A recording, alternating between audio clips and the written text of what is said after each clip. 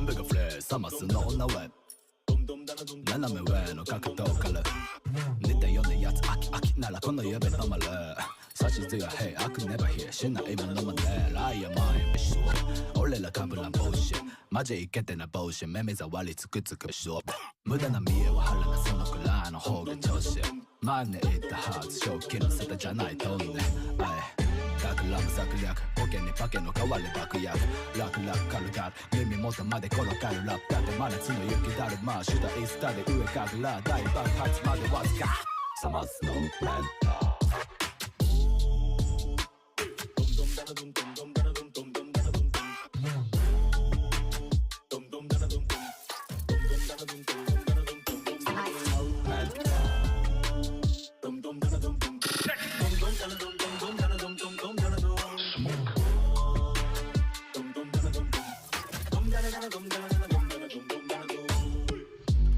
逆転の発想さながら昼の月お前が聞いてるあいつはトレッシュ俺らフレッシュはドギバデン新たなクレーシーこしらえちっちゃな街からフライ縦横無尽西からガシ個性のない前よりマシアフトな体でバッシローディ AP パテこないけど前には勝ってこない俺に勝てるのはせいぜいかけっこくらい迫力待ってのライブおウィニリスタンテとマイクしょんべんするシャンペンタワーにテンプレフレックスシャンポンだまYeah, tripping it dope, itching a hoe, the key my glow, man I'm smoking out of my mouth, take it go. Some us know,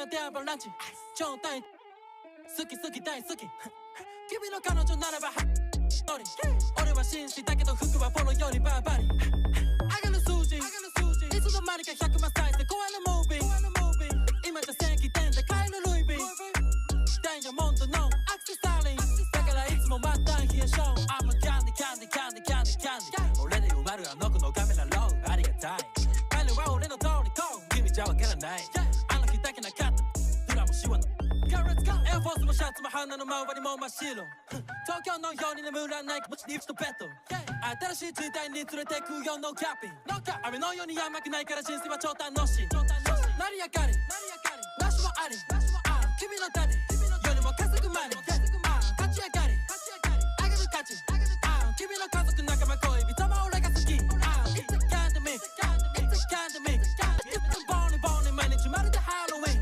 It's a kind of me It's a kind of me 誰も止めれないつまりこれが kind of me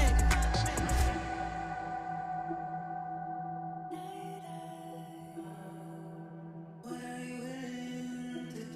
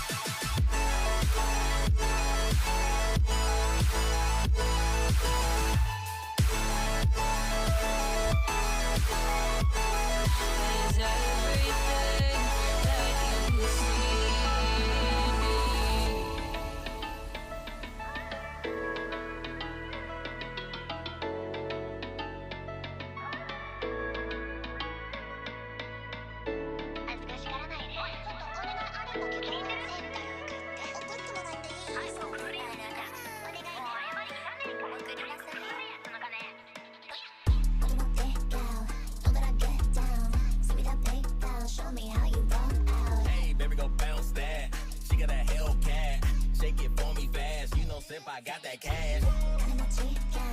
Click on me now. Talk about PayPal, show me how you ball out. Hey, baby girl, bounce that. She got that Hellcat. Shake it for me fast. You know, Simp, I got that cash. Leaning so hard, he hit that sub. Looking for itchy, I'm the bug. That hit harder than a funk beat. Exclusive, no, it ain't cheap. Matsuwa, send me so you see me. On my face, no, this ain't no freebie. Built to anime eyes. That you see, almost with the die highs. 자, 나는 그래. 림보 조금만 지으라네. Baby, been money to sound like his wife. Who's sending my clip, but don't ask me to. She ain't no eagle, she a savage. On the track with Shiki, so you know that she a bad. Getting rich like I'm in a Kawaku. Nah, money got me wetter than a champagne top. I'm a big gal, know that I get down. Send me that PayPal, show me how you go out. Hey, baby, go bounce that. She got that Hellcat, shake it for me fast. You know, Simp, I got that cash. I'm a cheap gal, click on me now.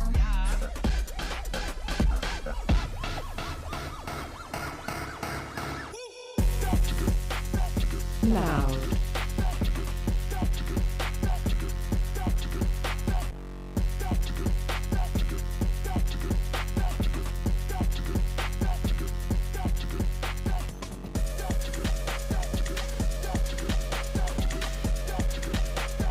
Edward Gaming.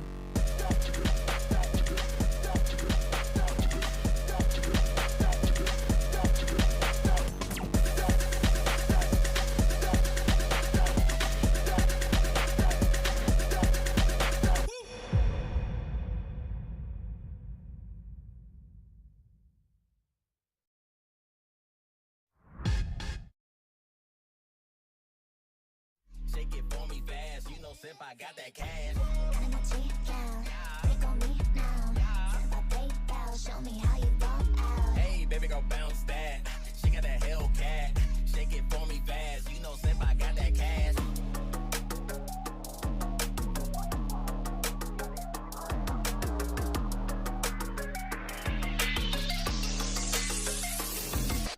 Life is like a game, I'm trying to get to the tokens. And I swear y'all some NPCs and I'm the one who was chosen. Trying to get some EXP, so I'm sipping on potion. I got crystals in my veins covered in ice, I'm frozen. I can see the earthquake whenever my skin shakes. Drowning my emotions and I'm kneeling in a healing lake. Head is stuck up in space, I ain't never coming down. Been in a red room and I'm blowing Akatsuki clouds. Who you talking tough, but to me, just nothing. Cause the lames always be chirping, yeah, we keeping them ducking. It's the end of discussion, re-up on green just like a stamina. Girls keep on flocking cause I got with like a Madara. Up all night and I stay up till the AM. Rolling with some misfits, I got all my homies with me.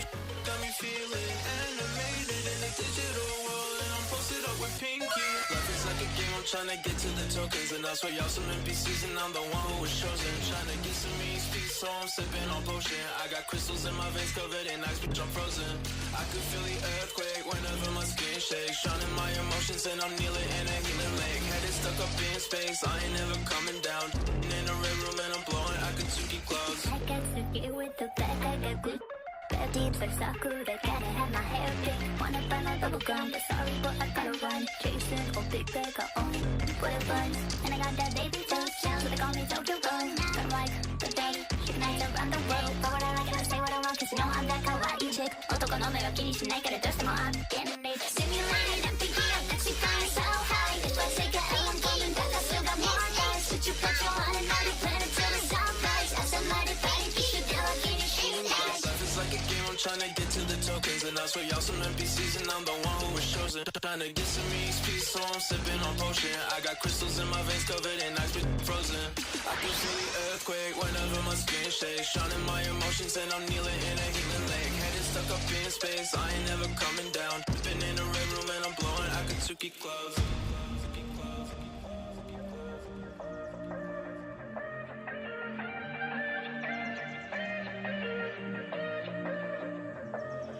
Wait for me, I'm not far behind. I know that I can change. Remembering all of those nights beneath the window frame. Don't know why we could go round and round in the same place. Can't decide.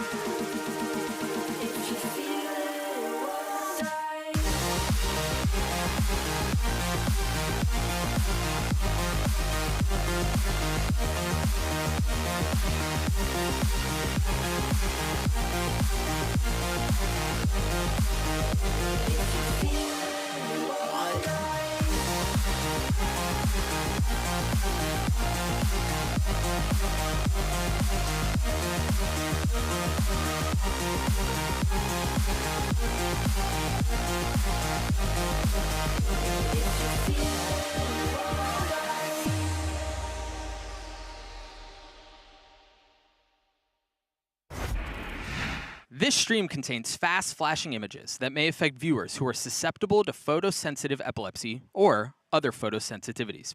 Viewer discretion is advised.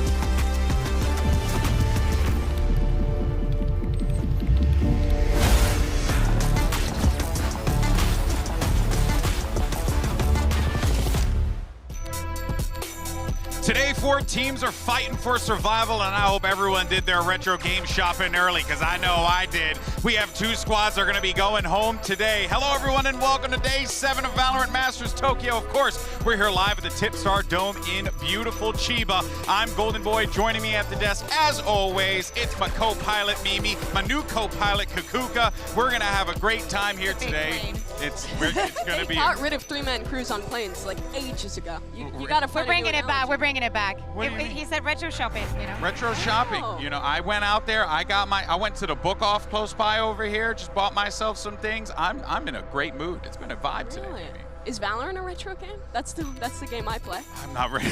I'm not ready to have this. It's like 2 years will old. Be retro. What time is it? Too early. Moving forward, though, let's talk about how we got here and what went down yesterday, because we kicked things off with a match that honestly was years in the making, and we were, well, I don't want to say we were promised a banger. We were hoping for a banger. We were praying for a banger.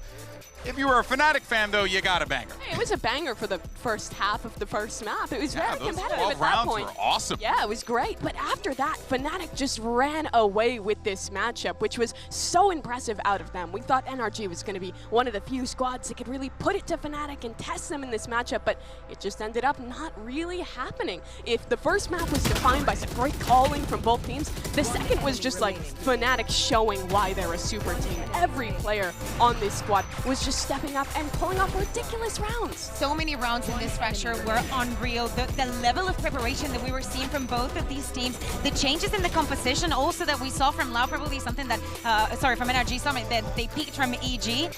It felt like 2 different worlds, what we saw in the first one, that what we saw on the second one. We saw Fnatic that was definitely prepared for that composition and how to work around the Harbor Viper, even though we don't see it a lot in EMEA. So it was one of the teams that came very prepared for this playoffs. And now what a crazy moment for NRG. They had to do a lower bracket bracket run in Americas to make it to the Grand Finals. And if they want to have a run here at Tokyo as well, it's going to have to be the same exact thing with that first round loss. Oh, 100%. Of course, we'll talk about NRG in just a little bit, but then we had a Pacific clash that I feel like we've seen time and time again. It is HyperX versus DRX. Except this time the circumstances change. You have a bloodied and bruised DRX Kukuka and HyperX that was rejuvenated by the addition of a sub coming in to replace the player known as Something. Just want to make sure I clarify that for everyone. And his name was CGRS, and he was busting out some pretty cool ideas. A lot of people were thinking, expecting, what is HyperX going to do now that Something is not here? Not only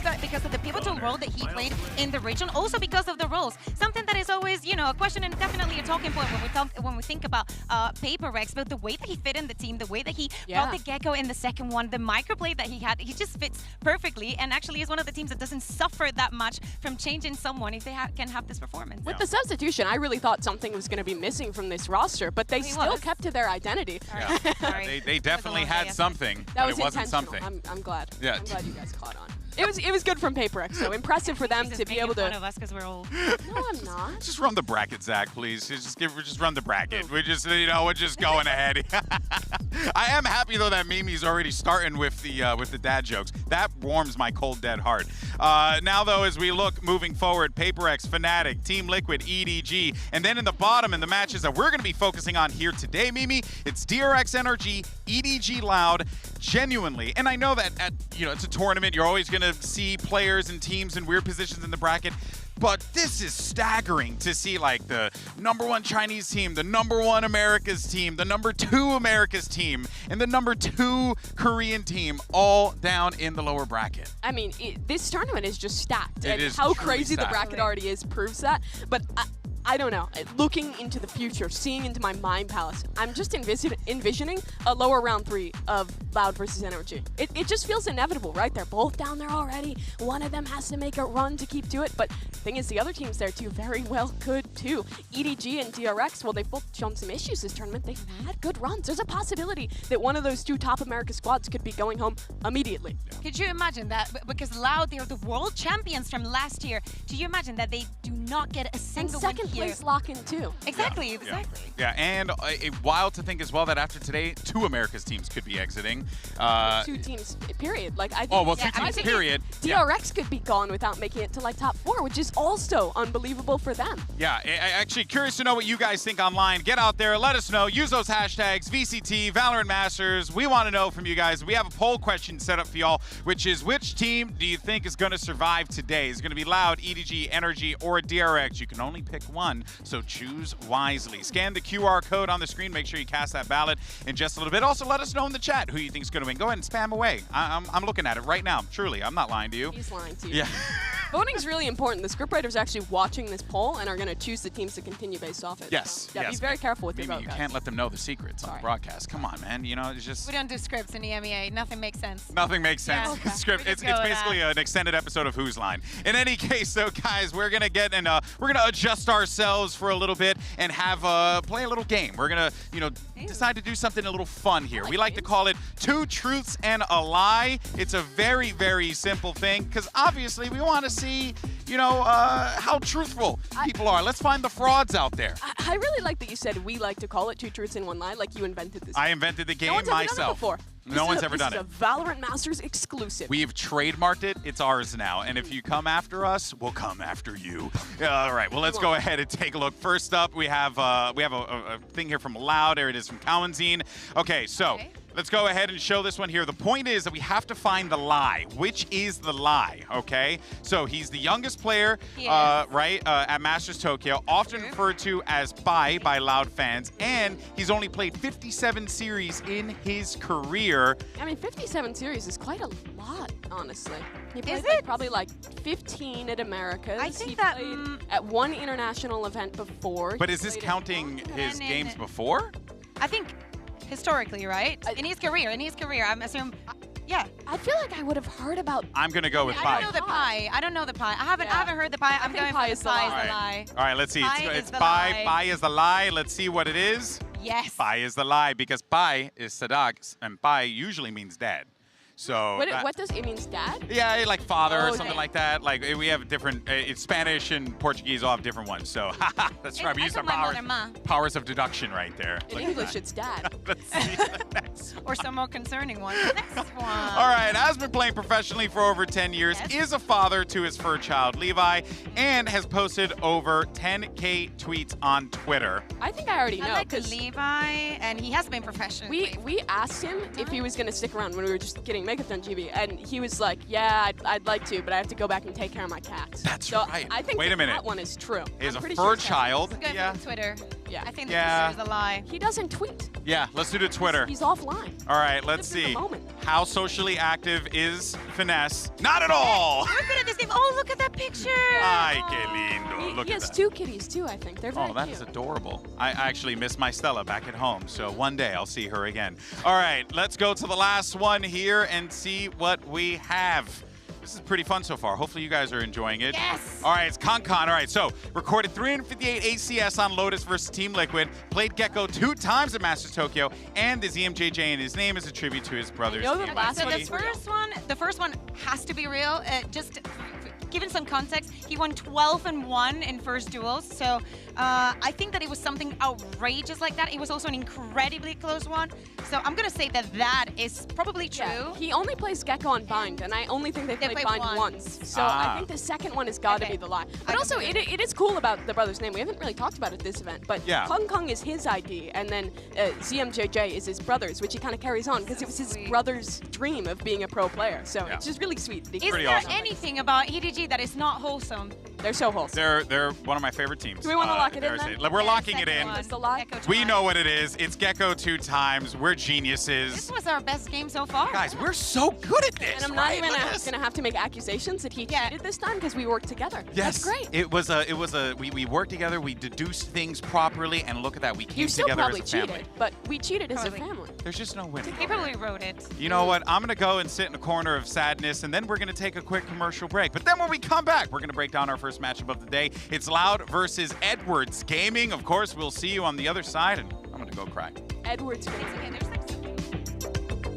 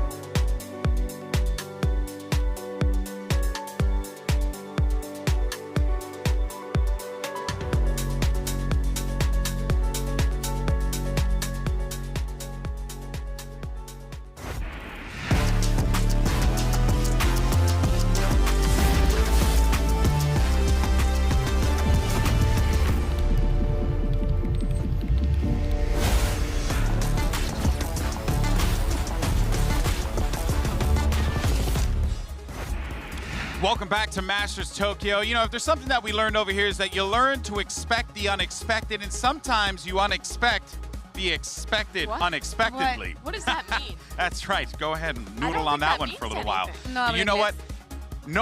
No one could have seen this in the stars. No one could have predicted the matchup that we are about to see here today. It's Loud versus EDG in a lower bracket round one matchup, yep. which is staggering to say the least. So let's go ahead and start first with Loud. And actually, Cuckoo, I'm gonna start with you because we talk about Loud all the time. It's like our job over in America. So I want to get your take on this one The because thing is that I've I've enjoyed Loud so much during your guys' regular season, and again, this is the team that world champions last year, and as you said, Mimi, also second at lock-in, and not only that, playoffs, it was almost immaculate. I think like they dropped like one map.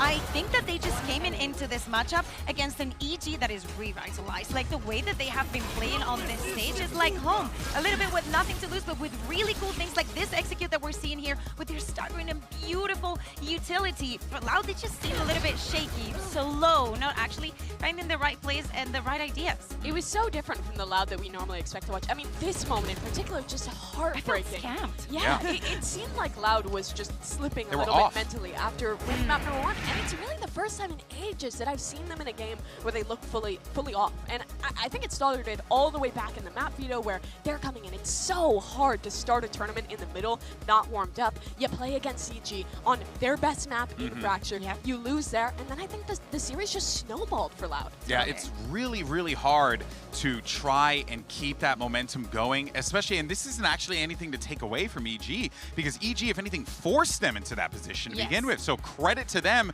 for really like exposing Loud's like, I don't want to say unpreparedness, because they definitely were, but they were just the coldness, let's just say. Sure. The good news is, though, we actually did get an opportunity to catch up with Fraud, courtesy of HyperX. Let's actually go ahead and take a look at that.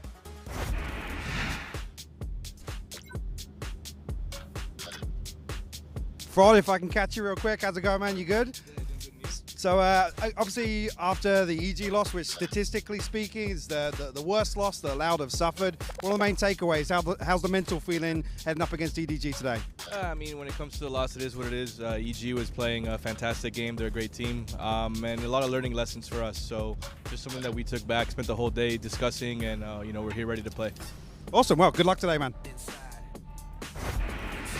If there's one thing that I've learned in the way too long time that I've done this job is that you never stop learning.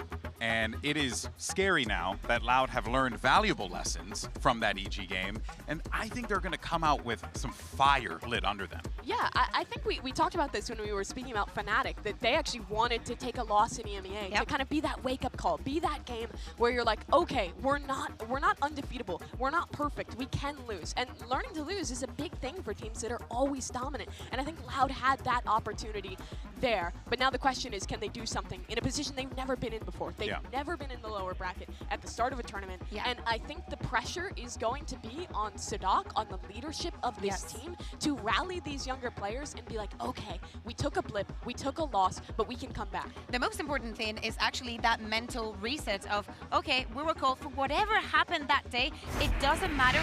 We need to change it. We need to, you know, go back to the basics and actually, you know, make this run. We can perfectly do it and maybe change things on the way. Of course, it's not ideal to start with this pressure that is probably something that happened during that ascent, right? When you're having that first half that is very close, you feel like you're always on the line, that every round counts double. Yeah, absolutely. And I think a lot of the issues in their game versus EG wasn't necessarily prep or game plan. I actually thought they had good ideas on how to shut down EG. On Fracture, they really prioritized shutting down Comp's utility, bleeding that out on their attacking side. The issue is the late rounds and the follow-through, where I think players were struggling individually. A call would be made, not everyone would really follow through. I really do think this is one of those games where you can chalk up a lot of their mistakes to they started cold, it snowballed out of control, and now this can be their game to rally back and show us the team that they were throughout Americas. Yeah, and you know, you saw, you know, Sadak there, obviously, like what he brings to the table as a leader. You're really going to be looking for those mid rounds. You're going to be looking for him to really set the tone in the comms for the team. And we actually did get a chance to speak with Sadak following that tough loss against EDG, and we want to know how they're going to bounce back. So let's go ahead and take a look. Então, meu desempenho um pouquinho para baixo. Que vai ser um jogo muito difícil. Já foi um jogo difícil no VCT Américas e eu sabia que eles é um time que aprende muito. Então, com certeza, nunca subestimei eles e sabia que ia ser um jogo difícil. Os caras jogaram muito bem. Eu acho que todo mundo entende que, tá, a gente perdeu, temos que passar por essa situação negativa e voltar positivo, né? Voltar bem. Pode aprender muito dessa derrota. Eu acho que a lower vai ser muito boa para nós. Gearing it up steps, that paranoia is going to send most of EG scrambling. Best trying to buy something. I'm just going to use my side as well. It's very nice. And the crunch is on the way. It's just murder dish. Beautiful from Loud. Não temos vontade de jogar contra ninguém em particular, só temos vontade de jogar. Primeiro, para continuar ganhando experiência com o time, né? E segundo, para ver como que o time vai reagir nessa situação de derrota igual, vamos voltar para casa. Então vai ser uma experiência muito legal de viver com eles e ver como que o time cresce e como afronta essa dificuldade. I think that reiterates what we were already talking about, where he's saying that this is their opportunity to kind of learn from that defeat and take it as an opportunity to grow. When I watch this Loud team, I think you can always see the maturity from the leadership, in particularly Sadok, in being able to develop his younger players, give them these opportunities that when things are going wrong, just taking it to learn and instantly improving. Yeah. I also take out the fact that he said that they don't care about who they're going to play next, and that is the mentality that they need to have now they're in this lower bracket. It has to be all about them, all about how they can rectify those mistakes to actually show a different face on the server, a face that everybody's expecting to see from them. And honestly, if there's a team that, you know, won't really be licking their wounds too long, it's Loud. Actually, we do have some tweets from some of the players where they actually talk about it. You know, Les saying really hard to make a championship debut. We started badly, but we will do everything to come back. Thanks for the fans, you know, and it's pretty late, which it is actually quite late back in the entirety of the Americas region. And of course, we had another tweet from Aspas that came in as well, saying that we didn't debut well at Masters Tokyo, but we'll believe until the end. Thanks to those who cheered us on. Let's get back on top. And I think that, again, it just reiterates, Kukuka, that this team, right, like, yes, they have gotten set back, but they have been set back before. They come back stronger than before. EDG needs to be careful. I like the fact also that they kind of agreed that what happened is that they were a little bit cold, that things could have been way better if, you know, it was a different instance. Yeah. Yeah, and I think in that game as well, they tried a lot of the things towards the end in desperation to save, in things that were working for them in Americas. And in particular, it was Aspas. Whenever they had a bad start to a game in Americas, when they lost that map, Aspas would step up in map 2, he would go ridiculously crazy and come back for the team to be able to win out these series. And it looked like he was going to maybe try and do the same here. I think on Ascent in particular, he started taking a lot of risks on that jet, was getting really aggressive, was trying to make some of those plays that had saved them in Americas before, but it was not working out. And that's where I think I'm seeing that when you're coming to these international events, when the competition is continuing to level up,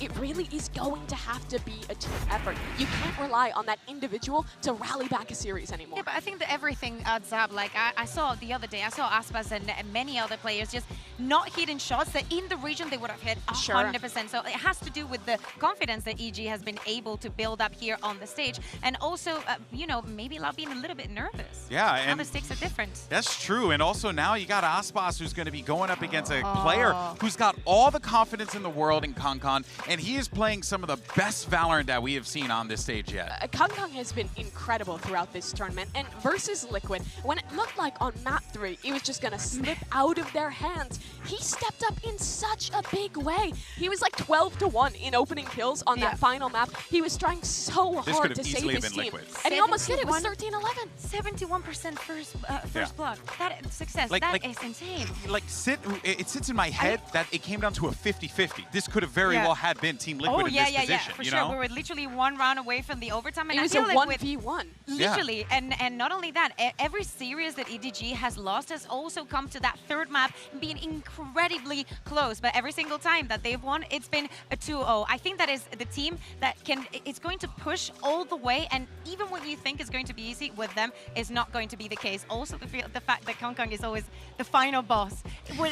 We don't care who's on the other side, they're always going to be afraid of, oh my god, we need to dodge this guy. Like, we got to stop KongKong. Yeah. But actually, that takes us in a great segue right over to the biggest surprise here at Masters Tokyo. Of course, it's Edward Gaming. This team has truly been magnificent to watch top to bottom. They've grown exponentially here in Tokyo, and it seems like their ceiling is so high, they haven't even hit it yet, Mimi. Yeah, their ceiling is very high, and they've already broken expectations. Whereas for Loud, they came in with so much pressure on them. They were the runner-up at Lock-In. They're the winners of Americas. Everyone expected them to be at the top here in Tokyo. No one expected EDG. They've already broken a boundary by making it to playoffs, and it's a question of how far can they continue this run.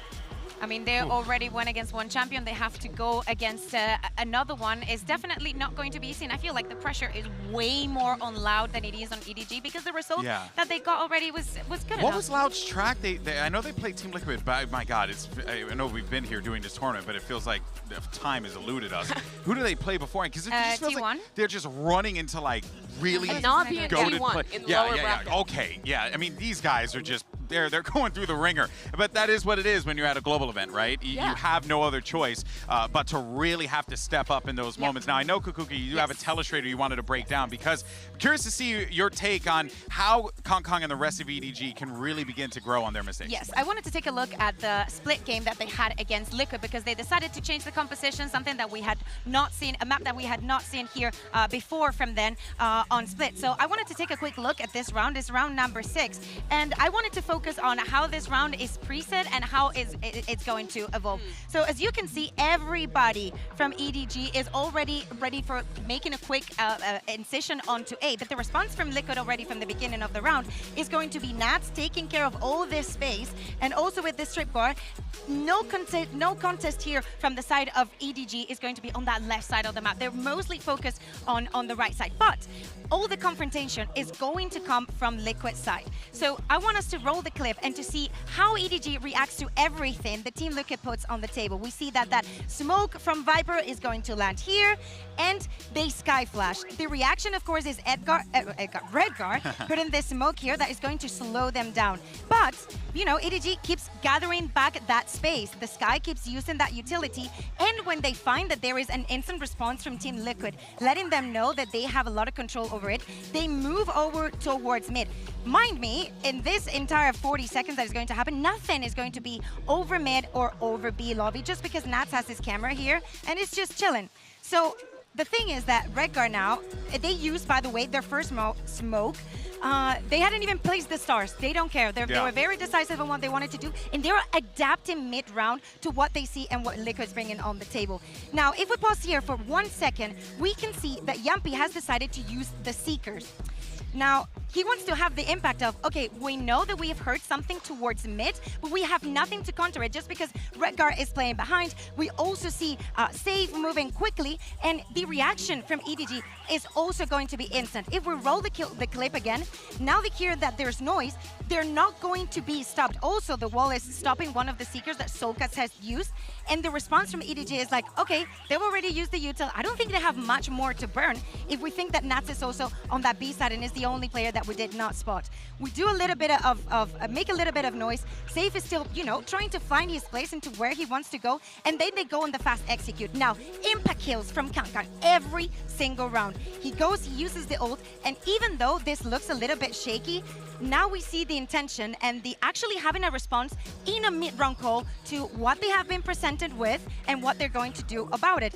The end of this round is also crazy because everything comes to a 1v1, and I think it's very smart from Smoggy, another player that we need to be looking out for in this team. And just because he updrafts when he falls, he doesn't really make a sound cue, so Nats has to choose which shot is he going to make, and he gets around. Here's the thing though, EDG is that team who has kind of disrupted the idea of what Chinese Valorant is by really slowing things down, by having more ideas in the mid-round. But I also watch them a lot of the times, and I think that really slow pace can punish them. In that round, for instance, if Liquid in the mid-round had made a play to take space in mid, they would have had to invest a lot more into that Would have reclear. been a lot harder. They wait so long.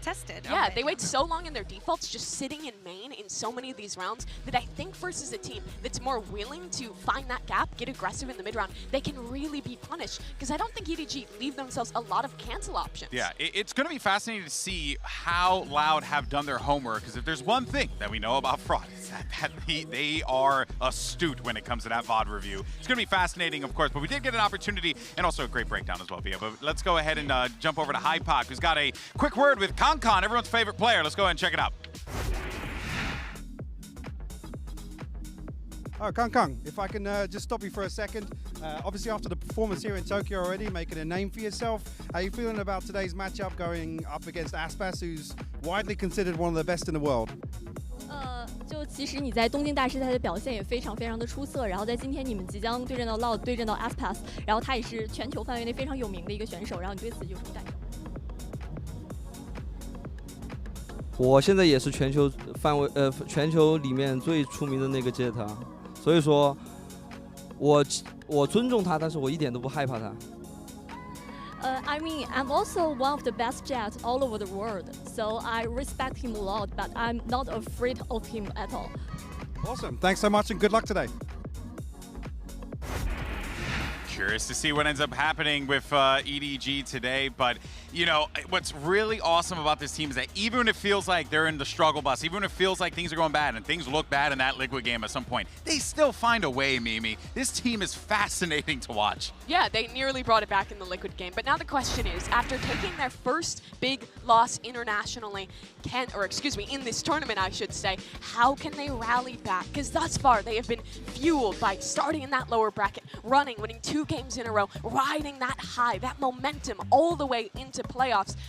Do they have it in them to come back after that heartbreaking loss and bring that same energy into the lower bracket? I think that is perfectly feasible. Like as you said, they have already been on the losing end when it comes to this tournament. Now twice. I think that they know that they're going up against very heavy hitters. It was the same throughout the rest of the tournament. I don't think it affects them that much. I think that in the first rounds, we go a little bit about, oh my God, they're playing against their idols and people that they definitely look up to, but it hasn't affected their performance. True. I honestly compare them to EG. I think they've already processed losing. They didn't expect to be here. Now they're just playing with house money, seeing how far they can make it. Yeah, that is the best part about this EDG team. Of course, so guys, we asked you online to go ahead and vote in a poll and see who would survive today's elimination matches, and I'm not surprised. Hey. Everyone, a lot of people picked Loud, but it was contested. Second one is EDG, so it has to be one of the two. It cannot be both. It cannot be both of them. So true.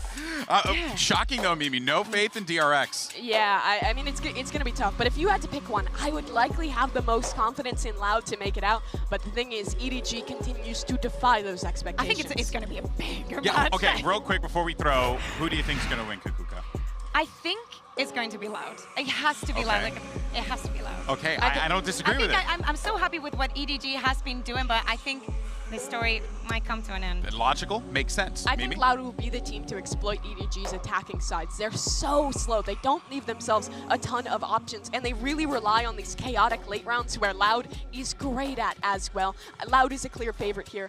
But again, it's EDG, man. Who knows? Yeah. See, I'm gonna play the neutral role. I just want both teams to go out there and have fun. That's so sweet. Isn't that okay, right? Yeah, but you know what though? One thing is for certain. Today we're gonna be treated to some excellent matches because 2 teams are gonna be moving on, and 2 teams' Masters Tokyo journey ends here. We have Loud versus Edward Gaming, NRG versus DRX. Day 7 of VALORANT Masters Tokyo starts right now.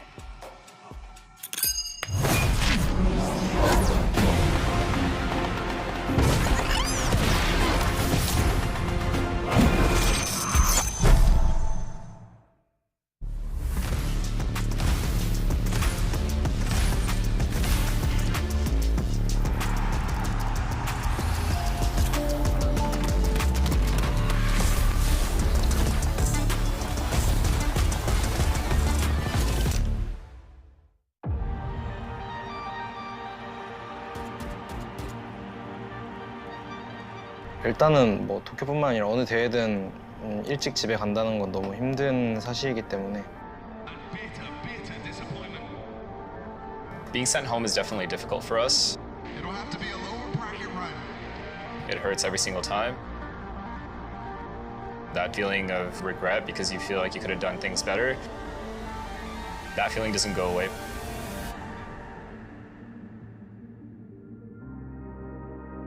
작년 2022 챔피언스 때 3등 했을 때는 아무 생각 안 들다가도 관중들 보니까 또 갑자기 슬퍼져가지고 이번에는 또 다시 그런 감정을 만들고 싶지 않아요.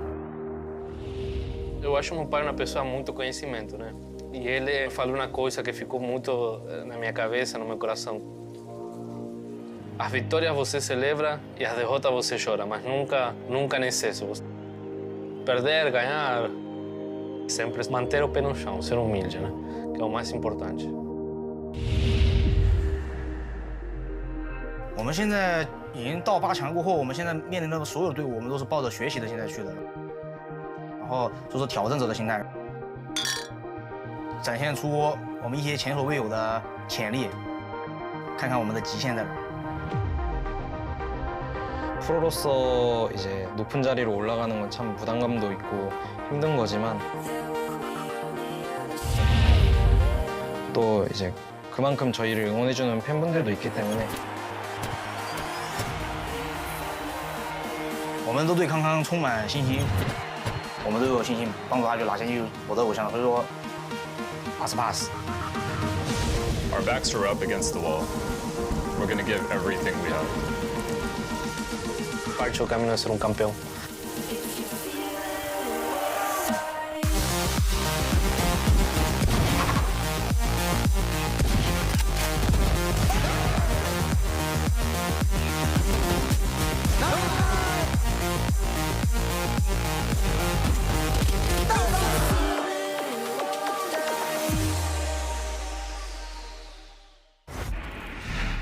All right, match one of the day. We'll go ahead and jump in. Loud, you are higher seed for this match. Would you like Team A or Team B? Team A. Team A. So you will have the first band. You can go ahead and pick your first band. Band Pearl. Band Pearl, your band. Band Ascent. Map number 1.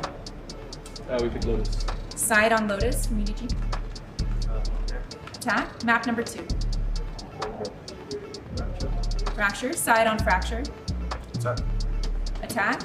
So we'll go into the next set of bands, starting with Loud. You have Haven, Bind, and Split. Band Split. Okay, and your band, you have Haven and Bind. Haven. So map number 3 will be Bind, Loud, Side on Bind. Attack. Okay, so I'm gonna run through this really quick, make sure we're all good to go. First set of bands, we have Loud with Pearl, EDG with Ascent. Map number 1 is Lotus with EDG on attack. Map number 2 is Fracture with Loud on attack. Next set of bands were Split and Haven, so decider map will be Bind with Loud on attack. Okay, good luck to you both. Good luck. Good luck.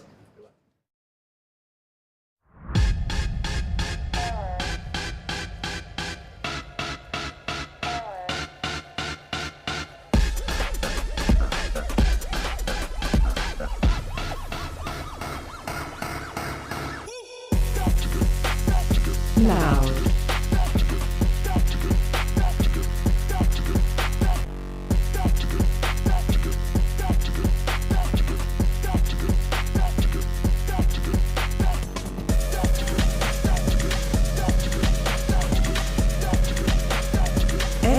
Gaming.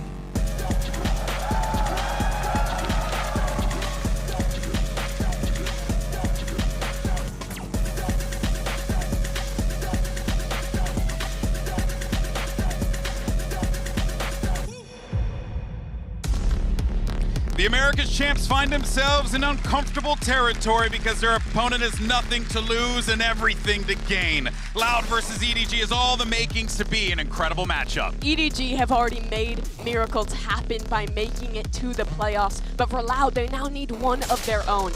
First place at Champions, second place at Lock, and losing this early in an international tournament would be unthinkable. Yeah, exactly. And after the regular season that they've had, how dominant they have been on NA, it has to be something different today. We need to see that Loud shine again. Not only today, the rest of the tournament.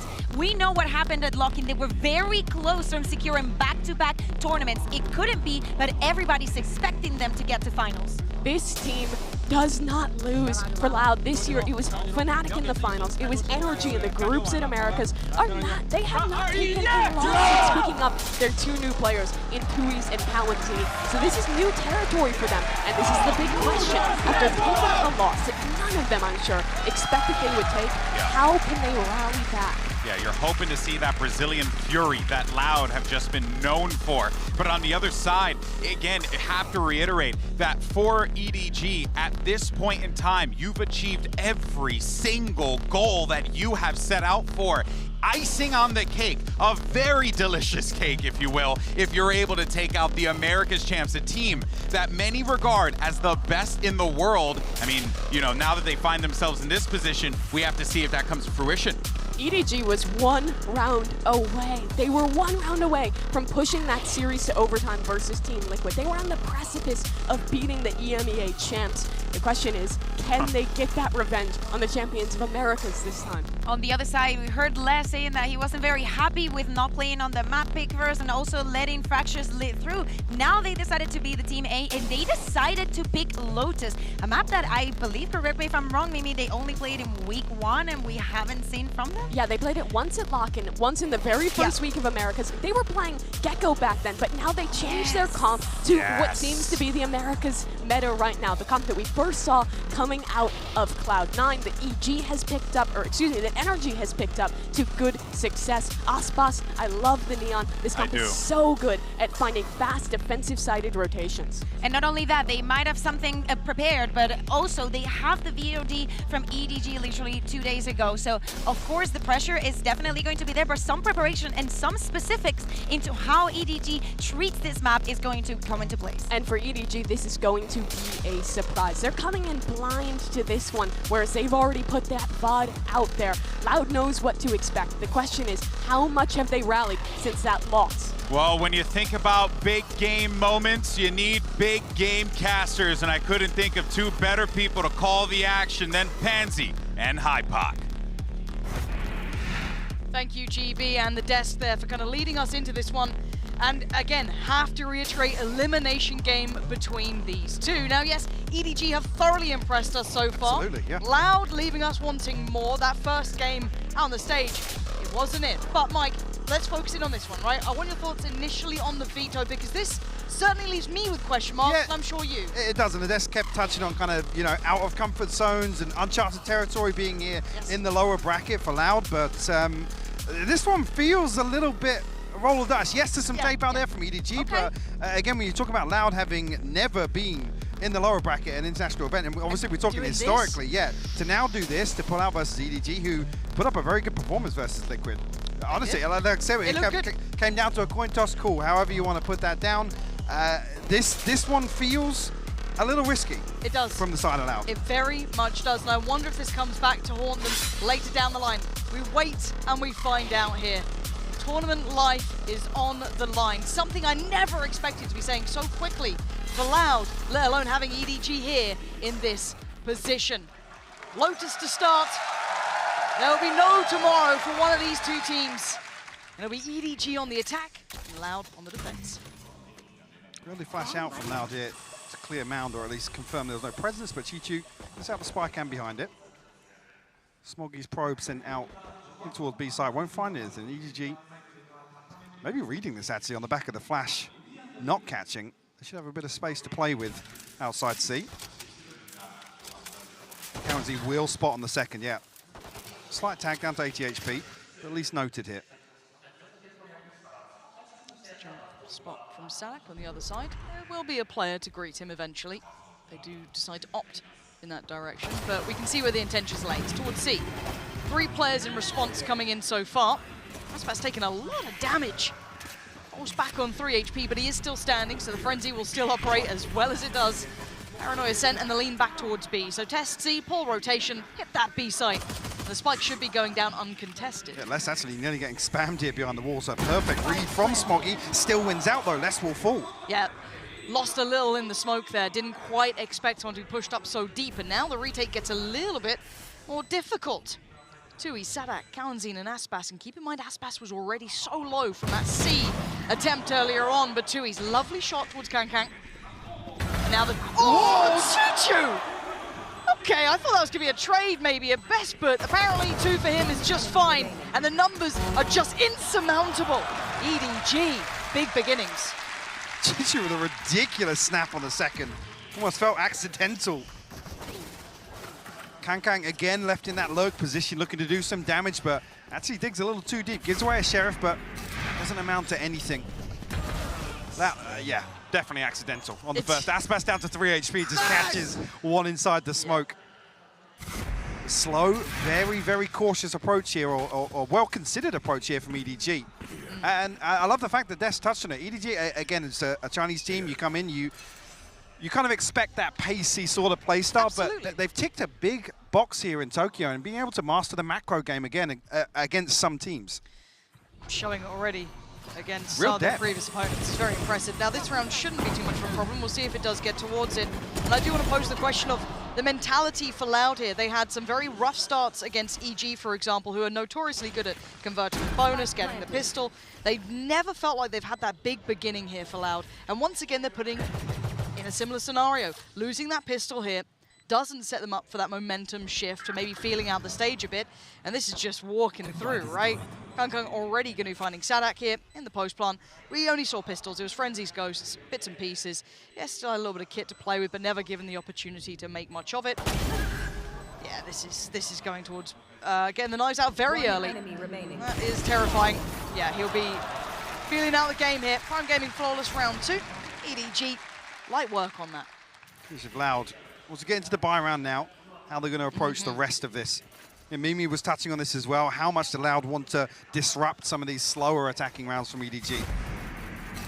This is already an indicator of how they want to approach the attack here on Lotus, at least. One enemy remaining. Kung 2 away. Actually a very well-rounded purchase here. 3 Bulldogs, Phantom in the hands of Haldong. Spectre to round things out. Okay, so we look at how the map kind of unfolds. We've got the 3 players getting quite deep towards A. For Loud, so they want to try and take that space away, which is going to be respected by EDG for now. On the other side, obviously, Mound then, kind of exchanging hands. That being divided up. Very, very deep hold from Sadak too, sitting almost back of sight here. And it looks like EDG do want to test this, maybe just a little. 4 players now shifting over this way. Stacked up from Loud, though. Actually poised up to take first contact. The smoke is posted deep, yeah. Will allow them to do so. Trailblazer will trade off at the same time. Can't springboard off this yet. A little bit of stall here. Kang's in. Nice work from Tui's. Gonna stop that. Yeah, that's really put the brakes on that round for them. It could be a nice upgrade, too, if they needed it. They don't, obviously, for Loud. Chi-Chi showing a little presence on the C side, but that additional rotation is in. Less is there. It's not just Sadak anymore. I guess they only really have the confirmation of Les being in range of that turret as well, so... Unless Sadak's snakebite spotted early here, but EDG could have forced their way on. Yeah, but one's been caught on the cross already. Haldong going down makes it even more difficult as well. Losing out on a little bit of that utility. Can these 3 make anything happen? Down to 2 Bulldogs, 1 Spectre. Chi-Chu the only one to really draw blood so far. Lovely. That's what Loud needed. A clean round to come back into this. Make a little bit of a stake into this map. Yeah, stopping any early snowball from EDG. Kung will be 1 away from the Blades now. And Chi-Chu 1 off the Neural Theft, but at least available here. Whether I think EDG even look to try and retrieve an orb here. It's curious, actually, as soon as the Cloud Burst comes through, even ahead of Kung's dash into it, there's no flash, there's no setup for him to really pop back out of that smoke. So you see how quickly EDG reconsider that approach, but I mean, have a little bit of a brawl here, yeah. Yeah, willing to fight for this space now. Kaunzin, lovely work though, just getting slightly behind Haldong. Able to isolate one. The follow-up's gorgeous! EDG winning out the bloody battle over towards A, and the site's completely theirs. 4 still standing. Plant looks inevitable. Don't think much is going to stop that. Sadak and Les, noted in that previous round, mostly leaning towards C. Looking after that area as Les drifts through a little early on this. He hasn't been noted just yet. Yes, he has. Just spotted by Haldong. The trade's there. Numbers very favorable to EDG. This is going to need something miraculous, and it ain't going to happen. EDG instantly addressing that A pressure. Beautiful pace change as well. Noting the stack there, obviously, in the previous round. Kung getting shut down, and then reading into the fact that Loud were heavily anchoring C. Both the Killjoy and the Viper, and here they get the rifles on the board. A beautiful second kill there from Haldong, actually. Very nice, very nice. Commits to the spray through the edge. And yeah, paying no respect. But I like that they've tried to address this early. It looks like maybe the paranoia is going to be sent with even more bodies behind it. They're going back in, yeah? Yeah, this is something that Loud wants to claim themselves, and EDG are going to have to keep trying to pressure this issue. Aspas, are you aware that TP's taken place? Looks like you might be now already. Aspas, Kaunzin looking this way. Haldong succeeded last time from here, and this time around the utilities forced them enough away. They can't sit on that for too long. Have to respect it a little, but this will give up the site. Let's give up control outside rubble here. The smoke will slow things down. No member of EDG past the poison orb just yet. Kaunzin with a shot. Kung potentially, yeah, does find it. Will remove the tip of the spear. EDG will be forced to reconsider for the time being. Yeah, you can see Loud have retaken towards the side themselves. And they're showing a little bit of that presence, posturing up for Sadak. Leaving EDG looking for options, none looking too obvious just yet. Seekers as well, so still confirming their attendance, even noting that lurk in place from Chichu. That's big info, yeah. That's what Chichu's early progress outside B. So it looks like the split might come through here. Spike not committed just yet, though. And maybe trying to work off the back of that pressure, but Kaunzin is up to the test. Drawn away for a second, he expects a swing, but you got two! Smoggy got both? Wow, okay, Smoggy's made this look a little bit more doable. Suddenly the Spike's gonna try and get over towards that B side, go down, give themselves the time on their side. Still some kit for Aspas to play with though. Yeah, but not much. Not a great deal, and he's still lingering over towards A, maybe expecting a later presence, but no, we know where all of these EDG players are. So like taking the first couple of steps, but that, I'm pretty sure he's gonna be spotted on this. Yeah, absolutely noted. Notes one, nobody's even gonna isolate less. This is not going their way, and nobody holding this. Aspas can't make it through cleanly anymore. The options are looking dreary for him. Hard to clear on that far right corner, nobody denies it, and that was a lovely start from Loud there, Mike. That looked like the round was tilting in their favor. I mean, how Smoggy's lined up too in that position, I'm not even sure where 2Es was. Oh. 2Es caught the first bullet headshot here. That's tough. And it equalizes that early two-man advantage that Loud are able to create. Seemingly scot-free as well. There was no possibility of a trade coming back through there, but just hear it off screen. Kung now on the operator. Bladestorm available too. Loud continuing to try and take this space. He wouldn't go any further, right? He's one away from the ult. If he gets that, game on our hands here, but this round, Danger Man himself. Let's see a little bit of investment back into this. A Guardian, 2 Stingers, a couple of Sheriffs allowed to work with.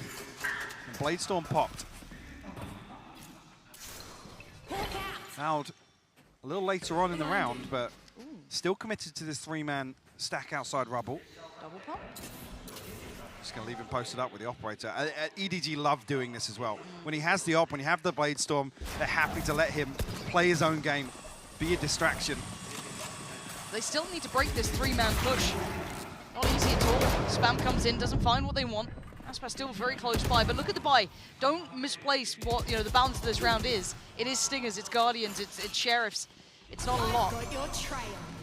Seeker's going to come in, showing they've got a little bit of space towards that B site. Oh, that could be huge. It's not. It doesn't actually find any of the targets. They scatter on the other side. Can getting a little bit more interested and maybe a little too aggressive on this. Zadak's going to find it.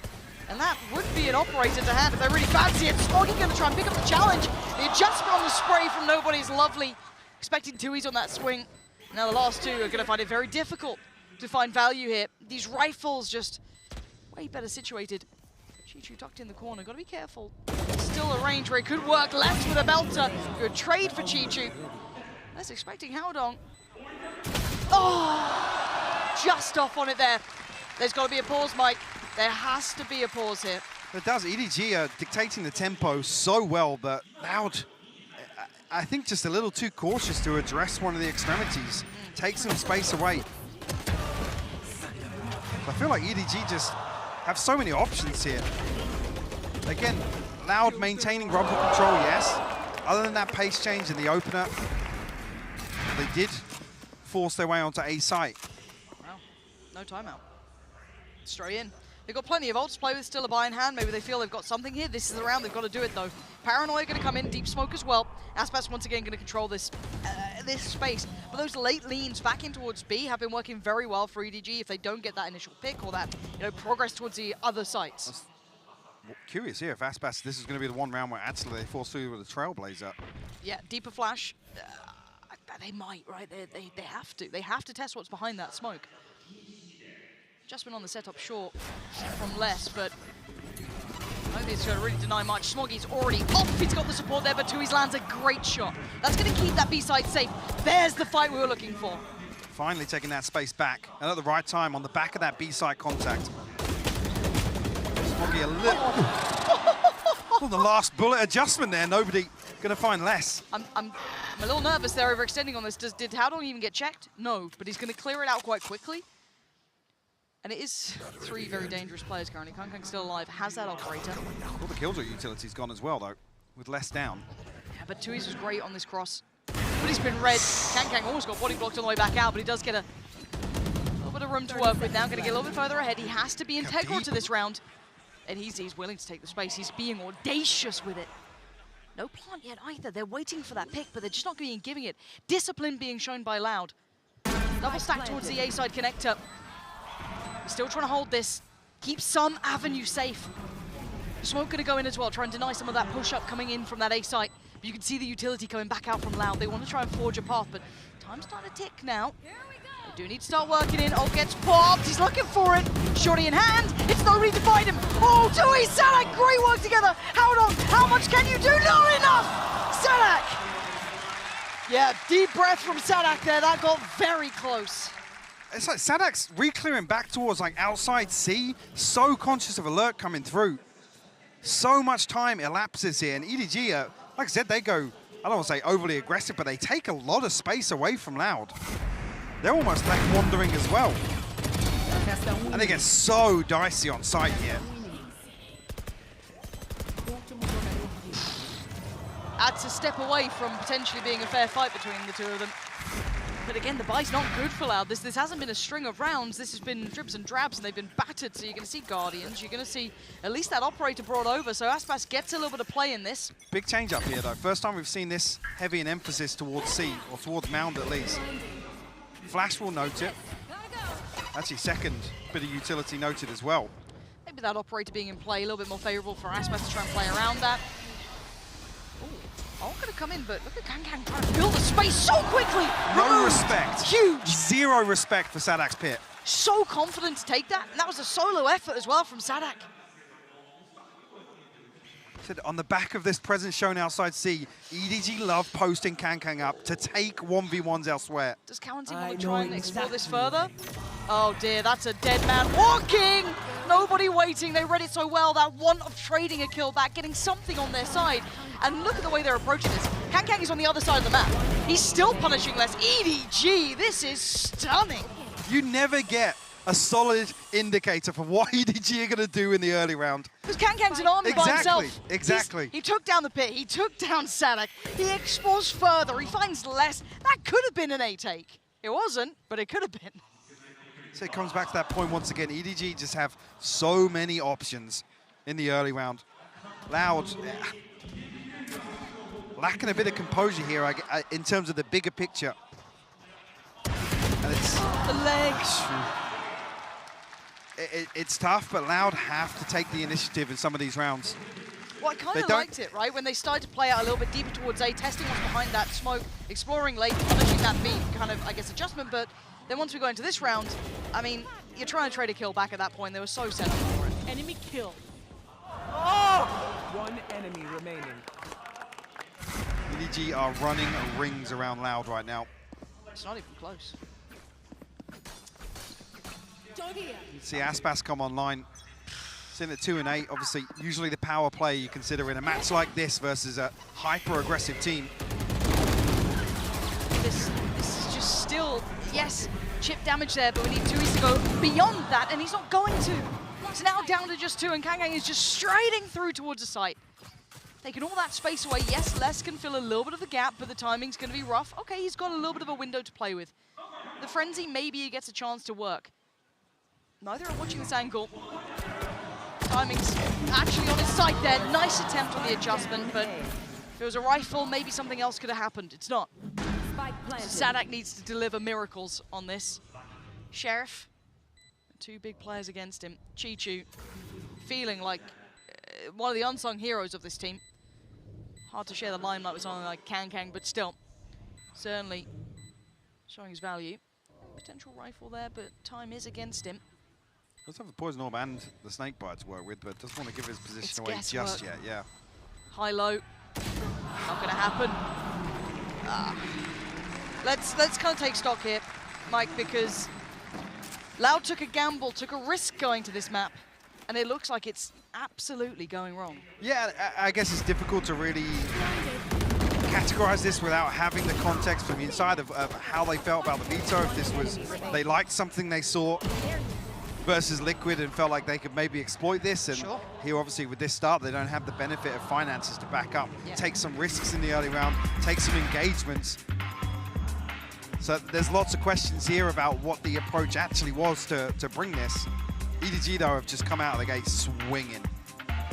They look flat for Loud as well. If you're talking the mental game, and I kind of touched on this earlier, that EG game, EG are very hard to play against currently because, as said, pistol, bonus, and then you kind of run into the the buy rounds. But I feel like Loud have never had a solid start in this. They've gone from one very compounding game to another. But EDG, credit to them, just turned up and played their own game. I don't think they've been particularly pressured. We haven't seen a single player having like a pop-off round. They've had no bailouts for Loud here. It's funny as well to hear Kung talking about respecting Loud as a team and Aspas as an individual, and then just not seeing that in the server. Not at all. Yeah, that's the way you want to see it though, right? Because it's a genuine thing though, the fear of a name, right? Like you're kind of against a big boy player.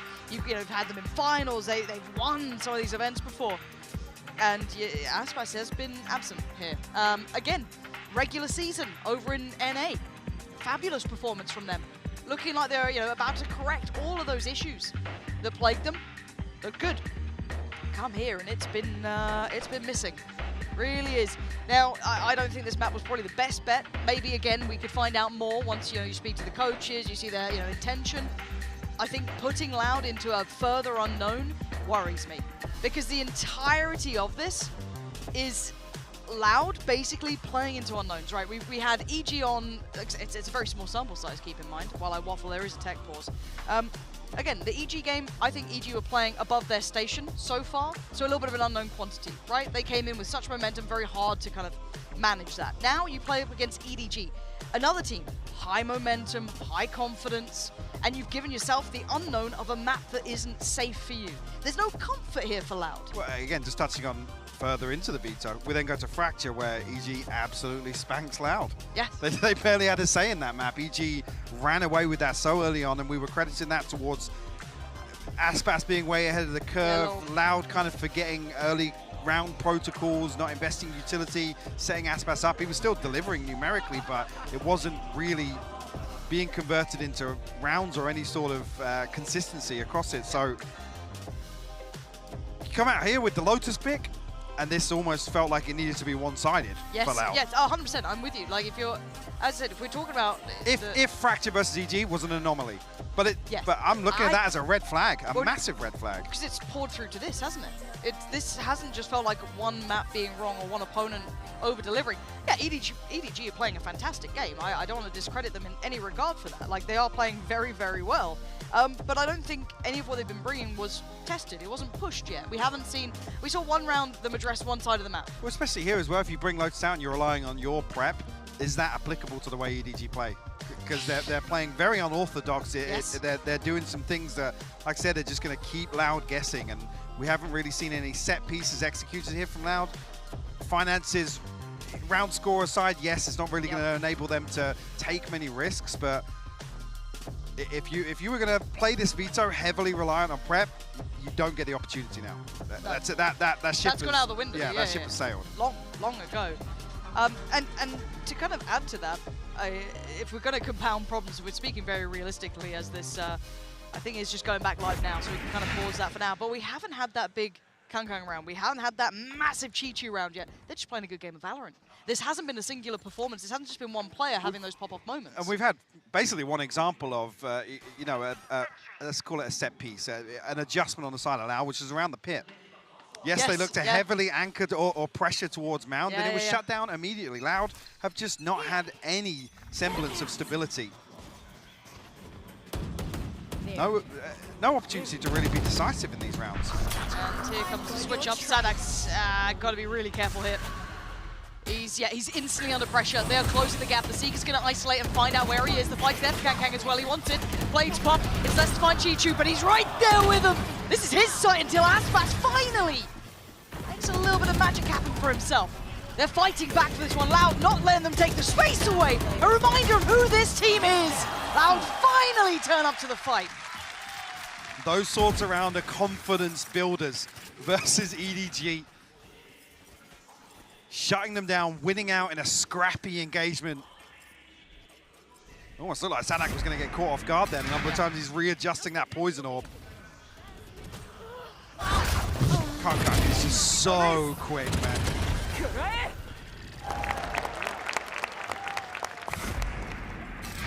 Loud build upon this now. Paranoia going to be sent here. EDG is stacked up once again, Lauren. We're talking about brawls. Let's see if it continues for Loud, though. They won one of them finally. Howdong's in danger, actually. This is good. The follow-up flash. Oh, it's caught him. Aspas was blinded, had to fall away. Another bit of utility, just forcing him back and back and back. But Aspas, is he the one to save them? Kanka's dead! There he is, finally coming alive. Aspas holding the ground. Nobody's willing to fight, though. They are up for the challenge. They feel no fear. Oh, and there you can see why. Beautiful shot towards Aspas. Oh, and another response. Sadak is there, but nobody has given himself a 1v1. 1 minute on the board, less against him. The ping's come through.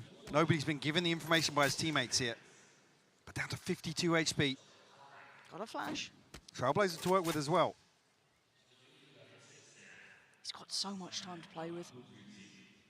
Les has got to be sweating bullets here. Nobody's trying to dig him out. Yeah, I like this.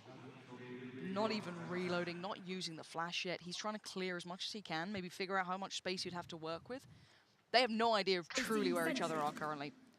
All right, gonna go in. 30 seconds left. He's gonna hold the push through, give a little bit of respite for Les. He's considering the C site now. There's been enough time passed that he's a little bit worried about that C site.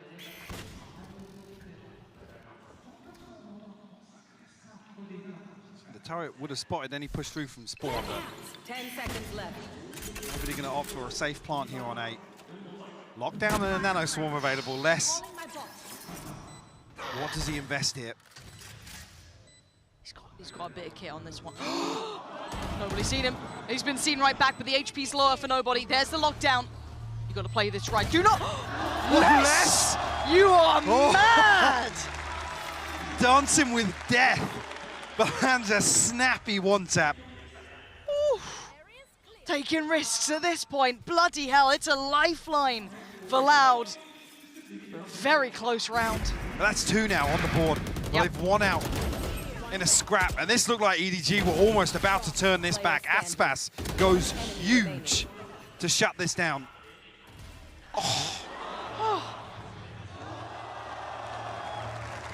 Another confidence builder for Loud. 3-round deficit. A stark contrast potentially here in the outcome. The final scoreline, if this wallbang connects, is going to be heartbreaking. Aspas. Okay. Oh, he's takes down a 28. big tag. Yeah, he's very low here. Counting's close enough by. He should be able to get him back up to a decent amount of HP, but this buys time. And you can look at what EDG are doing. They're trying to explore the rest of the map while Loud try and get themselves back up to fighting form. Already split through towards B a little, testing over towards Mound. Big impact just off that Guardian alone. They needed a spark, and these 2 scrappy rounds, please put them back in contention for this half. A 7-5 will feel like a miracle for Loud. Kangang's come over a little later this time. No pixel noted though. You can see Kaunzin drifting a little closer towards A-Long, but you can see the Seekers forge the trail through towards B, and there's the fair fight, but Smoggy wins this one out, spots out Tui's as well. The Seeker giving him so much space. Flash, yes, with a shorty! Oh, the follow-up! They don't fight alone here, EDG swarming the site, and Sadak and Les feeling a mile away, and Chichu's position should be the death of Sadak. It absolutely is. 1 left standing, and it's Les. Smoggy chomping at the bit. 3 bullets, Les will respond though, but a 1v4. Okay. This is getting a little much for me. It would take superhuman sort of performance here to try and work this one out. Let's give it a damn good go. It's not going to happen. Howdong's there. And look, the scoreline actually giving Loud a little bit of room. Not a lot, but a little. There's something at least to cling on to here. I mean, the spacing is just, talking about uncharacteristic things we're seeing time and time again. from Nice. Loud. Yeah. They can't get this trade on in the last round, and it just spirals out of control so quickly, Lauren. Certainly does. And keeping us in control will be the desk. Thank you so much for that. And wow, I mean, if there's one thing that we learned from this without a doubt is that EDG's here to play, and Loud just gave themselves a little bit of a lifeline to work with, but not what I was expecting going into the half. Yeah, Loud now the second team to adopt this Cloud9 Neon Sky comp on this map, and the second, I think, to kind of, I feel like, miss some of the strongest points of them. Loud was constantly going for these A-lobby brawls where they're full committing with a paranoia, with their Neon running in to take that space really early in these rounds, and it kind of made it so they were flipping these rounds really early on. And I think that can be a mistake with this composition. One of its biggest strengths is the ability to have your Neon and your Sky rotating in the mid-round, re-clearing space, using those stuns to stall out executes, almost like a breach. You can just run really fast across the map. When you're going aggressive like that, against this double duelist Omen comp, EDG can just get aggressive ahead of that, teleport past you, and punish those aggressive plays as they did so many times. Exactly. That round 4 was a perfect example. On the previous round, EDG saw the aggression and they were like, okay, we're out. On the next one, we're going to actually have a reaction to that. You have that double duelist. It's going to be easy for you to be snappy, to be explosive. Also Loud using that retake wall over to B and C. Like, the plan was very obvious and is something that fell a little bit flat. I think it was only one round that we saw them taking a different initiative. On the other side, we're seeing an EDG that is bringing what we expected, late round executes. Now going into their defense, though, we need to address the fact that that double duelist is there, and obviously the Cypher as well. Yeah, 33% win rate for them on this half of the map. It is definitely the weaker one. So this is doable for Loud. Well, it wasn't a great first half. It was individual moments that got them those rounds. 4 is enough to make a comeback happen here. I think this Neon cap can be quite strong on the attacking side. You can flood through that Killjoy utility. And I think for EDG, they'll be forced into playing a retake a lot. Yeah, well, these next 2 rounds that are coming up here could be critical for Loud to just get them right back into the game. Anything is possible to send it right back over to Pansy and Hypon. Now we get to find out the reality of, is 4 rounds enough? The desk was describing it, you know, the EDG face some issues now with this composition coming into this half. But I think Loud do as well. Talk about Chichu already making a name for himself here in Tokyo, but also the Cypher kind of counters Aspas's ability to freely enter site. We'll have to see if that is something that causes some issues, because they're heading straight towards the setup right now. Unless his turret doesn't get the info. But they are taking a lot of room here. Dealt with. Yeah, that's 1 down. 1 more to go. Chichu took a little careful here, yeah. Bot coming back. And who was it on this? It's Howdong with him as well. Now there's a lot of pressure, but then no commitment initially. Maybe seeing if EDG re-clear. For now, Howdong's just holding. Checking that no one slipped through, and no one has. Didn't catch it actually, if unless his turret was destroyed or he recalled it because he was out of range. There it is. Okay, so like a contact piece was being brought in. Not going to find the value it wanted here, Chichu. Does he get away? How much does he get away with? Does he just get some timing? Just really the best timing in the world. Slips a little closer, down on 1 HP though. Had to wait for that to come back up. Counting's got the punish. And Loud with this double pump towards the A side. It's worked out well. Less trying to hold this back line. Clean on that shot towards Smoggy. Shutting, yeah, hunted down. Okay. This is still a lot to do though. That's 4 players to clear on this side. Gonna smoke off Sadak and look to find a player watching that cross towards him. Nicely done so far by Loud. Nobody making a go of it. But 4 HP. Oh dear, not going to be enough. Loud. Stay alive with 2. Do what they need to, making it up to 5.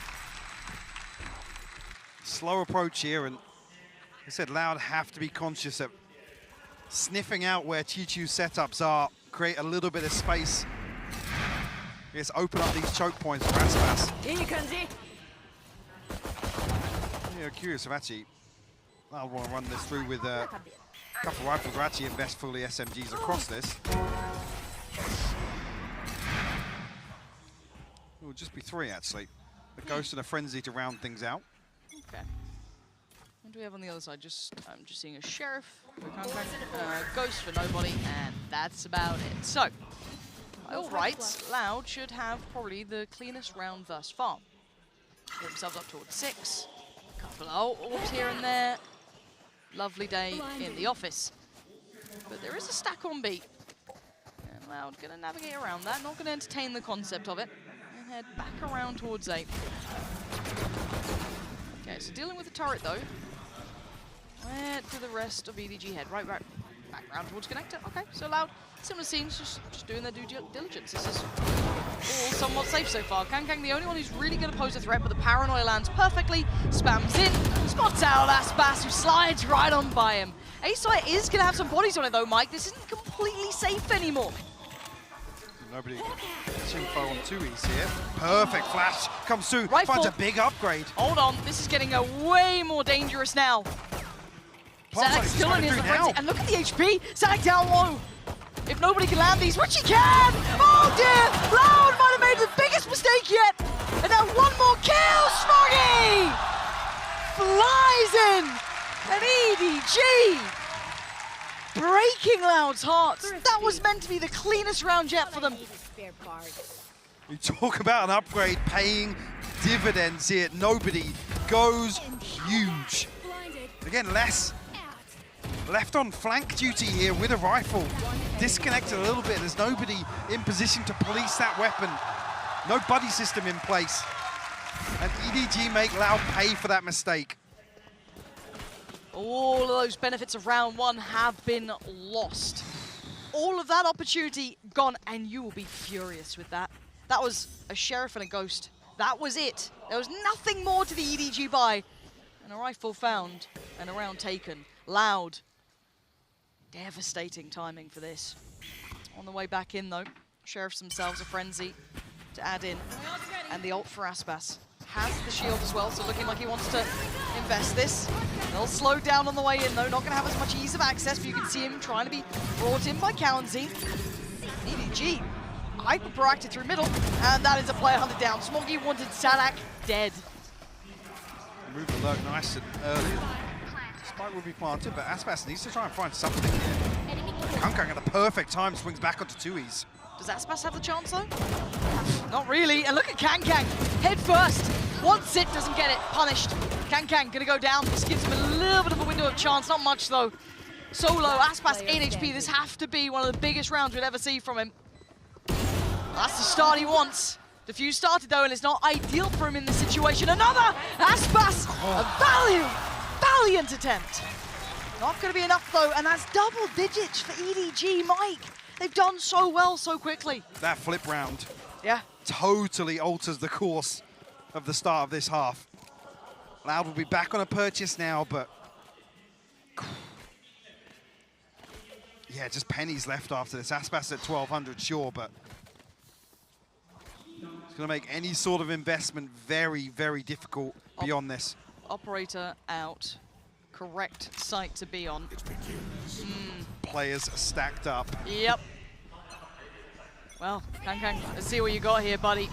You're starting to look a little more heated in the cam as well, starting to get a little bit more into the game, standing up tall. Aspas, great work, but EDG responding kind, how on getting away with daylight robbery until then. Aspas really the only one to answer back.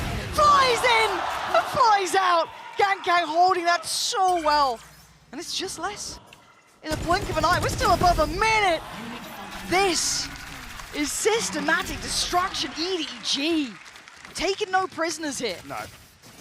Again, putting a stranglehold on the finances once again, same as the first half. Loud. Very few rounds to play with now. Unimportant. Look at Cowanzy as well. Gets the TP up early. Loud will call a timeout here because, like I said, there's very, very few rounds left for them to have a say in this half. Look at them here toying with the idea of throwing a rifle or two in here. Aspas, ultimate once again, Cowanzy with the Seekers. I have to kind of bring this back to reality, that this just feels desperate from Loud. They haven't had answers. They haven't had their players there. We saw this turning point in the series versus, well, actually even in the first map versus EG, where Loud just suddenly was just like, okay guys, try and find a kill. There was no utility invested, it was just 2 or 3 players Loud just barreling towards the site, trying to take an engagement, and things just I don't even want to say slip through their fingers. They never even got a grasp in the second half. Never got a hand to it. But this would be like seeing Fnatic, after the season they had in EMEA, faltering twice in a row. Yeah, I mean, historically, the only time we've ever seen Loud lose an opening game was to Optic at Copenhagen, and they were eliminated immediately after that. Again, we're talking history, but this is such an anomaly for Loud but it's also now a real possibility with how this first map is going, unless we see a total overhaul on Fracture. He's here again. You can't get away from this guy. Omnipresent, standing his ground, has to respect it eventually and fall away, but he stays out just long enough. He's not going to go in. He's not fully dipping away from this, and they've got the right read here as well. EDG have 3 players on that C site. Great call. Maybe noting Kangkang is enough that they maybe adjust, that they fall away from this. He's going to chase him around this map if he has to. Loud can't play hide and seek the whole time. Gonna take away a little bit of the utility invested towards A. Make Chichu a little bit more vulnerable, but you can already see the adjustment. Proactive over towards Mount, they've cleared, nothing seen, and the burst towards the site. How much can Chichu hold though? This is a very, very tough position. He's opted correctly, falls away to a little bit of a deeper position, force them to explore further, and punishes 2! Looking for a 3rd, he can't do any more, but he's done so much. And the beast from the east is here. This man is deadly through and through. Les gonna be caught off as well. EDG just pushing Loud down on the knees. This is flawless. I mean, EDG are outclassing Loud in every aspect. They haven't missed a beat. And Kangkang rotating across once again, keeping Loud guessing in the early round.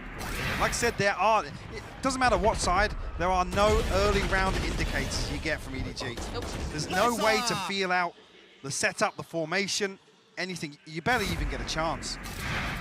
Well, Aspas has his ult, they've got to buy. It's now or it's never, right? This was meant to be the curveball map pick. This was the map that maybe they felt they had some tape on, recent tape. They had a really nice concept coming in. They've got 5 rounds. You've got to do something now, Loud, otherwise EDG are tearing away map 1 with a huge advantage leading into map 2. And Kangkang's patrolling, prowling around. Singular hold towards A as well. He's going to have the fight against Sadak. Last time, so quick, you barely saw it. This time Sadak's ready. Huge pick, taking away the headhunter himself. Chichu on the switch up though this time here. Spot. A couple of bodies from Loud, but as I say, it could be a concern that the Trailblazer is used so early on. Big damage done to his doesn't fall though. They're chasing. EDG getting aggressive, herding them around the map. Look at the backfill of this space. Nobody is chasing them down. 0 respect given. They want this. The paranoid didn't quite land. They are literally on their heels. Loud are running for the hills, running for the site. TP taken for how long? Safely towards CT. And now the flank gets watched. Trying to bait it on the jump spot. Nobody swings but takes the damage. Aspas has to defend this side of the map. There are 3 players against him. Lockdowns come in. Loud are panicking. They got to hold on to this. They know the stakes. They're in this round. We'll force them away here. The lockdown draws a line at the choke point. Aldon's still over in spawn, but looks as if EDG finally will relent. Will give this up. They're so desperate to catch the backside of that Loud stack because they know the spike's there. Yep. They read it perfectly. Dumping utility, the paranoia sent through. Nobody chomping at the bit. Smoggy will find one. Yeah. I mean, really, you're looking for damage control here from Loud. You don't want to see less fall either, but sharp to it. Last player standing. Great from Les, yeah. Wow.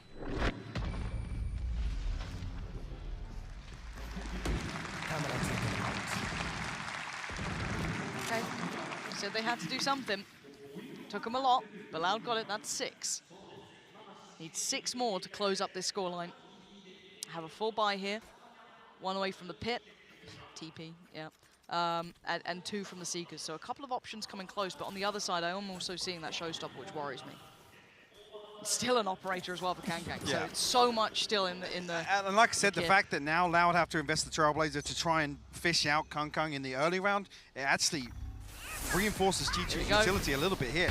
He's going for it! Ahead of it! This guy's nuclear right now, just gonna back away, try and readdress this, but EDG, get in their faces! This is a round that's sending a message, no fear, no respect. And Loud are struggling down to 2. G2 just wants it. They want him dead, they want him buried, they want map 2, and they might just be getting it right now! Finishing with a flourish, it's 13-6. EDG outclassing Loud by a mile. Absolutely explosive once again. Like I said, Loud just unable to grasp anything here on Lotus, it felt like. Even some of the rounds where Loud looked to go aggressive. I said EDG played both sides of the coin perfectly. Absolute masterclass from them. Talking about last time versus Liquid, coming down to a coin flip. This wasn't even close, Lauren. No, totally different game in that regard. And you know what, that scares me. Those last couple of rounds where you started to see that, you know, the classic, like that Chinese style, right, where it's just hyper aggression, raw fights.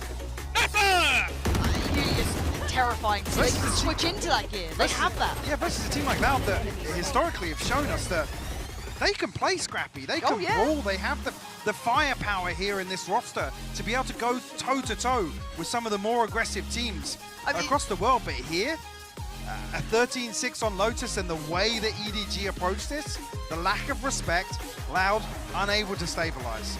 They've got to come online here. Loud have looked absent. There's no two ways to say it. This has to be a rude awakening for them. Again, first match, yeah sure, call it what it is, EG on a hot run, but EDG have compounded the problems. They've highlighted all those issues once again. And now we look to the next map. We look towards Fracture as redemption, and they need it desperately. Loud are one map away from being eliminated here in Tokyo.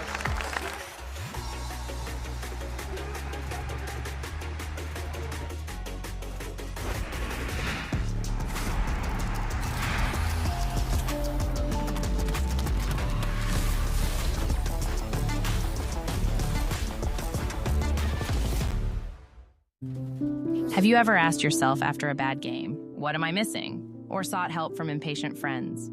Or browsed desperately for answers that only bring up more questions? Your self-doubting days are over with Discovery, the first game-focused AI. Discovery is trained on the world's leading esports athletes to be your everyday personal coach. That's right, Discovery can help you improve your gameplay by giving you tips and strategies to take your game to the next level. Get started at aimlabs.com/discovery.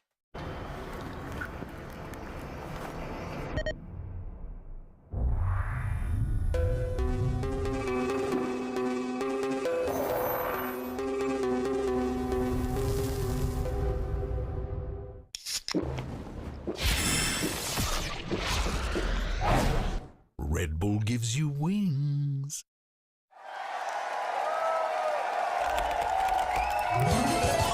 Red Bull gives you wings.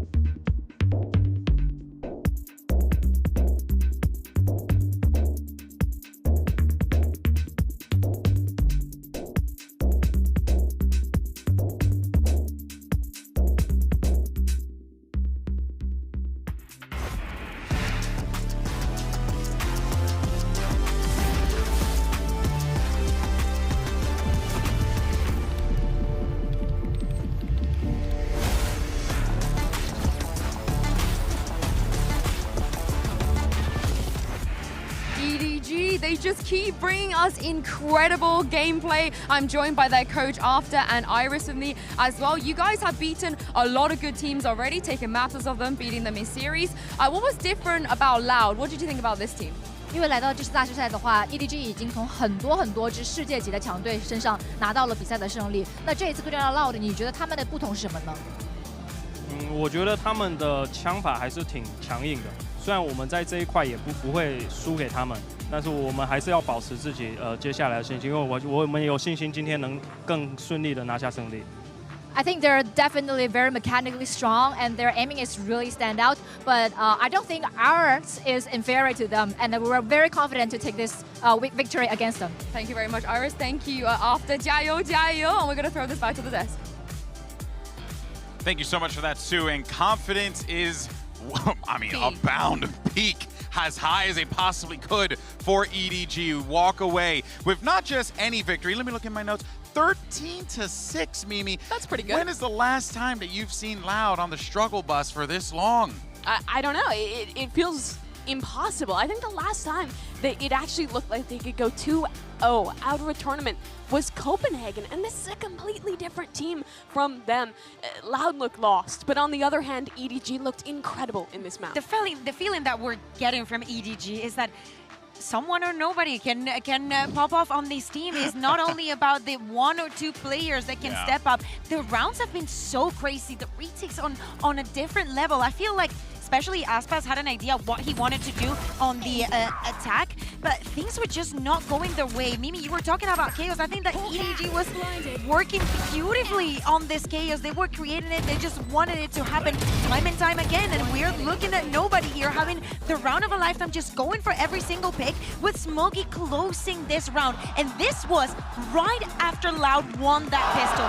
One of the things that we were concerned about after that loss against EG is EG not only getting the pistols, but also getting the bonuses, and something that Loud had to bring back time and time again. The economy suffers so much that you cannot have a reliable round. And while that was a great round from EDG and from something to pick up that 4K, it also looked so unlike Loud. No one is swinging together. No one is ready for the possibility of that reflank and in a position to punish. No one's ready to shut down that gun from being recovered. It's all these little mistakes that are compounding into this game, falling apart for them. And honestly, picking into this composition, I didn't really see the reason why they wanted to make this change. It didn't look practiced to me, honestly. On their defensive side, I didn't think they were able to find the right read with this Neon. We're constantly getting over-aggressive on those A lobby hits. And in the second half, it also looked very one-dimensional. It was just fast sight hit after fast sight hit, and EDG was so proactive at re-clearing space and winning in those retakes. We've been talking a lot about the depth that some teams can have in the compositions, and actually the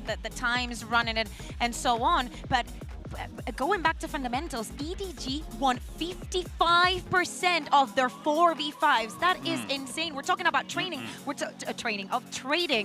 We're talking about going back to these fundamentals and actually thinking that you can shut them down, even in that many occasions where Kankan or Smokey are just going deep, are just going for that first kill. We know that, Kankan just loves going with the blades, getting that first kill, working with that, pushing with the operator in hand. It doesn't matter for them because they always can recover if they lose those players. And I watched some of EDG's games, and I think it's defined by the individual plays when popping off in the late round. This wasn't that, really. I think this was defined by EDG's fundamentals, like you're saying, not by any one individual popping off. Oh, yeah, for sure. Now, obviously, because it's a part of the show that we are going to address an individual, we're going to go to the Aim Lab shoot-around, and it's Kong. But to Mimi's point, it is just going to give us an opportunity to further talk more about this EDG lineup and how they truly are the sum of all of their parts. It has been really blossoming a lot here in Tokyo. Obviously, Kong played a big part of that, and I also, this is literally how I play at home as well, with the monitor just slanted in my face. You're an iPad baby. I was literally going to say that's how I eat. I'm kidding, I do not. Because my attention span after all these years and after some apps that we have now is completely gone to zero, and I cannot eat if I don't have an iPad in front of me or I'm watching something. I feel like he's on the same trail, that's Dude, you guys make fun of me for being young. I can just eat dinner and just sit and enjoy my food. That is a lie. Wow, Mimi. Okay, I wasn't ready for that. I wasn't ready for the clapback, the wisdom from the youthfulness. Anyways, it's ridiculous the setup that Kong plays with. I love seeing pros very unique setups, but Yeah. He was very good this map, as we'd expect. I'm not huge on this double duelist comp still, despite the fact that it works, but the thing is that, well, I don't think it's the perfect optimal comp to play on this map. EDG play really well just together. I think one of their biggest strengths on their defensive side is Lotus, is how proactive they can be in re-clearing space in that mid round, using a Skydog with one of the 2 duelists to push, while the other one is on the other side, stalling for space. It's really well set up by them. In many occasions, we saw Loud struggling with the retakes. For EDG, this strat is very easy. Let's try, and if we're eating towards the map, let's just go on. Let's just escalate onto that very fast. Everybody going together. Let's just ambush them and float them, and it's impossible for Loud to have a good reaction, especially because, again, they're on the line time and time again. Yeah, I really also just want to reiterate, you're talking about this, and we're talking about Loud. I just think it's We're talking about Loud, and actually we did get an opportunity to talk to Chichu, because honestly, win or lose, this team's having fun here in Tokyo. And they were very excited about their matchup against Liquid, and we got some words ahead of this matchup against Loud. Let's actually go ahead and take a look.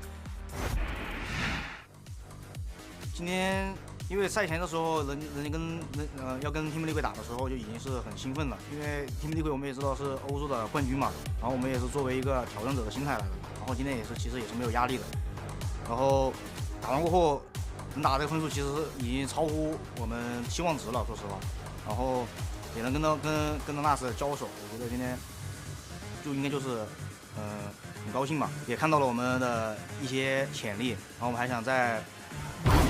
Holding close, but not messing around. All the way straight back into the side as well. Cypher holds for him. Give him the ace. Why not? For the halfway round, and there you go. 试试看能不能往上面冲一下。我说实话，我今天是没有想到闹的会输的，所以说我觉得大家这2天准备时间会准备的很充足，然后看有没有机会把闹的给掀翻。我其实打 EU 的队伍的话，对我们的一些中间的一些游戏思路可能会有帮助。然后美洲这边他们风格因为跟欧洲这边不太一样，所以说我觉得对我们去拉扯他们应该会有一些帮助。然后总体的话还要看我们这2天的调整，因为我们也发现我们的问题所在嘛。然后争取拿下之后的每一场，然后看看我们的极限在哪。 A team that is looking to explore where their limits are at a global freaking event. This team is outstanding. Yeah, it's so cool. I think they already processed the fact that they've beaten their expectations, and from then on, it's just been about how close can we get, what teams can we actually beat, and the confidence just continues to brew. But what I took away most from that little interview piece was the way he was talking about learning from other teams. I think that's been the biggest thing about EDG. This is the 3rd international event that they've been to now, where they've had an opportunity to get out of China, to scrim teams from all around the world and take their ideas into their own gameplay. And I think we're seeing that here with them really slowing things down, doing a really good job to re-clear in the mid round. The strategic depth for EDG at this event is so much higher than in the past. Yeah, well, let's of course update you guys. If you're just joining us here, your eyes do not deceive you. It is going to be Lotus for EDG. That was Loud's pick. They thought that they had a plan, but unfortunately EDG had a better plan, and they were able to execute that one to absolute perfection. But now, Kukuka, we find ourselves in a very interesting situation here, because we're going back to Fracture, and this is where that tone was set in that EG game. Yeah. And it feels like, while you may assume that Loud have the reads on Lotus because they saw what EDG did there, now the question is, I wonder if EDG did their homework and are prepared for this Fracture from Loud based on what they saw. Yeah, probably, but I think that Loud is going to come off after that loss with actually a lot of reads and a lot of insight about why it is that happened against EG. So I assume that they were going to see another phase, also because they decided that Fracture is a map that they're floating. Maybe EDG was smart enough to be like, okay, I know exactly why you lost. I'm going to try and replicate it because I feel like we can do it. Maybe. Yeah, maybe, right? Well, good news is we are going to get some words with the coach. We have Fraud standing by with Yinsu. What you got for us? I'm now joined by Coach Fraud from Loud. I know you guys are 1 map down right now, but I wanted to quickly get your thoughts on the map vetoes. Obviously, they took away your Ascend, but Haven was on the table. Pearl, somewhere that you don't really want to go to right now. How much of a risk is it, do you think, having to play Lotus followed by Fracture here? I mean, for us, it was a strategic move to pick Lotus. We felt like we had a really good read on what they may do. Obviously, we didn't come through in the game. But at the end of the day, we feel confident on the maps. Fracture, we know, is a map that we've been maybe struggling on a couple, or at least against EG, but we feel really confident on that map. we feel really confident with our strategies, our tactics, and all that. So you know, it's just we got to play better, play more confident, and just click some heads. I mean, you guys have done this before, so thank you so much for joining me, and see, guys, if Loud can indeed bring it back. As we get ready for map 2, Kakuka, something that really stuck out for me there was it was a strategic decision to go to Lotus, Yep. but now Loud says we're in our comfort territory here. You mentioned before they've been floating this map. Yep. It's now time to put up or shut up. Yeah, totally. I wonder how the conversation has been as we head into the Prime Game and Agent Select, because we need to think of how the mental is for Loud now. Twice in this competition, they have lost that first map, and now they have to dive into another map that EDG has shown a lot of resilience in. Here's the thing, well, Loud lost to EG. I think a lot of the troubles they were having were against EG's specific style. They didn't really seem to know how to play against a lot of those interesting ult combinations. EDG play a much more standard composition here. Fair, The solo fair. jet, double initiator, double flash built a lot on Kung Kung and setting him up for success, and on re-clearing space in the mid-round with both of those initiators. They've been good on this map in the past, but the biggest question for me around Loud isn't about the composition, it's about the mental. This is a new position. They're in the lower bracket, they're down a map, they need to rally if they want to show why they were favorites. Well, this is it. Loud can go out with a whimper. Meanwhile, EDG can keep riding this high. Let's see how this all works out as we send it over to Penty and Hypoc. Thank you so much. Now, kind of, I guess Frod's conversation then got me a little worried, if anything. I don't feel any more confident coming to this map. I'm concerned if map 1's kind of characterized as a poor execution of the strat book. That doesn't fill me with confidence, especially for Fracture, because it was a similar situation versus EG where they were unable to actually get themselves into a position where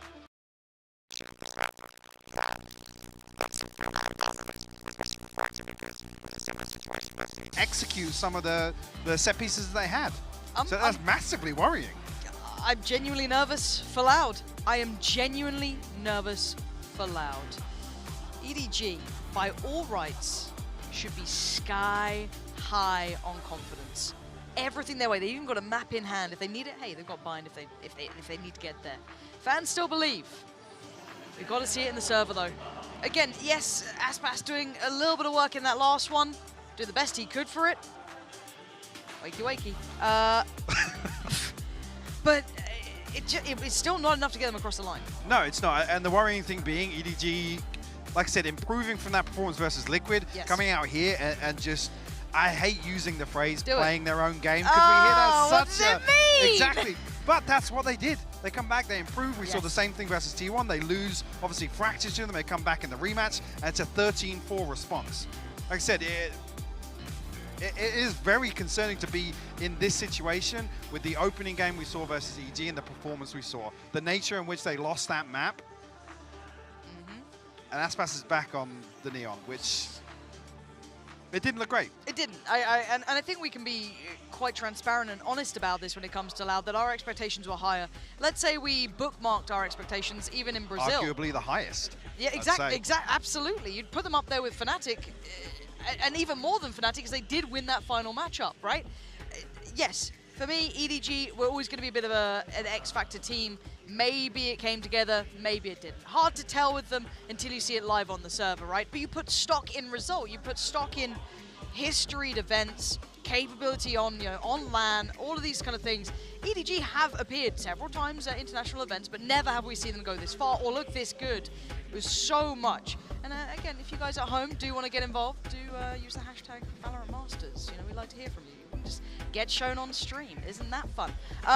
But again, when we discuss this, you have to put the question mark with Loud and just purely enjoy the fact that EDG are actually able to do this, right? This is incredible from them so far. It feels like all of those events previous are now coming together, right? We're starting to see all that potential actualize. And demonstrating great depth. I know Mimi was touching this again. We were talking about it in map 1. In my eyes, EDG, the expectations are fairly linear, right? It's very surface level, but the fact that they've been able to come here and demonstrate to some world-class teams that they have the troubleshooting on the fly, the ability to really, handle curveballs and satisfy that slow game so well. They have an opportunity here to send another message to the participants here in Tokyo. The fact that EDG have faced EMEA's best team coming into this, arguably, if you want to look at who finished in that first position from those regular seasons, and had a fantastically close game. Here now facing down Americas as well. And already having a map up. Whoa, he wants him. Yeah, he's got him too. Aspas deleted, and he's going to note there are other players trying to zip across the line. Spots no one else. The north side is theirs, yeah. And Tui's now dangerous, alone.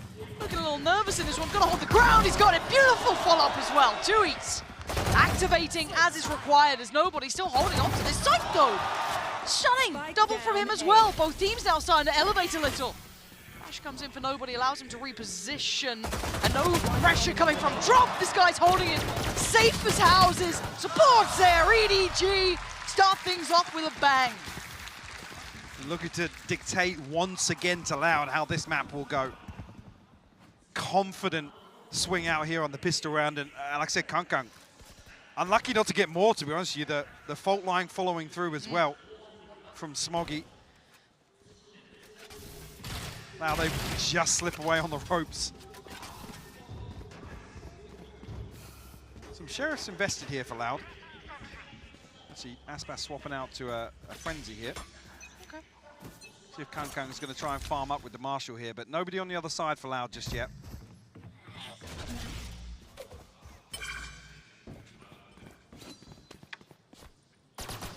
We'll hear this rotation though. It's big information for Aspas, but Spike in the hands of Sadak, not committed just yet, and won't be lost either.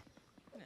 So the three Sheriffs need to find some real value here if they want to try and disrupt this, even with here in that rotation. Can still come back.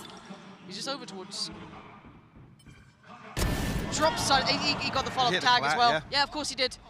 Do you almost forget who this man is? Do you not remember Haven? He spotted another. He knows there's more here. Once we drop down though, now and say, oh my word, this... I want to aim like him. It's weird. He's got that weird little shaky aim, but it's really good. Okay. Want some less. Give me some more. Feels like a consolation. 20 HP, still 4 to find. It looks like they want to give Kankang the opportunity to find this one. Yeah, you hear that Marshal, you back away, don't you? You don't want to stick around too long. He's being herded. Nowhere to really run in this. Where do you want to go, Les? To your grave. EDG, second round now. Kankang, I want his aim. It's so bizarre because no one else aims like him. No one else plays like this dude. So even in the first 2 rounds here, just look how active EDG are looking to remain here. One thing I had my eye on was Loud's inability to really grasp any sort of indicators and make a decision based on early round information. You could argue as well, potentially a concern here with Sadak being on the KO. Unless you get a tag with that knife, it's difficult to really garner much early on. Pace change here from Loud potentially. Map's going to start getting smaller though. Kankang is on the way. Northern side. Aspas taking a lot of damage there. And they're going to sit deep on this. Maybe allow time for these rotations, north and south side. Predominantly south side though. Going to have the 3-play stack coming around from EDG. Les is going to have his hands full here. The Spike's actually crossed back down towards B main. Yeah, Les needs to encourage this movement from Sadak to get them going in this. Kankang closing in. Look on the left. He does. Oh, that one goes astray. Not going to find it this time. Aspas lucky to be standing on that HP. Aspas is reflanking. He's taking the rope across. Not a bad shout by any means. That's 3 potential victims waiting. Perfect timing. The shot, not so much so, but it's enough to get across the line. Again, this is the bonus round, unless very safe on the site here. Credited a couple of rounds in the previous map towards the end of the first half as confidence builders for Loud. Can't let this scoreline evade them early on in this half. This is crazy as well. That a 15 HP Aspas still survives in that situation.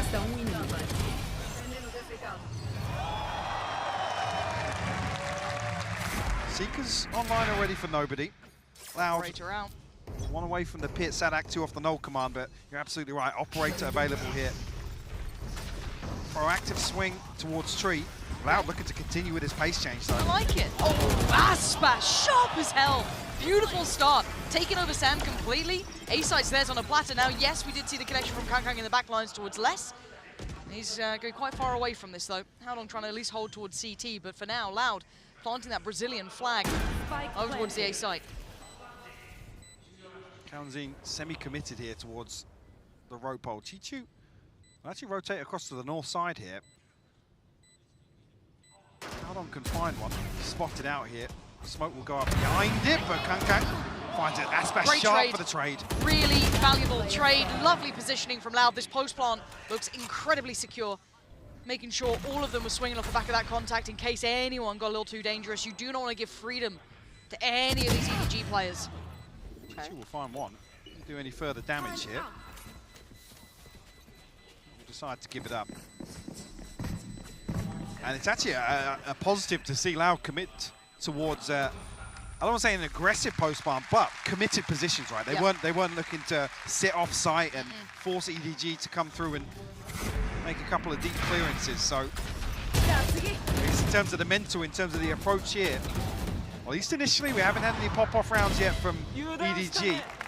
Loud looking a lot more composed. Happy to rely on the fundamentals.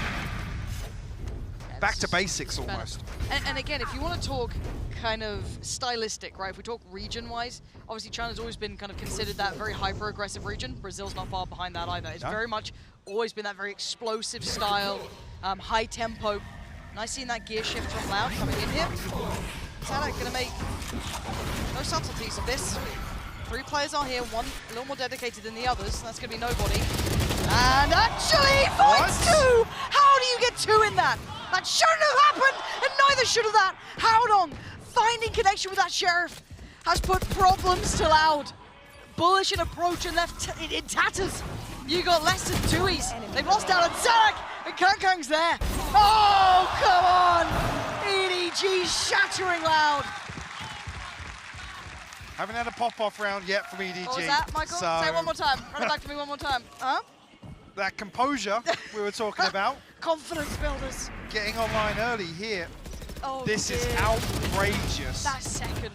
Oy. Right. Wow. 1 enemy remaining. And this felt fairly all in. Yeah, it did. From Loud from the get-go. No command committed off the rip. Okay. That's a tough blow. But it's Loud, right? Finalists. It's one of the best there is. They can pick themselves up, get back into the game. Smoggy confirmed, no one's quite pushed through. Oh, he got 2 out of that still. Making it to 2v3, this is not impossible. It's only improbable. Raspas. He's down on 22 HP. He's playing such a devious game, playing so dangerously. Sadak got tagged up as well. He's down to 30, Oh, you're right. 33. He ate some spam through the box there. Okay, slowly but surely, Chichu's clearing through towards A main. He might get a fight on Sadak here. He's been unnoted this entire time. Launching smoke. Smoke's going in. Howdong gonna spawn him. Careful now. He doesn't want to go down prior to this. Needs to wait for Chichu. He actually got the kill on Sadak, but the trade came in. Can Chichu find any of these players here? Awkward plant here if Kaunzin falls. The jump spot's going to be heard. The smoke's still in place. Contact comes in. He's going to look for Aspas. Not going to find him. Stunned up, though. Takes a shot. He's got to try and close that gap. He can't do it. Aspas played that really, really well. Patient in the end. Didn't want to just get too involved too early on, but that got way too deadly. Coming back, though, after that round loss, to see Loud play very aggressively here and be decisive, those were the things Playing their own lacking game. from map 1. Oh man, but again though, so many of these moments are on like a... Such a fine margin. Yeah, yeah. I mean, Smoggy's response with 2 there. Aspas is down to, what, 20-odd HP, so really could have gone either way. They might even try and fake a little bit here. Yeah, off the knife, and Aspas showing some presence. Oh, I like that. Pull Kang back, so that's going to keep him preoccupied for a while. Deeper hold from EDG towards the B side though. Rolling Thunder going to come in. It doesn't really give too much away, at least. A double pump. Okay, yeah, but look who's waiting. Yeah, Kang's. Oh dear. EDG have almost got a good read on it here. The flash will confirm no presence outside dish, and Loud now. A pause for thought. I'm terrified if they go to this A side. That's a massive investment, it feels like, to try and fake both sides. Maybe waiting here for Sadak's knife to come back online. Knife invested, fault line available as well now, but And it's got they have nobody with him with the yeah, flash. they have no tangibles. One flash for Sadak. Door going to confirm it. And they found the first. Spike now down. And Smoggy gets to dip away. Beautiful. Loud not finding success anywhere. Where do they go now? Do you back away? Yeah, they've got nowhere to go, Mike. I mean, Tui's has lurked all the way back through underpass into the backside of Arcade, but the alarm bot will spot him out. An early indicator here, struggling to deal with it. Paranoia did land. Going to reveal Chichu's position as the flood comes in through from B main. He's got to try and take one with him. Can't do it. Great trade from Howdong. A little dangerous, but Loud making it work here. 13 seconds though. Nobody making his way through. Plant going to come in. With that operator, that is going to be hard, but that makes it much easier. Takes away Tui's. And now they've got to find less. Pit's there though. Who does he find first? We're already there. That's one found. Kang down. He's playing outside. Trade around, nobody. He's hunting him down. He's clearing through this. This is nice from Les. Smart play. Nobody left. Wondering, waiting. The drop and the reveal. Beautifully played by Les. Red Bull clutch there, deservedly so. And that's a big round for Loud to post on the board. The one that now starting to test that early financial advantage that EDG had created, even with a very close exchange in rounds.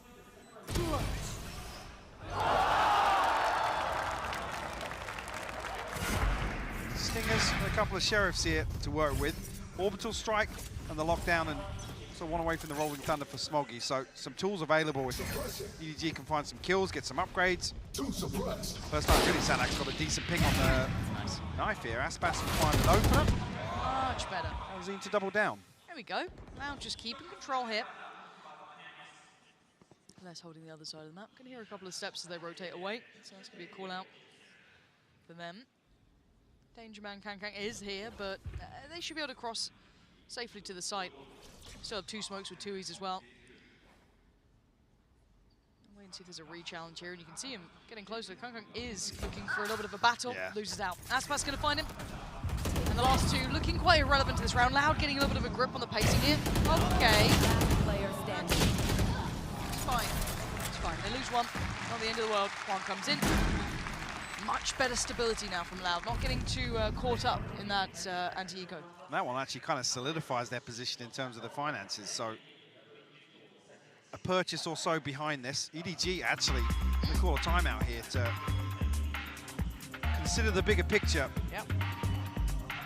Said stark contrast now Loud.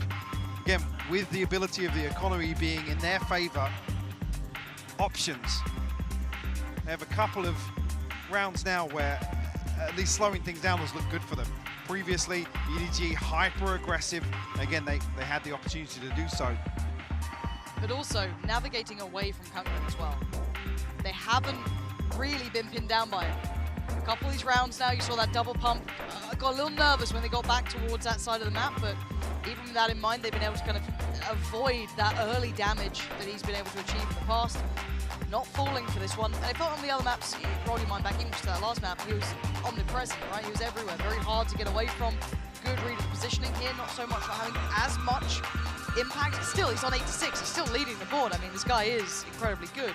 But Loud given a couple of opportunities now to, feel a little bit of that freedom away from him. And we're starting to see some of the ults come through as well. Only one away from Aspas as well. He's going to have his very close by. And Sadak's got his back online. So a couple of key tools to work with for themselves. Bigger tools on the other side for EDG, though. Operator back in hand, and like you said, ultimates here for EDG. See what the adjustment is here. Looks like Chichu's going to commit his setup towards A. And yeah, Kangkang, other than that initial operator purchase, first time we're going to see him in this committed anchor position. No command run through once again, but the combo might even land here. It does. It does. Beautiful. Aspas the one caught by it as well, and they scatter in the end. They just get away to safety, but it's now being forced into the hands of this man, and he actually doesn't land the shot. First time one goes astray. The paranoia going to force him away from that secondary peak. Trying to quell this absolute animal on that B side, but he's ahead of the smoke. He's going exploring, of course he is. Audacious in approach. and confidence, and he's got such information now. They can dip back towards that A site here. Alarmbot removed it. Tui's will commit to it. Lockdown in response here from Chichu. That'll be about 30 seconds at this point. It's going to run the clock down. And look how much space EDG have taken outside tree. Already looking to pressure the back line. Yeah, no options to back away really for Loud here. They have to continue on this path. Soig's still in place for the cross though, so they shouldn't have too many worries with that. There's the ult going to come back in, going to deny that first attempt of the plant. And Chichu's found less. They're starting to close that gap in now. And actually it's counting with a spike. Oh dear. He's got so many players on the other side of this. He has to get to the site, try and get something on their side. Kalanzin is in trouble here, and Kang gets revealed. Spots the players on the other side. Jump spot landed, beautiful trade out. Spike gonna go down, and EDG getting on the sites and getting the round. Loud crumbling under the smothering from EDG. They get so close so quickly. A freebie here with the orbital strike combo. I think Zadak's even close to falling in the mix as well. And what's beautiful is, this is on one extremity, the other side, Kang happy to be there to greet Loud's retreat. Said it after this, EDG, once they know that the operator's shown, Loud show respect. They drift back towards A, and immediately Nobody and Kang are there. They're looking to pressure the backline if that A site execute comes through.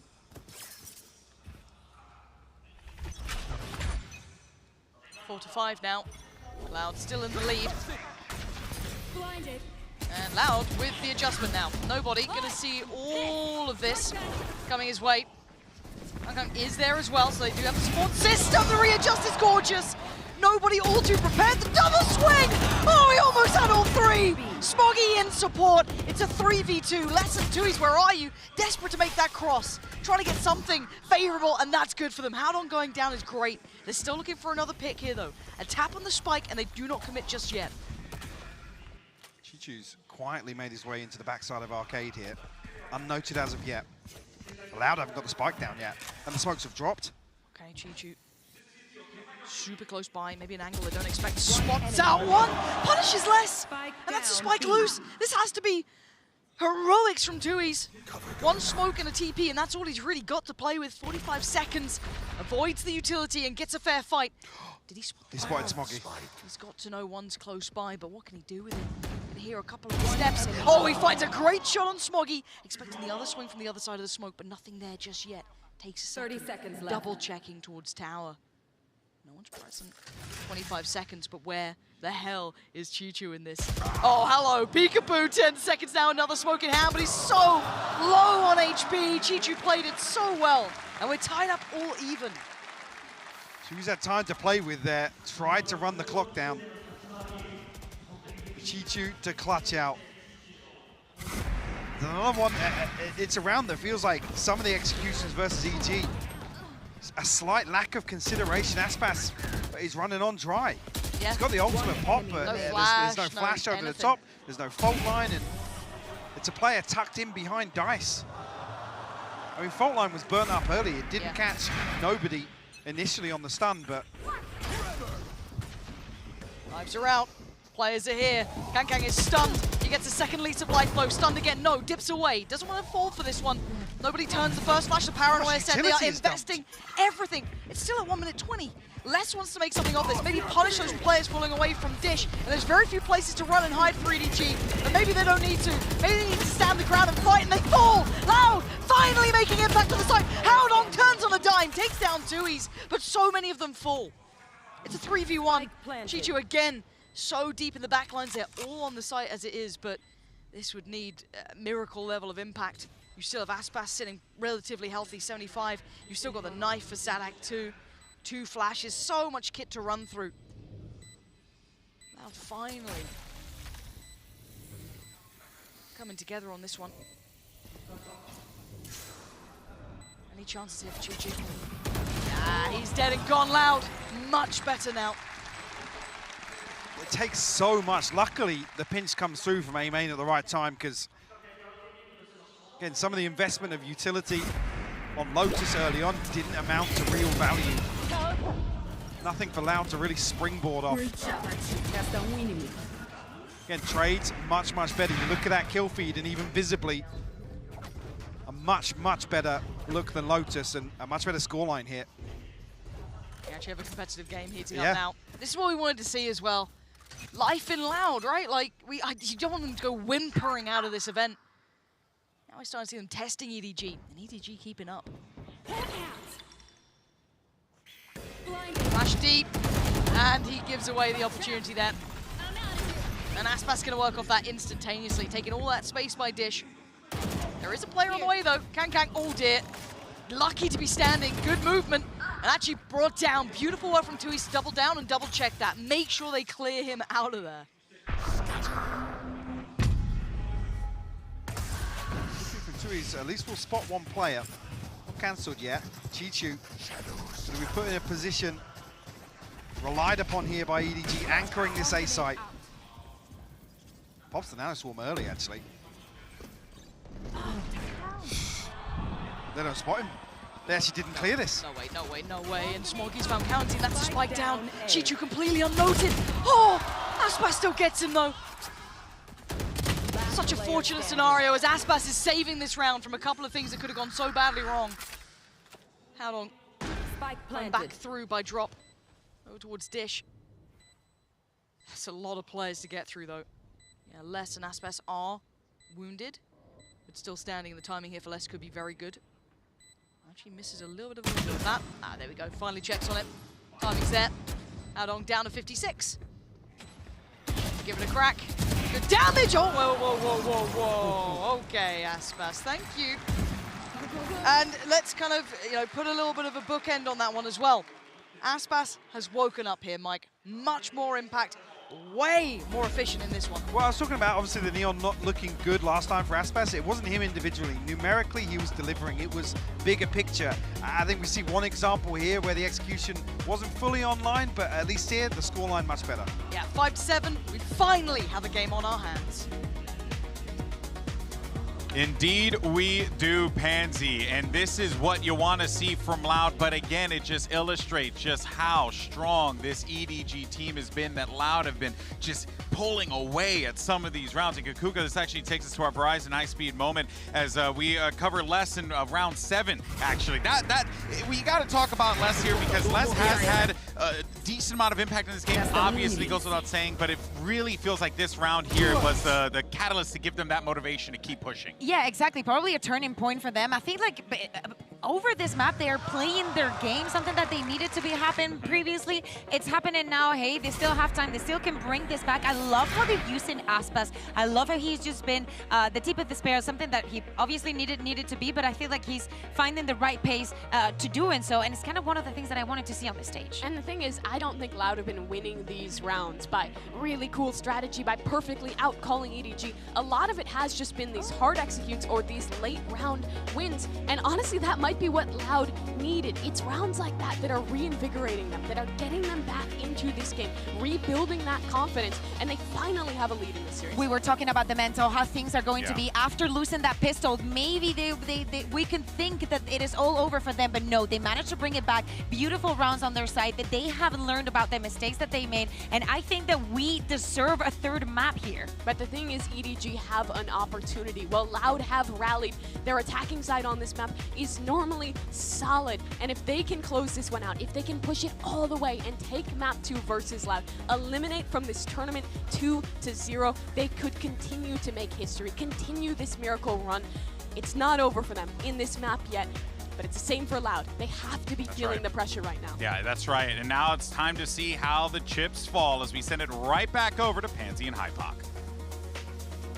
Thank you. If you are just tuning in, the score is correct. Loud finally waking up a little bit here, leading the scoreboard after having a horrific Series 1, an atrocious Map 1 in this series, but then finally they at least get a half, right? This is what we want to be seeing. A spark back with this side, as EDG, the first big challenge they're going to be facing in this game is this half here. 3 players initially positioned towards B here for Loud. EDG stacked up on the other side, other than nobody. He's probably going to try and show a little bit of presence, but nobody from Loud to actually be there to receive it. Yeah, nice counter to the contact piece. Aspas gonna miss the window of chance on this. Brought down to 13 HP. Yeah, maybe a little bit too committed to chase that down, but Kankan gonna backfill this. Aspas is exceptionally low HP. They cleared the entirety of the north side here, Loud, so Les actually comes across to reinforce this arcade hold. And the smoke timing. They're gonna get maybe a 1v3 on the site. Yeah, they gotta back away from this now. Sites, EDGs, it's not a comfortable hold, but you want to try and maybe overwhelm somewhere, give yourself some safety, and that's what they're doing. Focusing towards Sadak initially, and they get the trade. They've lost out on nobody, but they take down Sadak. So for them, I guess they'll take what they're given here. But still so close by, you can see the gap being closed. Aspas taking the tour of the map here, all the way around. And look at the HP on EDG. 1 on Chichu, Kankan 14, how long? 37, and he's been removed. Down to the bare bones now, down to the basics, can't hold up against this.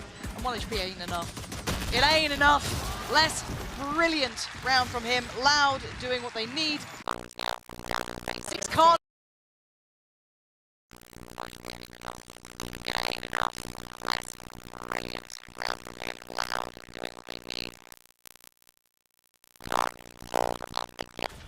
They make the decision to reinforce this B-site hold here with a 4th member. Previously, Sadak had a lot of trouble holding onto that tower position versus EG. The onslaught of utility sent his way. I'm curious actually with just the pistol round, whether or not EDG are going to look to pressure that position as well. Wait and see here as turret towards tree, probably leaning towards a crunch here in A main. It's quite big actually. Okay, counting, gorgeous, gorgeous cleanup. Making light work with the utility. Softened and vulnerable on the other side, EDG. I mean, they only really, I think, had classics and maybe 1 upgraded pistol, but that'd be about all it is.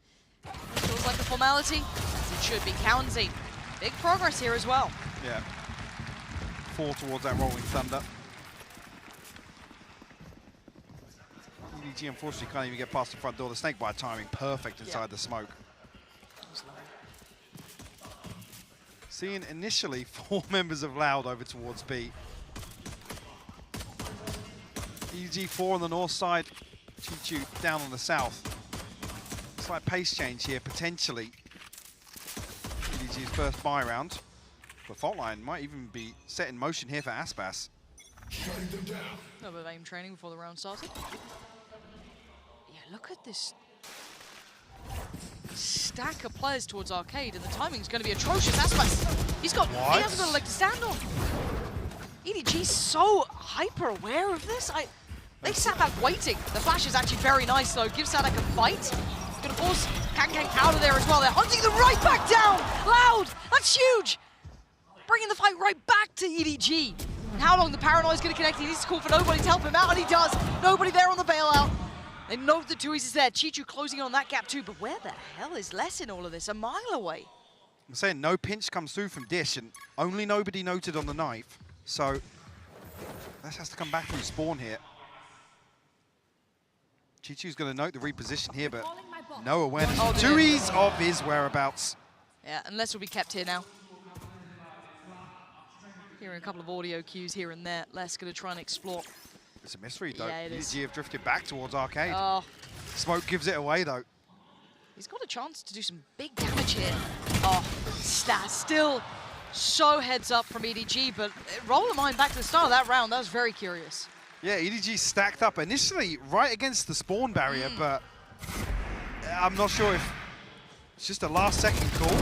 And then Aspas is thinking, yeah, we've only noted 1 on the north side with the knife, but he's on a wild slide out here, and the spacing just slightly off. Sadak's lucky to actually get back towards arcade here.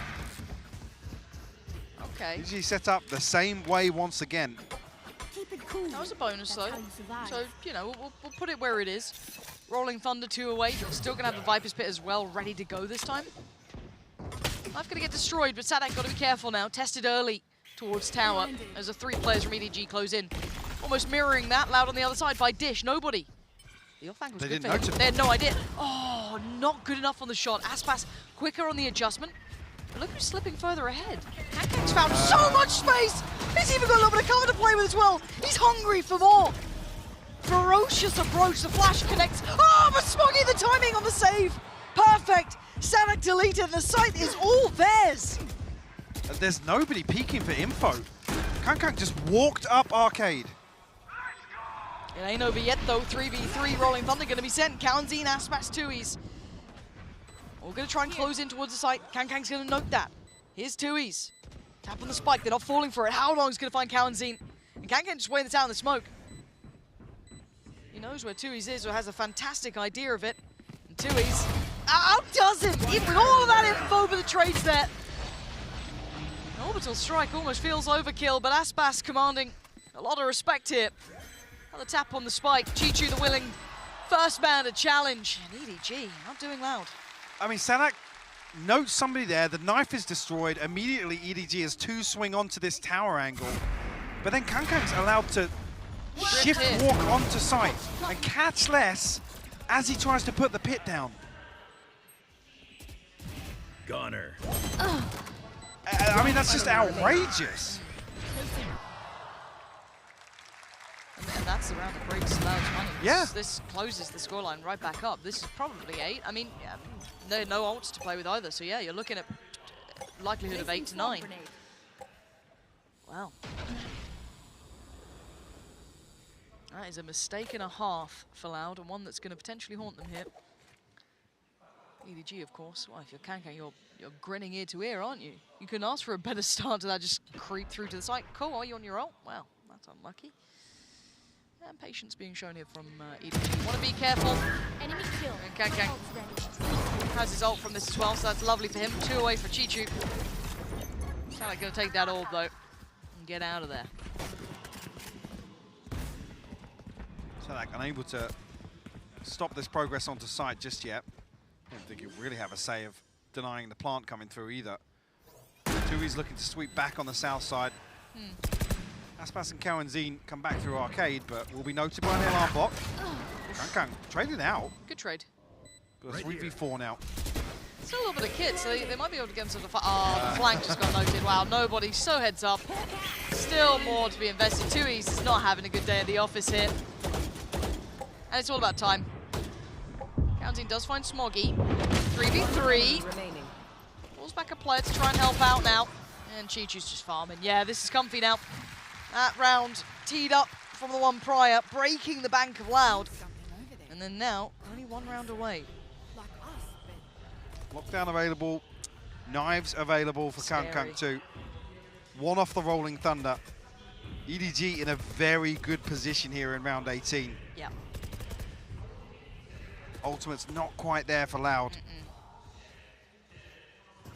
But holding on to some funds here.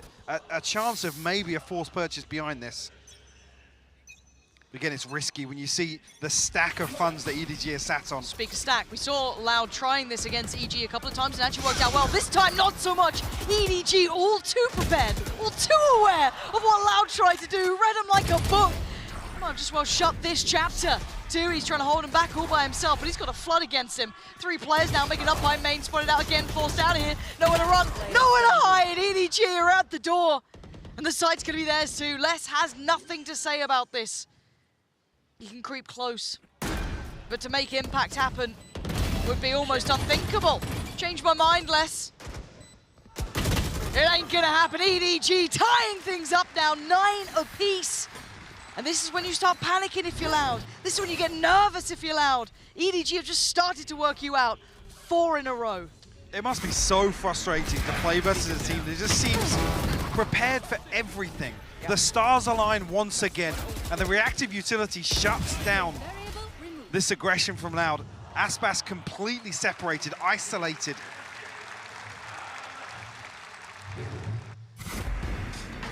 I was curious of whether or not the force would come through. Looking like Loud are toying with the idea, but a timeout called here. 9-9 the scoreline. No command back online here. Tui's has the TP, but not the same sort of options on the EDG side of things. They got a nice bit of money behind them too. 5K on Chichu. 4 rounds unanswered, Lauren. Well, this is crunch time. I thought that half that they had, the good start in the second, this map, I thought good for Loud. Cool, we're gonna get the third map here. Brilliant, let's take it the distance. Have that big test of these two, well, newly formed giants apparently when it comes to EDG, but it might be cut short. It might genuinely be cut short, and EDG will become a terrifying prospect to meet in the lowers if they continue going forward. Shown diligence against the best around the world. That is a very small group of teams who've been able to boast that sort of reputation. They've come in here and absolutely turned heads, but it's not over yet. It's 9-9, right? Tied up. Map 1, yes, it's out with EDG. There's game on now. Loud need to remove some of these funds now, early on, before double digits, before we really start testing that recovery factor. So we might see something similar to what they employed a few times on Lotus. Kung posted up to solo. Create some pressure outside A main here. Nobody actually regroups here with a flash. Aspas will be noted. They might just commit to the lockdown execution here, or at least try and fake off the back of it. They're drifting back towards Aspas. It's all on his shoulders. And he's going to stand tall, takes down the first man in. And they've turned him away from this. Oh, he gets the TP off, but he actually gets detained. For EDG, they've got the sight. They lose out on one. They gain the time on their side. Ah, you can't get away with that. The smoke faded just in time for Les to catch you, trying to drift away from the spike. Now, how long nobody in Chichu? What do they have about this one? Sadak willing to put his life on the line to cross first, going to get towards the site himself. Flash there to supplement as well as the wall goes up. EDG forced away. Tap on the spike, and someone from EDG does need to check. Put their body on the line, and they do Chichu with one. That's all he can get. Nothing to follow from that. How long? And nobody now. High flash, they're all blind! Oh, they're all blind! Aspas just comes out of that. 33 HP. Loud going to make it double digits here. That was a dangerous round. I mean, if the timing's any better there, he doesn't peek ahead of the flash. Yeah. That could have been a brutal. Because everybody from Loud fixated towards main here. Chichu nearly actually getting away with daylight. He had a second there as well, yeah. I mean, yeah, Les the one that's, I guess, furthest forward, least affected by it. But like I said, Haldon caught it as well. Probably the worst end of it. Said that was the round we needed from Loud, though, to chip away at this financial buffer that EDG have, but another 2 rounds to go. Kung back on the operator now. Still got ultimates to play with. Smoggy back on the Rolling Thunder. Seeker's invested here by nobody. Yeah, travel relatively far here. Show the aggression. Force the hand of Loud a little. Kankan gonna have to depend on the knife here. Pressure early. Howdong's still alive though, but the gap closed. Do they stick around on this? They do. Loud willing to challenge, and well, falling to it too. Chichu is the one to try and draw that blood out. Kangang's still standing. He's hunting him down. He is wanting that one. Would put Les in his grave, but for now, Les stands, slips away to CT. Aspas is waiting on a dirty off angle. Middle of no man's land that time. Kang moves forward, spots another, can't find it here. Damage on Les is significant though. He is willing to hold this line. Deny anyone trying to take that space back. Yeah, moving away. He wants him dead. Falls away this time as the spike now goes down. Finds that next position to lean back to. Nice work from Sadak though, readjusting well. He's got to be careful here. They're ready for him. Oh, he's so ready for him! Kang again dances away, 41 HP. Temptation to swing. It's going to be Chichu to get it. Answering right back. 10-10 now. Kung is just so slippery. The flash comes through, the fragment as well, but Sadak punished on the peak. And he's always posted up. He's never backed into a corner. He's always holding an active angle. Tui's caught on the retreat there with the TP. I didn't even spot that. Who could have predicted this? Huge round to answer back with. Any of that momentum Loud would have had has now been absolutely broken because their money Yeah, is it forces Loud back onto a light purchase here. The best they got is the ult from Aspas. The best they got is 2 judges. And even then, actually, Sadak is forced down to 250.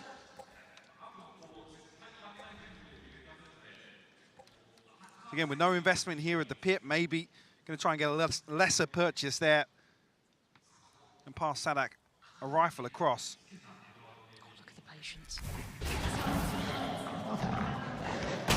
Do need to use that utility a little early to make sure there's no stacks, no naughtiness going on. Those judges, bits and pieces, odds and ends, they can certainly try and work out. You can see Howdon very meticulously clearing. I'll do through their players here. Keep in mind, Aspas is one of them, and he is the one who can pop that ult if required. Don't do it again. Don't. I promise you, Sadak, it ain't the time. Needs to get away, and there's the ult pop. Lovely timing for Aspas. Does he continue this path? Yes, he wants a little more. Doesn't want to overextend though. And there's the close from the other side of the map coming in. This is now worrying. They've lost a big proponent and any ability to change the outcome in this round. 2 players still tucked into tower though. So they actually repositioned here. Sadak was positioned on Dice previously. Kang. Oh God.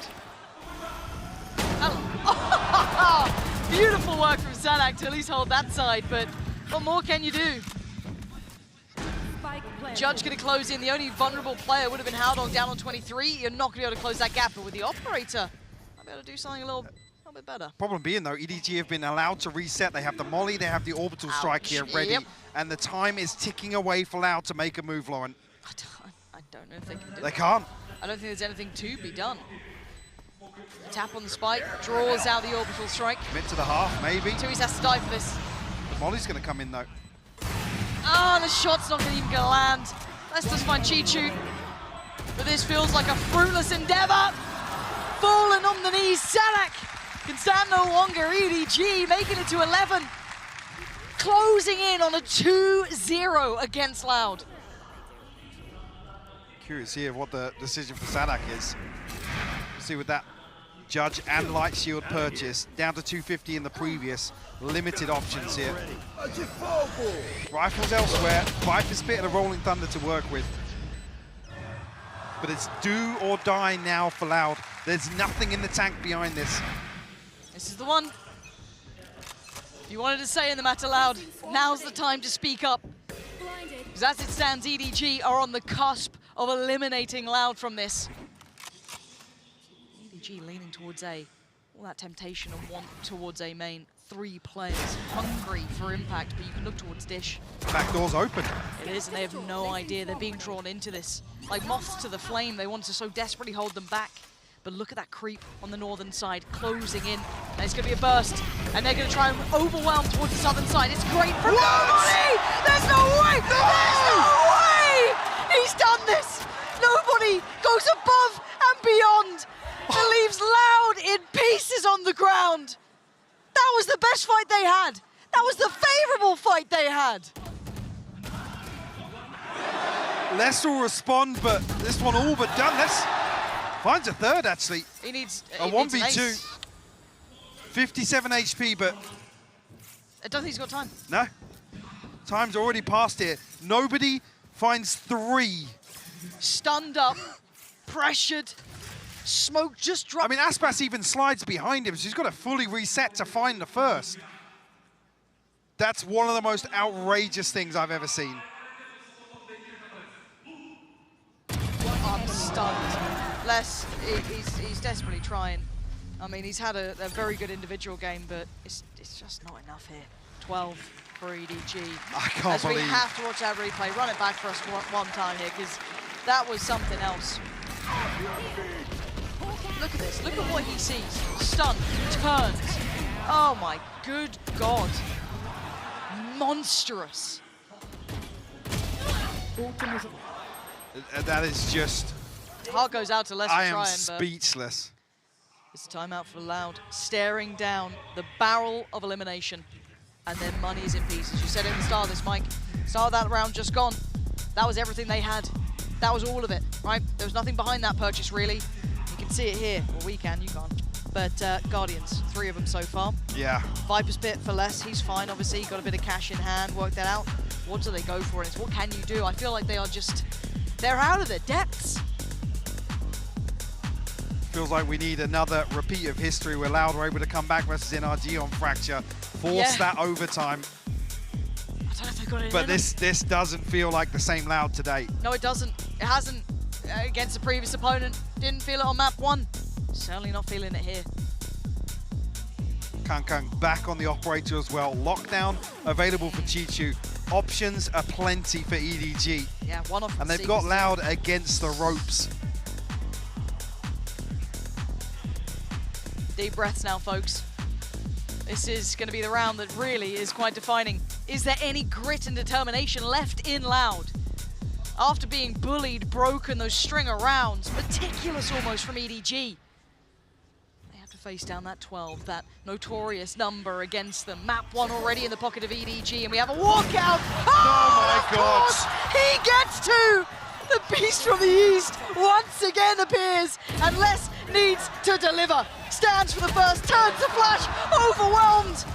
Sadak, the captain, the leader, faces the music, faces the loss, and Loud are left in tatters as EDG live to fight another day. Another ridiculous performance from them. I feel like they just get stronger and stronger every single series. Wow. Wow. Speechless. This team deserves a whole lot of respect. I know the fans at home, the fans here have loved watching this team. Truly enjoyed what they've been bringing. And my God, do they deserve it. Superhuman performance.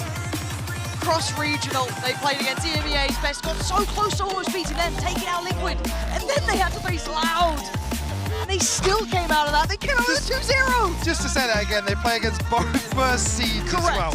Yes, they lose out by a fine margin versus Liquid, but here, I gotta say it, making another statement. Dismantling Loud here. God damn. And for Loud, it was a disappointing tournament for them. I'm sure there's no two ways to put it. Time to go back, work things out. They came in cold to the playoffs. Never quite warmed up with this team. Completely blindsiding all of us. We'd seen the potential, sure. We'd seen glimmers of that. But this is a whole different team altogether. And I'm going to say it, no team wants to meet them in that lower bracket run. Absolutely not. Absolutely not. We were talking about the other day being excited to see EDG play against a variety of teams in terms of style and whatnot. This one here feels like, I gotta say, the best they've looked so far here. They've already looked borderline flawless other than the performance versus Liquid. They came out swinging, but I'm so excited to see them to continue to develop here on the stage, because we've already seen what feels like a transformation in less than a week. You can see what it means to them as well, Lauren. Huge moment for those players on stage. Huge. After having so many disappointments before this, right? So many tournaments just cut short, not quite showing that potential. The fact that they've done it against Loud now, after having such a close game against Liquid, nobody can doubt them anymore. No one can say it's just one-offs, it's cheesy comps, it's all the excuses teams or people will put towards, you know, maybe an underdog team doing well, doesn't apply here. And it falls into the same category in my mind as those EG performances as well. They play good games, there's no cheesy style, there's no cheesy comps, there's no agent that's OP as hell that suits them well. This is just damn good Valorant. It is, and it's beautiful to watch. And let's not forget, they start this event by losing to T1. They bounce back, and like I said, they just seem to look better and better. Improvement time and time again. And satisfying that second layer, the one that was the concern, right, for any team, the depth of this roster. Showing that they can handle a team like Loud and put up these sorts of numbers versus them. It is such a scary thought. And it wasn't just Kang as well. It was the whole team. It was a collective effort. They are absolutely on the map. They are the real deal. They've proven it time and time again. No more doubts. No more question marks. EDG are here to play, and I cannot wait to see how far they can go.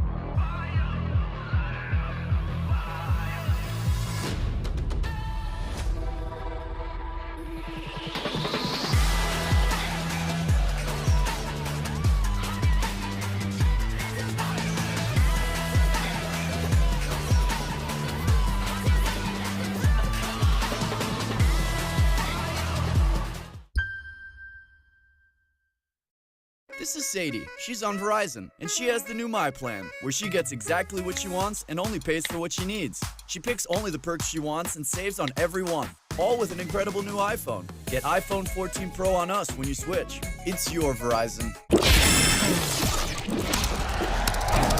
Red Bull gives you wings.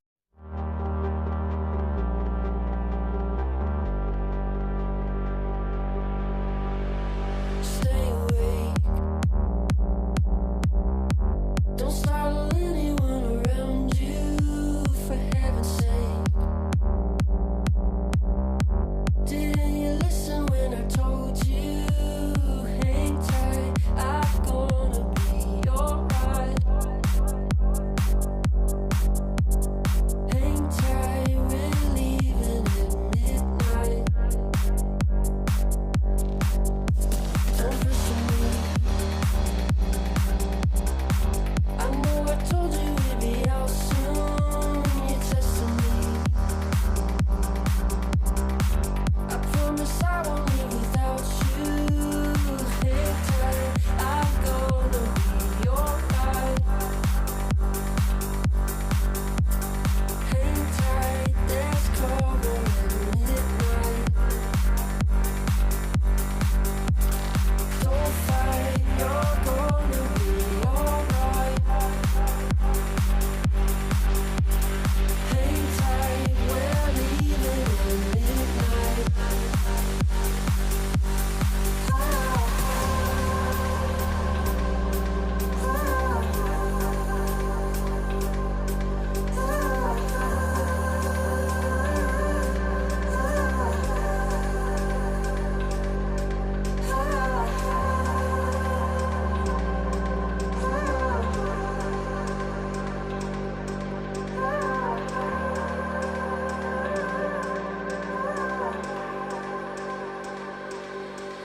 If you're coming with me, all I'm asking is for one condition.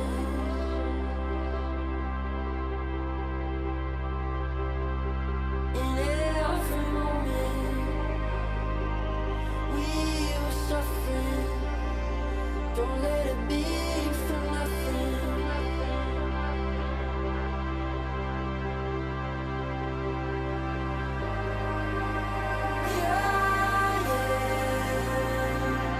I walk through fire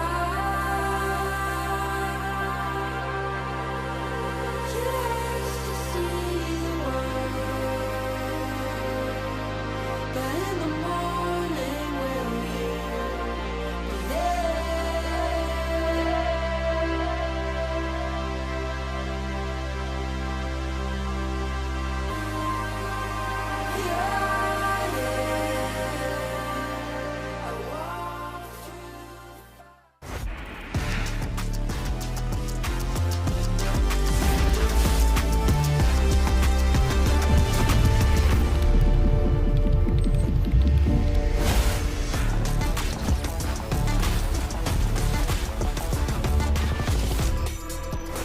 EDG went from a team that couldn't take a series at an international event to pushing the EMEA champs to the brink, to eliminating the Americas champs. The moment has arisen for EDG. They have met it, and now they are the real deal. What a freaking match we just saw.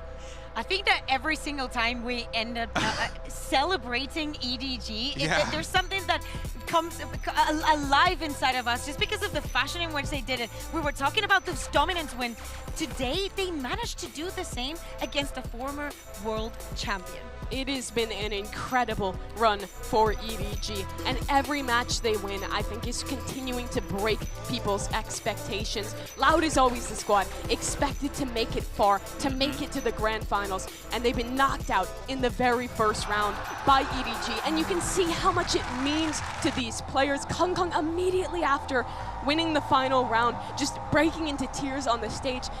You can tell they've already broken their own expectations. They have been building up to this for so long. 2 international events without a win, and now here in their 3rd opportunity, they have just ran with it and made this incredible run happen. So many times we talk about teams having no expectations and just, you know, playing with, like you guys say, with house money, right? And just, you know, coming to play being like, yeah, we're the underdogs. If we can make it, fine. But for them, this is now a reality. I was looking at Concon during today, and I didn't see him screaming, going crazy, something that we have seen with him in the past. I think that he was really taking this matchup seriously because now they see themselves as serious contenders, and that is the biggest victory that you can get out of an international tournament. It is absolutely incredible for this team. And if we've learned one thing from Masters Tokyo thus far, it's the proof that those teams that, well, they may have struggled at the beginning of their lives as a team, if you stay together, you take the time to learn from your losses, to learn from the events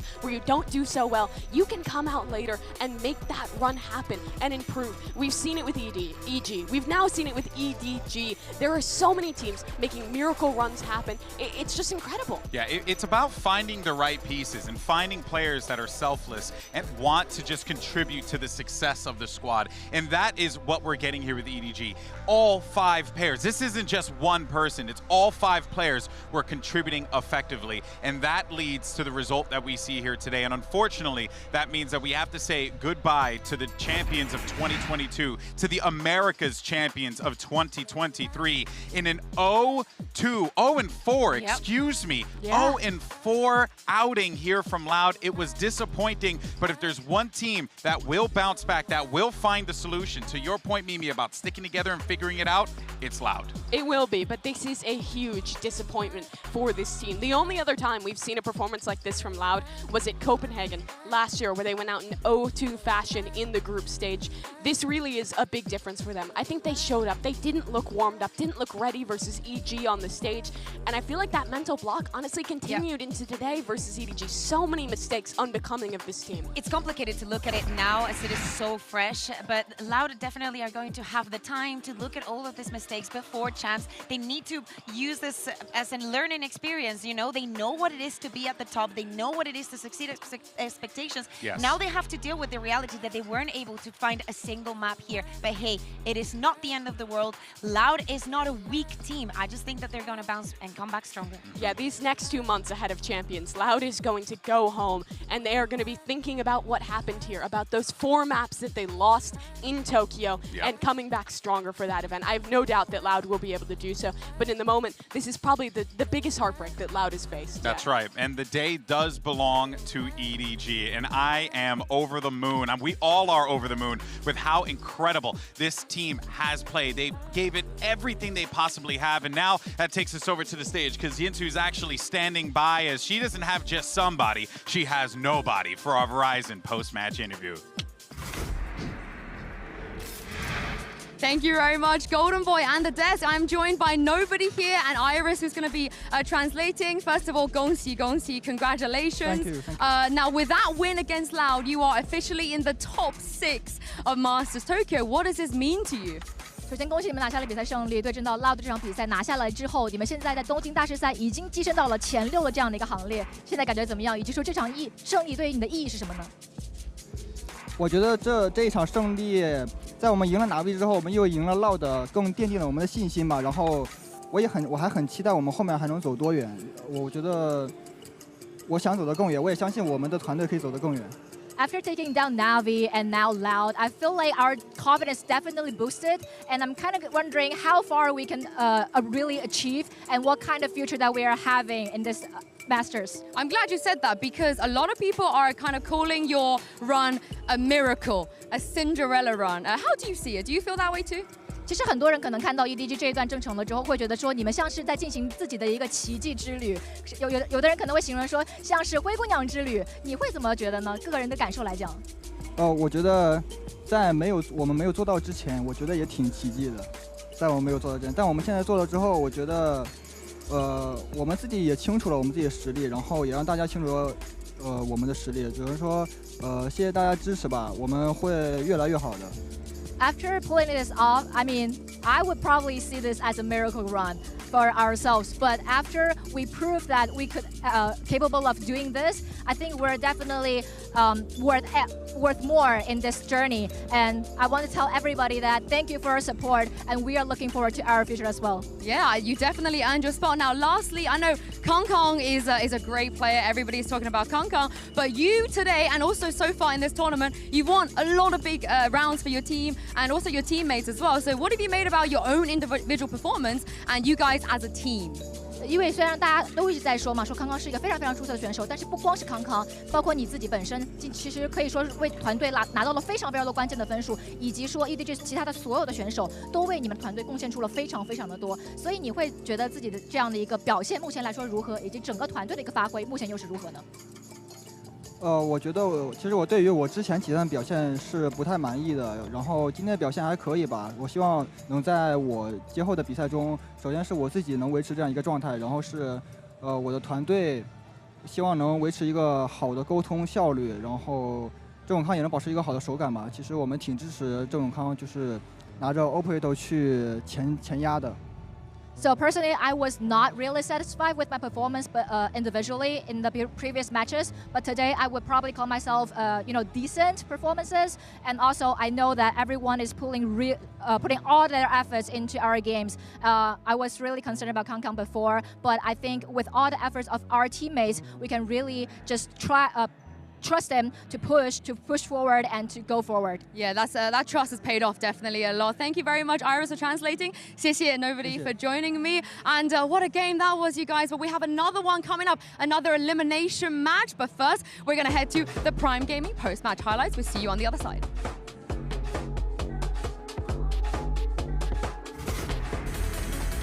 The America's champs find themselves in uncomfortable territory because their opponent has nothing to lose and everything to gain. Loud versus EDG is all the makings to be an incredible matchup. Against the previous opponents is very impressive. Now this round shouldn't be too much of a problem. We'll see if it does get towards it. That is terrifying. Feeling out the game here. Prime Gaming flawless round 2. Light work on that. And there's the fair fight, but Smoggy wins this one out. Spots out Tui's as well. The Seeker gives him so much space. Flash, yes, for the shorty. Oh, the follow-up. They don't fight alone here. EDG swarming the site. Spots. If nobody can land these, which he can. Oh dear.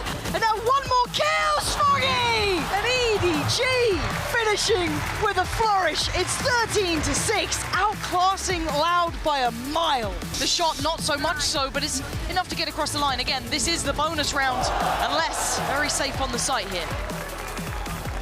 And he gives away the opportunity there. Give it a crack. Good damage. Oh, whoa, whoa, whoa, whoa, whoa. Okay, Aspas, thank you. Oh, he's so ready for him. Gang again dances away, 41 HP. Temptation to swing, it's going to be Chichu to get it. Answering right back. And Loud are left in tatters as EDG live to fight another day. Another ridiculous performance from them. I feel like they just get stronger and stronger every single series.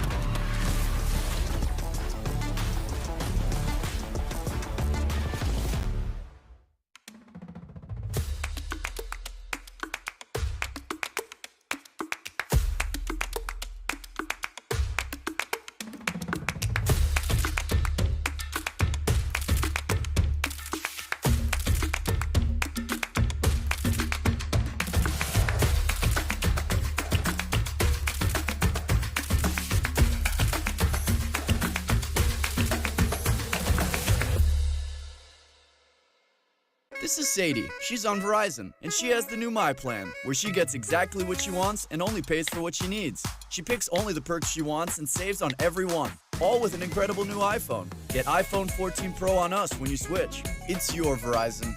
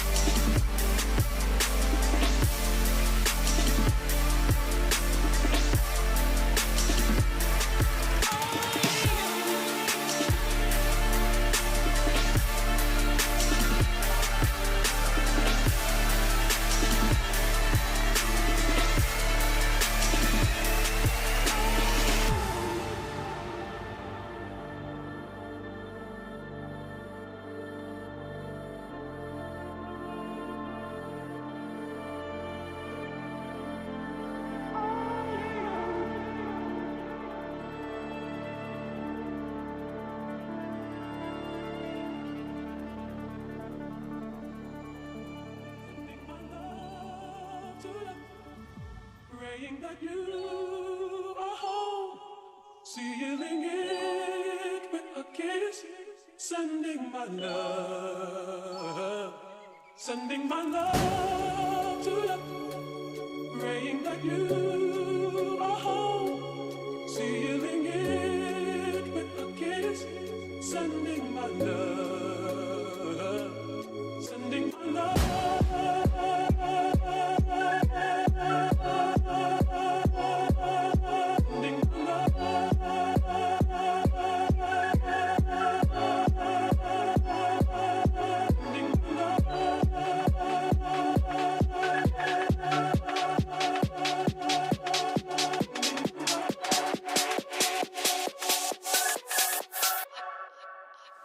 Sending my love.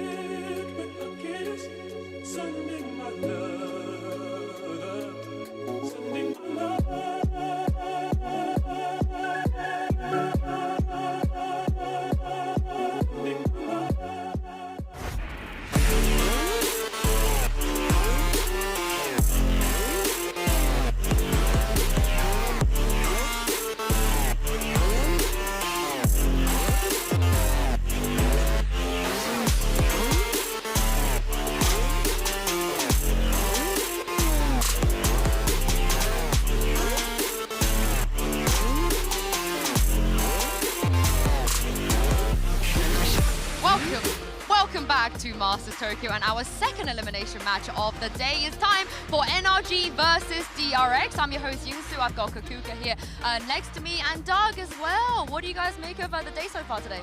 It's just been a chaotic day already. How are we in a world where Loud just got knocked out of Masters without winning a single map?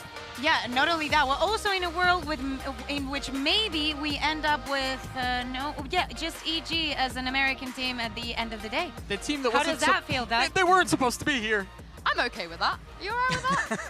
Just checking. I mean, it makes for a good story, Yeah? if nothing else, and I do love a good story. Yeah, and speaking of good stories, when you make it to this competitive level in Valorant, having good aim is not enough. And as you guys know, NRG, their comms are on point. Check them out here with the Inzone, Sony Inzone even, open mic. This is the game I want to be seeing. NRG being challenged on a map that is so notoriously good for them. I'm gonna wall spawn and have walling city. I'm literally walling city, okay? Ready? Fight them, John. I have resi. Fight them. Hyper's in you. Okay, I can ult this. Gecko's backside. Gecko's backside. Okay. Viper shower. I cannot plant. We can I'm not planting, yeah. I'm not planting. Watch flank Austin the whole time. Yeah, I got it. I have you all, John. I have orb now. Ah, it's hard. Get out. TP, then come back. TP in, yep. TP and come back A. Yeah. Nice. Hey. Orb up short. you're 보고 있을 거야. 천천히. Rip my shower, right? Rip my shower. Yeah, I have your shower. Don't make noise. They gotta go A. We can't plant, can we? It's very hard. I'll dog. If you want, okay, listen. 30 seconds left. You want to drop ult? I can wall like this. We fight spot side, yes? There's 3 here. There's 3 here. Listen. I'm going to wall for you guys to fight. I think you guys 20 seconds. 20 seconds. Okay. 파인애플. 나온다. 피 좀. 수랑도 피. 2TP. 4시야? 3시야. We have to bait here. Get good spacing. He's gonna be here. 10 seconds. Following it. I'm jumping. Planning safe. I'm planning safe. OCT. Long's full clear. I'm coming. Okay, hold spot with me. Hold spot, John. Almost with you. Did he cross or no? No, didn't cross. Okay. Watch your flank. I have elbow. One of you need to hold flank. 줄게 얘들아 어때요? 컵이 있었다 조심해. 스팸하지 마. 월업. 후카 있다. 후카 세임 나온다. 팝 플래시. 케어 팝 플래시. One out. Okay. One out for sure. Both. Hyper down. Wait. Care city 성범. On bomb last. 40 down. Nice. I ran out of bullets. Really? It's fine. 6-6. We recovered. Clean from NRG, but that's when the pressure wasn't as on as much as it is now. It is an elimination match. We've seen both NRG and DRX play the first round of playoffs already, but the problem is, Kakuka, it looks like they were forced into making changes purely because how much they had to show in the group stage. Yeah, exactly. We're talking about 2 teams that have been a little bit exhausted into how much they have, as you said, had to show and how many maps they've needed to play for even making it to here. We understand that for NRG, they went up against Fnatic. It's not something that we're going to recriminate against that, but as you can see, this is just the comparison of the rounds that they have played and every single map that they've played so far. Mind me, this is obviously compared to the teams that made it just straight into playoffs, this is just from groups and that first round. That's just insane when you consider how many, it's just so many rounds. And when you think about a tournament of this format, given the fact that you had teams who were sitting in the playoff bracket, waiting, watching film, preparing for their own stuff, yeah, you're kind of forced to make some minor adjustments if you want to survive. Yeah, and the interesting thing is, Doug, we did see them make those changes in terms of comms, but both teams failed. It was not the right thing to do. Yeah, I think on the side of NRG, you're referring to the fact that they went for the EG comp on Fracture, and yeah, it looked lackluster. It doesn't look as good as when ADG does it. No, not at all. Crashies were not able to find the same value that Com does on the Sova. They weren't really able to play around it, so that it felt like there was a lot lacking there. Yeah, but for the side of DRX, we understand why that happens. The fact that they decided to move away from Foxy and bring back Zest. I mean, it's the kind of changes that they needed to make. Let's see if with time they can get better results with it. I'm glad you brought up Crashies because Doug, such an incredible player who shows up at international stage. We got to see him do his job correctly. I mean, he was a phenom back in Americas. The regular season, he bailed NRG out of so many rounds, and it was the same story here at group stages. He saved NRG out of precarious situations countless times, and none of that was there against Fnatic. And yeah, mind you, it was Fnatic. I get it, but he didn't have that same spark. He didn't have that same success we're used to seeing him have. Yeah, and also I think that we were seeing it on that video, how calm he remains, how well he knows his position in the map and what he's doing, what he's acknowledging. He needs to put up that performance today to save them from elimination. Yeah, and speaking of Crashies, Achilleos actually caught up with him earlier. Take a look at this. Crashies kind of silly from you know the deal. I got a quick question for you. So here's the thing. You guys have been in a elimination position versus DRX in the past. You were able to clutch it out that time. How confident are you in being able to get the win here today? Yeah, we're pretty confident. They've never really beaten the core of us before, so we're hoping to keep that streak alive today. All right, well, best of luck to you, my friend. Get out there, do good, do God's work. I mean, the streak is interesting because out of all the times they faced each other, which is 3, Optic/NRG have always won. But Kakuka, that was also against Prime DRX. DRX is not in that Prime right now, and I think Stax is one of those players we got to look to. Yeah, exactly. Also knowing that NRG has a very, very strong IGL. Now Stax, he wasn't able to perform, I would say throughout this year. I feel like he is the one that we can see his performance drop the most because his performance is not based on numbers. It's actually based on the team doing good and performing, getting those numbers and getting those wins. Now it's not the DRX that we're seeing in an international stage. Yeah, they do seem human, don't they? They seem a little bit more vulnerable, perhaps, than we've seen them look before. And it's been so heavily chronicled, the fact that they struggle sometimes and then pop off later, and the fact that they were able to get over the hump. But this tournament in particular, they've looked weak. right? They haven't looked like the DRX we're used to seeing, and yeah, in large part of that could be the fact that there's just so much film out on Saxon on his calling. Yeah, and also a lot of risk-taking as well from both sides, not just NRG, DRX too. We actually caught up with Buzz from DRX early as the team arrived here in the arena. Take a look at this. All right, Buzz, my friend, let me steal you for a moment. Come over here. I got a quick question. Now, I remember at lock-in, you said you were really excited when you beat Ye for the first time. Now you have your chance at pretty much the rest of the Optic core. Are you going to be able to beat them today? I'm very confident, but I don't want to jinx my team. So I think NRG is going to beat us and win this whole event, I think. Okay, all right. I like the mentality you got going on there, buddy, but I'll let you get going. Fighting, good luck. I mean, both teams are confident. They are going to need the confidence, but we got to talk about the stakes here. This is an elimination match, and whoever gets eliminated, Kakuka, will be both of their worst international performance since Champs 2021. Yeah, it's been a very long time, but I think that the difference here is, as we said, the performance that DRX has been having and how NRG is, has been in this position before throughout this year already, where they have to go back for an initial, not the best performance. But again, I think that also the differences in the group stage that we've been seeing, like, I don't think anybody can blame NRG for falling against a Fnatic. No, I feel like we're going back deep into the chronicles of Valorant history with this B-roll. Yeah, we saw a freaking Vision Strikers jersey. Finesse was wearing an NV jersey. I'm like, I didn't know you could see those anywhere anymore. It's just crazy. But we have them somewhere. It's just insane to consider that that's what's at stakes here. We just saw, again, Loud knocked out this early in the tournament. Now we're going to have the same fate met for one of these two squads. Yeah, and let's talk about the risk-taking here as well, because we saw Loud also take some risk in the map select, and it didn't work out for them against EDG. So I can't wait to see what we're going to see here, Kakuka. Is this the time to change more and take risks, or just go back to what they were doing before? I think you go and play it safe, and maybe now that you have footage on both the teams and how they did during the group stage, maybe they want to see, okay, I saw some weaknesses here. Also, I acknowledge that we were weak on this stage. Let's just move to something different. Let's just try and think outside of the box where we can beat these other teams. I mean, whatever they have to bring it out here, Kakuka. Yeah. This could be one of their last chances. Coach Chair and Termi are standing by for maps, picks, and bans. So let's find out where we're heading for this huge elimination match. All right, match 2. Let's just go and jump in. NRG, you are the higher seed. Would you want Team A or Team B? Team B. Team B. So DRX, you'll be Team A. We can start with your first ban. Ban Lotus, your ban. Fracture. Fracture. Map number 1. Pearl. Side on Pearl. Take attack. Attack. Map number 2.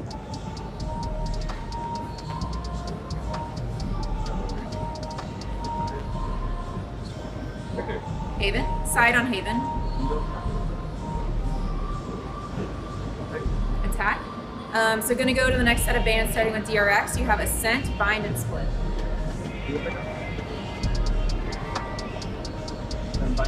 Then Bind.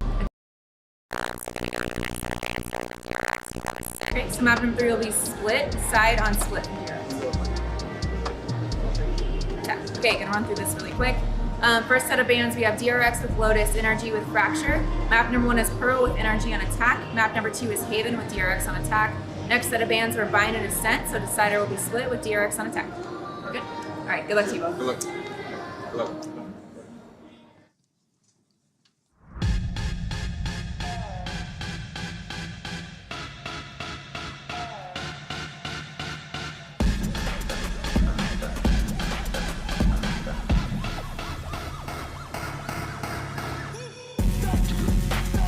DRX.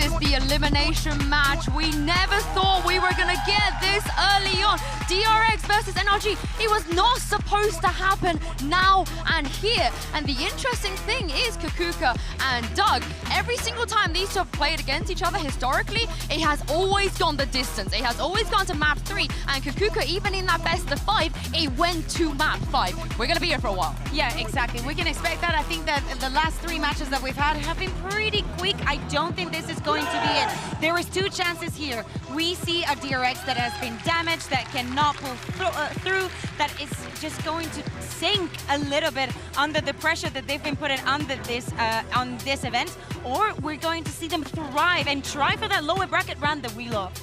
I think it's interesting to consider the fact that we're starting on Pearl, which is a map that, I mean, in this tournament, both teams have played it. They both only played it once, and they both walked away with a win. But to think that Haven is next, NRG had the option to go to Bind. Now, Haven and Bind are both good maps for them, but the fact that they're going to Haven over Bind tells me that after the shellacking they took yesterday at the hands of Fnatic, they're a little bit hesitant about it. It spoke the weakness, and definitely Fnatic showing the world how to play against that. Not only that, DRX, as you said it, they have already played this map, but Foxy was on that lineup when they did it, so we're still yet to see the adaptation in the roles of what we're going to see on that map. Is it going to be the double controller with the Harbor? Who is going to be taking the duties of the Jet? I mean, this is the thing. The comp changes DRX brought out against HyperX, it just didn't work.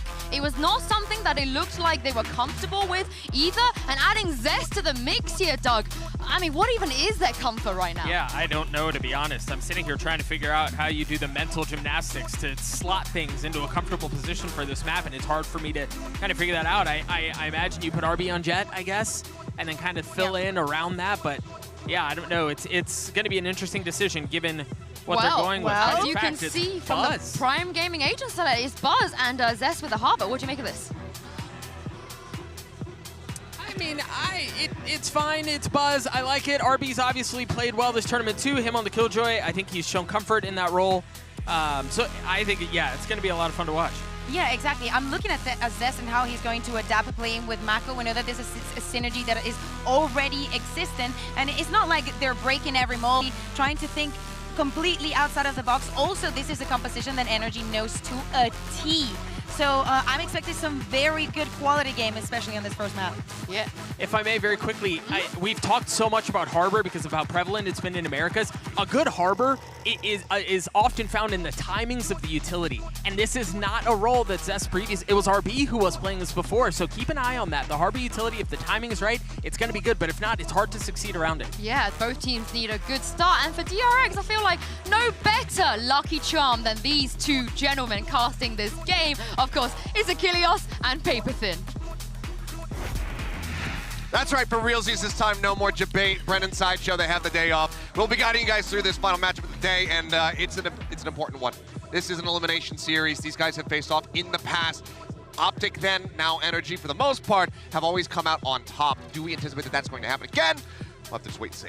It's hard to say for sure. I mean, in every one of those times, it has been so close. Every series that they have played each other has gone the distance, and they have been within like 2 rounds on almost every map. So these are 2 teams who play very similar. They have a lot of the same ideas on how to approach the game. You can see with their agent comps as well that this is going to be a very close, hard-fought battle you would expect. Pearl to begin, DRX going for that select. We knew that the Lotus ban was going to be coming through no matter what after seeing that just the once in the grand final. They've opted to never show it again. It may never see the light of day. But we're ready. The fans are ready as we go ahead, drop the barriers for the opening round, and already DRX looking for potential crunch over here at A main. A response, a little bit of utility now to try to make sure that this Vault Orb isn't being gathered. It's going to be cleared here. Still Buzz, going to be playing behind the box, pushing the point. Now, another dog out here from Stacks to check in the middle. Crashies. Just checking. Nothing doing. Quick little peek. No damage going to be received there. For now, just RB holding things down, and Link, a classic at hand. At this range, we'll see. What he can do is he's just going to have to back away from this position. We'll see where he decides to go. Looks like he's going to wrap around, try to maybe get himself up into heaven. In the meantime, the rest of DRX starting to wrap through the attacker's spawn. Turret going to be cleared out. Bite the check in the back hall. Swarm grenades out to try to prevent them, keep them locked on this side of the site for now. And I love this from DRX. They rarely do this kind of thing where they go this aggressive on a flank, and it looks like they might be able to catch Crashies a little bit off guard. He's pulling back now, trying to join the rest of the team. Flash now going to indicate the presence of DRX. Over Victor, yeah, very much. Could get the same jump. You see him creeping back right now, working his way through shops. Are we going to be noted? Some looking to push up into him, but that's a classic at medium range. And looking taken down. Moore's going to be good for. He's running out of bullets. Will be able to give the Artis a death there as a parting gift. Now Victor arrives. A frenzy, though. Not going to be working too many wonders for him in this position. The push-up Crashies needs to be the hero. They're talking about him on the desk. Can he get it done? No. Zest is going to be able to take his head off. Buzz finds Finesse. And now it's just Victor. Finds one, but that's as good as it's going to get. 3 members left standing as DRX will take the opening round. Yeah, and a big pistol win here to start the tempo and the pace for DRX. They've been struggling a little bit. I mean, granted, they had to go up against EG, and everybody's been struggling on pistols against them. But this is, kind of a point of weakness for times at them. And this year, it has felt like the pistols have been a little bit slow at times for DRX. So I love this kind of ability to make sure that they're controlling the A space. They're not letting anybody get through mid. They're going to use the stacks utility on the Sky to check for that. And then they're able to go for this full flank with a 4-man stack to get through there. Really nicely handled. A good attempt on the counter lurk by Victor. Just wasn't able to get there in time to really have much effect. Mako sending out a bite right off the rip. Looks like, though, for this eco, might just be B-side simulator here for the set of NRG. Flash out, push up. Mako just going to be tucked away on the side. And Crashy's trying desperately to get out of the Nanoswarm. Ends up getting cut down. Mako going to be able to find a second one in RB. Moving out from the back hall, we'll find another. Mako now 1 for 3, looking to fast track that pit as quickly as he possibly can. And with the spike not planted, Victor is going to have to try to find something here. Knows that he doesn't want to be carrying this Sheriff forward into the next round. See if he can find any damage here, because so far DRX looking for that flawless anti-eco. And 4 Bulldogs for DRX invested into this round. So if they can carry all those over, that would be absolutely phenomenal. Stacks there, do a little bit of a check. Bird's not connecting, but no kind of obfuscation about where Victor is right now. Still trying to push this corner. This should be pretty darn difficult. Spam out, and eventually one of the shots will connect, so Flawless does come through. DRX starting up 2-0. NRG now looking to reply as they go ahead and get some rifles into their hands. Need to make a break point for them. Take a quick look back. I mean, Mako, he's had his ups and downs for sure, not only this season, but at this event as far as site anchoring goes. But that is the kind of thing that we have come to expect from him. That's why he has been the conversation for one of the best controllers in the world. It's been a bit fewer and further in between when we have seen those moments, but for him, at least, a bit of a hot start. Yeah, absolutely. It's been a bit more up and down for Mako this year. He's been good at times, been great at times, but sometimes he's definitely slipped and had some problems. Now, him and RB were kind of the bright spots for DRX against HyperX in the last matchup, having pretty good score lines on those mostly controller roles. But RB continues to be just a brilliant, flexible player, so good at side anchoring, whether it be on the Astra or the Killjoy here. He is just a wonderful, wonderful player to watch. Of course, that Neon is absolutely special, but you can see NRG now going to be lining up for an A crunch here through Art. No utility really to check this until it gets to sight. They got Buzz in such a forward position. He knows that they're not going to be pushing out into B main. With nothing spotted over in Link, they now fully suspect that this is in fact going to be that A hit coming through. Artis up on top of the side, drifting back. A bit of damage there, dropping down into dugout, but Finesse with a great aggressive swing comes out wide, finds Mako. Pop flash through the wall, turn. Finesse still eating a little bit of that blind. Stacks can't push in past this high tide. As he tries to, Finesse cuts him down. RB gonna be able to find 2, but suddenly that leaves Buzz all on his lonesome, wrapping around from A main. Spike not yet planted, but NRG, 3 members left standing, relatively healthy, and plenty of time to try to burn down. Difficult task here for Buzz. 30 seconds left. See if he can get it done. They're right behind the box. Oh, they're going to get him in the back. I mean, it's a great read. They do go for the back plant, and Buzz not quite reading that somebody's going to be over an Art. Wanted to try to stop that plant from coming through. And Victor with the covering fire on the flank finds him, and NRG get their first. I love the way that NRG plays this round. They get aggressive towards the back of sight, towards Secret there in particular, because DRX was trying to buy time, trying to wait for Buzz to get to that lurk. DRX had a pretty good read on this early. The other 4 members beside Buzz were pretty quick to rotate over to A, but instead of allowing DRX any comfort or space, NRG just keeps pushing, keeps taking advantage of that slight weapon advantage they have in that round. Now Buzz is going to be blast canning opping. You don't see this every day with DRX. Definitely not. He's going for it. It's just going to be situated over there on B, and whether or not NRG expects that he's going to be going for it hard to say. Either way, they're not looking to play into his sightlines whatsoever. Again, plenty of attention being paid over here towards mid, through the double door into the link. And now maybe even just pressuring Zest out of water. All the way back over into the defender spawn. This is really good control right now for the side of NRG, but how do they maneuver this? Try to convert this into a site take. Mako pushing up, still looking to explore over towards A. Might make content if he continues to swing here against Victor, but Victor's now going to be pulling away from this position. And NRG sights may just start drifting towards B, where that op is continuing to creep up. Yeah, you got the toxic screen over there as well. Going to be huge here for Buzz. If he can win a duel, he might be able to take control of this space. Maybe keep Victor at bay as Mako continues his aggressive lurk. But now they're shifting directions. NRG here, last minute. Looks like they're going to head in. The lockdown in response from RB. He's going to be under pressure potentially. No, they're going to have to back off. Yeah, he just wants to fully dissuade this hit over here onto the A side, but they still have 3 members in the vicinity of Mako. Well, he might be able to get around and maybe find a pinch on a finesse. Is not in a position to really help them out here onto the B site where everybody's going to become crashing through. Stacks the first to fall, doesn't even get too much damage across, and what he did find is going to be healed up. Zest's going to find 1. And now it's Buzz out in the open, no dash. Sees the cove, does he suspect that there's going to be somebody in it? Either way for now, hasn't been able to see him. It's going to start to fracture, it's going to break. Spots him, and the flash timing is absolutely perfect. Some scoops the kill. A little bit of spam out from RB, but it seems like DRX making the call, saying, you know what? There's 4 of them in that site. They also have a reckoning. Even if we try to get back in, it's just not going to be worth it, so they will start to back away.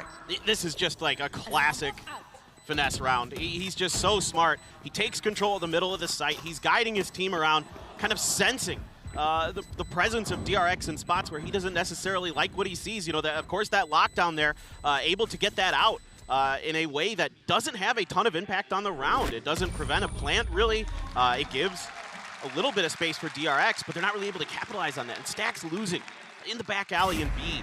Puts so much pressure onto Buzz, and that flash combo there was really, really good here for the side of NRG. But just the way that NRG push and pulls the map space, takes control of mid, and then they have free reign over kind of how they want to dictate the pace of the round. So I'd like to see DRX start contesting space a little bit more when they get guns back in their hand. Now this one's a bit of an eco, so you know, it might not be the round where they try to dig a little bit deeper, but looks like they are going for a 4-stack over onto A here. Just going to leave RB over at B. He's one of the ones with the rifle. Mako has a Phantom on the other side, but they're just peeling right off of this utility coming in towards mid. Dog not going towards RB side. Just going to be skirting around this wall right here, giving up any information. RB, I mean, likely suspecting that they're creeping their way through. How many players, where are they positioned now? Are they going to be coming back my way? That is all completely and utterly unknown. Flash out. We'll get at least some sort of notification, some sort of confirmation. Creep up in. Mako doesn't just quickly enough to manage to find 1. Artist going to be taken down with some. Responding in kind. Stacks now. Pushes out from water. Finds 1 for his trouble before getting taken out. Buzz will be able to get some with the classic. Weapons now recovered. 3 rifles versus the 2 here on the side of NRG. Find themselves here into the A site. The spike is completely under control of DRX for the time being. This is a beautiful read here from DRX. They take control of mid by waiting him out, setting up a trap play right around the corner outside of Art. Really, really smart stuff, but FNS going to go try to get through water here. Get underneath this wall, potentially. Dangerous, of course, to go underneath there. Not only are you already crouching, but you have to go through this wall as well. This additional slow, that obfuscation will now drop down. They can try to go for the play. He's just being stared at right now by Zest. Push coming in, Victor looking for some spam. Does manage to grab that spikes, trying to rotate out. RB swinging on the corner, doesn't manage to find the elimination, but with only 10 seconds remaining. Victor, he knows that he's had to try to take the fight to them. Win it out that way, cannot make it happen. The RX will be able to shut him down at the end. Still bloody, but considering what they had coming into this round, a very nicely done round for DRX. Yeah, I just love what they're doing here, kind of playing off what happened 2 rounds ago, where there was mid-control taken. You know, you're using the Sky utility, particularly early Trailblazers from the side of NRG to kind of gain space in the mid. Makes it hard to kind of read how NRG is going to be wanting to use their utility later on to kind of dictate which site they want to go to. Instead, DRX just says, okay, we're just going to punish them. We know they're going to go mid again. We're going to set up a trap play here. They get a couple of guns. They get the spike down. They're able to lock it down. Now, NRG, maybe a little bit of a faster hit here as the blades have been popped for Artis. Judge in the back pocket. Buzz not noticed. He was noted by Artis. Buzz just now pulling back away. Stacks as well going to be seen there. The lockdown will be coming through. No way to clear it out. Space has to be given up. Artist leading the way, continuing to dash forward. Judge in hand, wants to check that there's no one in this back hall, given that there's that tiny little corner they can tuck away in. Knows that it's clear, and now it's DRX having to try to break their way back through this one. First is going to be the Reckoning now popped. Pit as well, though, invested from Finesse. This is going to be so difficult here. A flash check calls, put a Judge up close. Can't shoot those anymore, they're artists. Sucked into the corner, Crash. He's in such a ratty position, waiting to strike. Mako able to find one. Victor, however, gets Buzz. Mako now falling. Crash is with that kill, tries to swing out. Stacks will shut him down. A 3v3. Judge still in the hall, but they need to try to break through. The flash not available. There's one. Cess gets the other, bringing it back to a 2v2, but time is now dwindling. Finesse, however, falling, leaving Victor all to his own devices. No nano swarms to speak of, trying to clear out of the cove. It will get broken down, and it gets them both. The 3K clutch. Victor drags him over the line to tie it up at 3-3. Unbelievable hold here from Victor. Great play at the end. Great start here for NRG, dialing up a big-time change of pace. Buzz able to get out there just barely. Smart here by DRX to save their Reckoning, to try to go for the retake, but that extra layer of alt utility here for the side of NRG, a big difference maker with that Viper's Pit. Artist, such a nuisance in the back hall with that Judge. Have to commit 2 players just to take him out. And you know it's going to be a trade, a 1-for-1 when he's back there. DRX gives themselves a chance, but huge hero play from Victor. Absolutely monstrous. 3 kills and a 3rd round win to tie it up. And clearly Termi not happy with that. Doesn't want to be in parity against NRG, so decides to go for the timeout nice and early. See if they can go ahead, separate themselves away, try to rack up some additional rounds. But yeah, great tooth and nail fighting coming out from the side of NRG, and it's on the back of another round that doesn't have as hefty of an investment that they managed to walk away with a win. Yeah, it's just really, really awesome to watch both of these teams, the way they're making adjustments already. 3-3, we've already seen a ton of great stuff. Curious what Termi wants to do. You've got a couple big ults online here for DRX. You've got the Viper's Pit for Mako. Stacks has the Seekers. So does Crashy on the other side. You know, how are you going to play for that? Are you going to, you know, pop the pit early and try to squeeze space? Are you going to, you know, a lot of times you see Mako wait for retakes. Mako is generally on the Viper. He likes to use it for retakes. He doesn't like to use it as one of those kind of space-taking abilities. He's more of a reactionary Viper player when it comes to it. Stacks with those Seekers. Pretty curious how they want to do this. I see 4 members, once again, of DRX lining up towards A. They're expecting an A hit here. Well, there are going to be 3 players waiting for them on the opposite side as the pop flash does go through. A little bit of spam. Artist trying to fish for it, and he will find it. Buzz. Headshot. That might be this forward push abandoned, but no, DRX are continuing to push the issue. Trying to maintain control of main. Shot spread, another wall, pushing forward. Just looking to lock them out, but at what cost? Zess will be able to go ahead and slurp up that orb, try to get closer to the next Reckoning for himself. At least got something out of that there for that challenge by DRX. But yeah, just, again, you know, Artist kind of aware of how DRX played this. It's very reminiscent of the pistol, the way that DRX did that. Threw up the high tide, came in behind that smoke, tried to gain a little bit of space. This time, NRG waits back a little bit, doesn't send any utility in really, just spamming it down mostly. Able to find that early big kill. Well, still setting up here for this attempt. Crashies has the Seekers. Once those come out behind this Trailblazer as well, you've got to read this as DRX is going to be A. Dash in, Mako eating the full flash, just trying to stay quiet and tucked away next to this poison orb. Does manage to come away with 1. Just going to be taken down, but not in a position where you can try to upgrade the weaponry here. The Stinger still going to be in hand now. Mako gets it taken out of his hand. Sam with 2 quick kills. Finds those eliminations, gets that plant down. RB in the meantime has been quietly pushing his way up past Flowers. Gets himself in towards Secret. Still plenty of cash in the bank. How much damage can he do? Because the turret is there to play for his contact. Now identifying Victor is over at main. Is he ready for the close angle? Yeah, manages to find 1, finds 2. RB jump peek. Sets up the turret, swings out, manages to get the headshot, and no way. Surely it's not possible. The bite to delay. Finesse. Just try to play this one out patiently. Alarm bot going to be cleared. Tap, bite, death. Finesse playing it up beautifully. Knows the limitations. Will upgrade the Bulldog. And does manage to find the round win, but a hell of a lot closer than they might have anticipated. Yeah, and on a lower buy there, Stingers and Spectres for DRX. That's why they're trying to challenge space early. And it almost pays off. RB here still had that Vandal in hand. able to keep this through. Oh, what a... Yeah, that's pretty, that's pretty nasty. Nasty follow-up shot on Mako. Happened to catch him in the head with a stray. Either way, you take that. Got them the site, it got them the plant, and eventually the win as well. You cannot understate the heroics of RB in the last round. Yeah, this high tide, though, forcing Mako back. No contestation for that orb this time. Dog gonna get cleared, not gonna note Artis, as he's gonna tuck in to the wine corner. Artis still gonna keep pushing space here, but now a cascade from Zest in response. So now NRG digging back into this mid control, trying to see if they can reestablish, break through the formations of DRX. It's something that does give them a problem at times on their defenders' halves. If you can kind of get those early picks, they can be a little slow to respond. Buzz is not budging, but this could end up being quite bad for him. He's starting to drift away now. Might be a little bit safer. You can see with Stacks watching over towards water, decides to actually just send out the Seekers, which one of them going to be cleared. He's looking for the other ones. Artist trying to save his teammates here. A little bit of trouble. And they're getting spotted in the end. Now Reckoning going to be coming through, and that's as you're talking about, that reactionary pit. It comes down. Mako just sending it, drifts away from it, but so too does NRG drift away from the A site. They start making their way over towards B. RB waiting right now in the hall. Buzz now sprinting to try to get himself into a position where he can put this off to use. Swing out. Doesn't see anything. Goes against the Colette! Turns away from Artis, who now falls to RB's hand. And Buzz is completely shut down this round.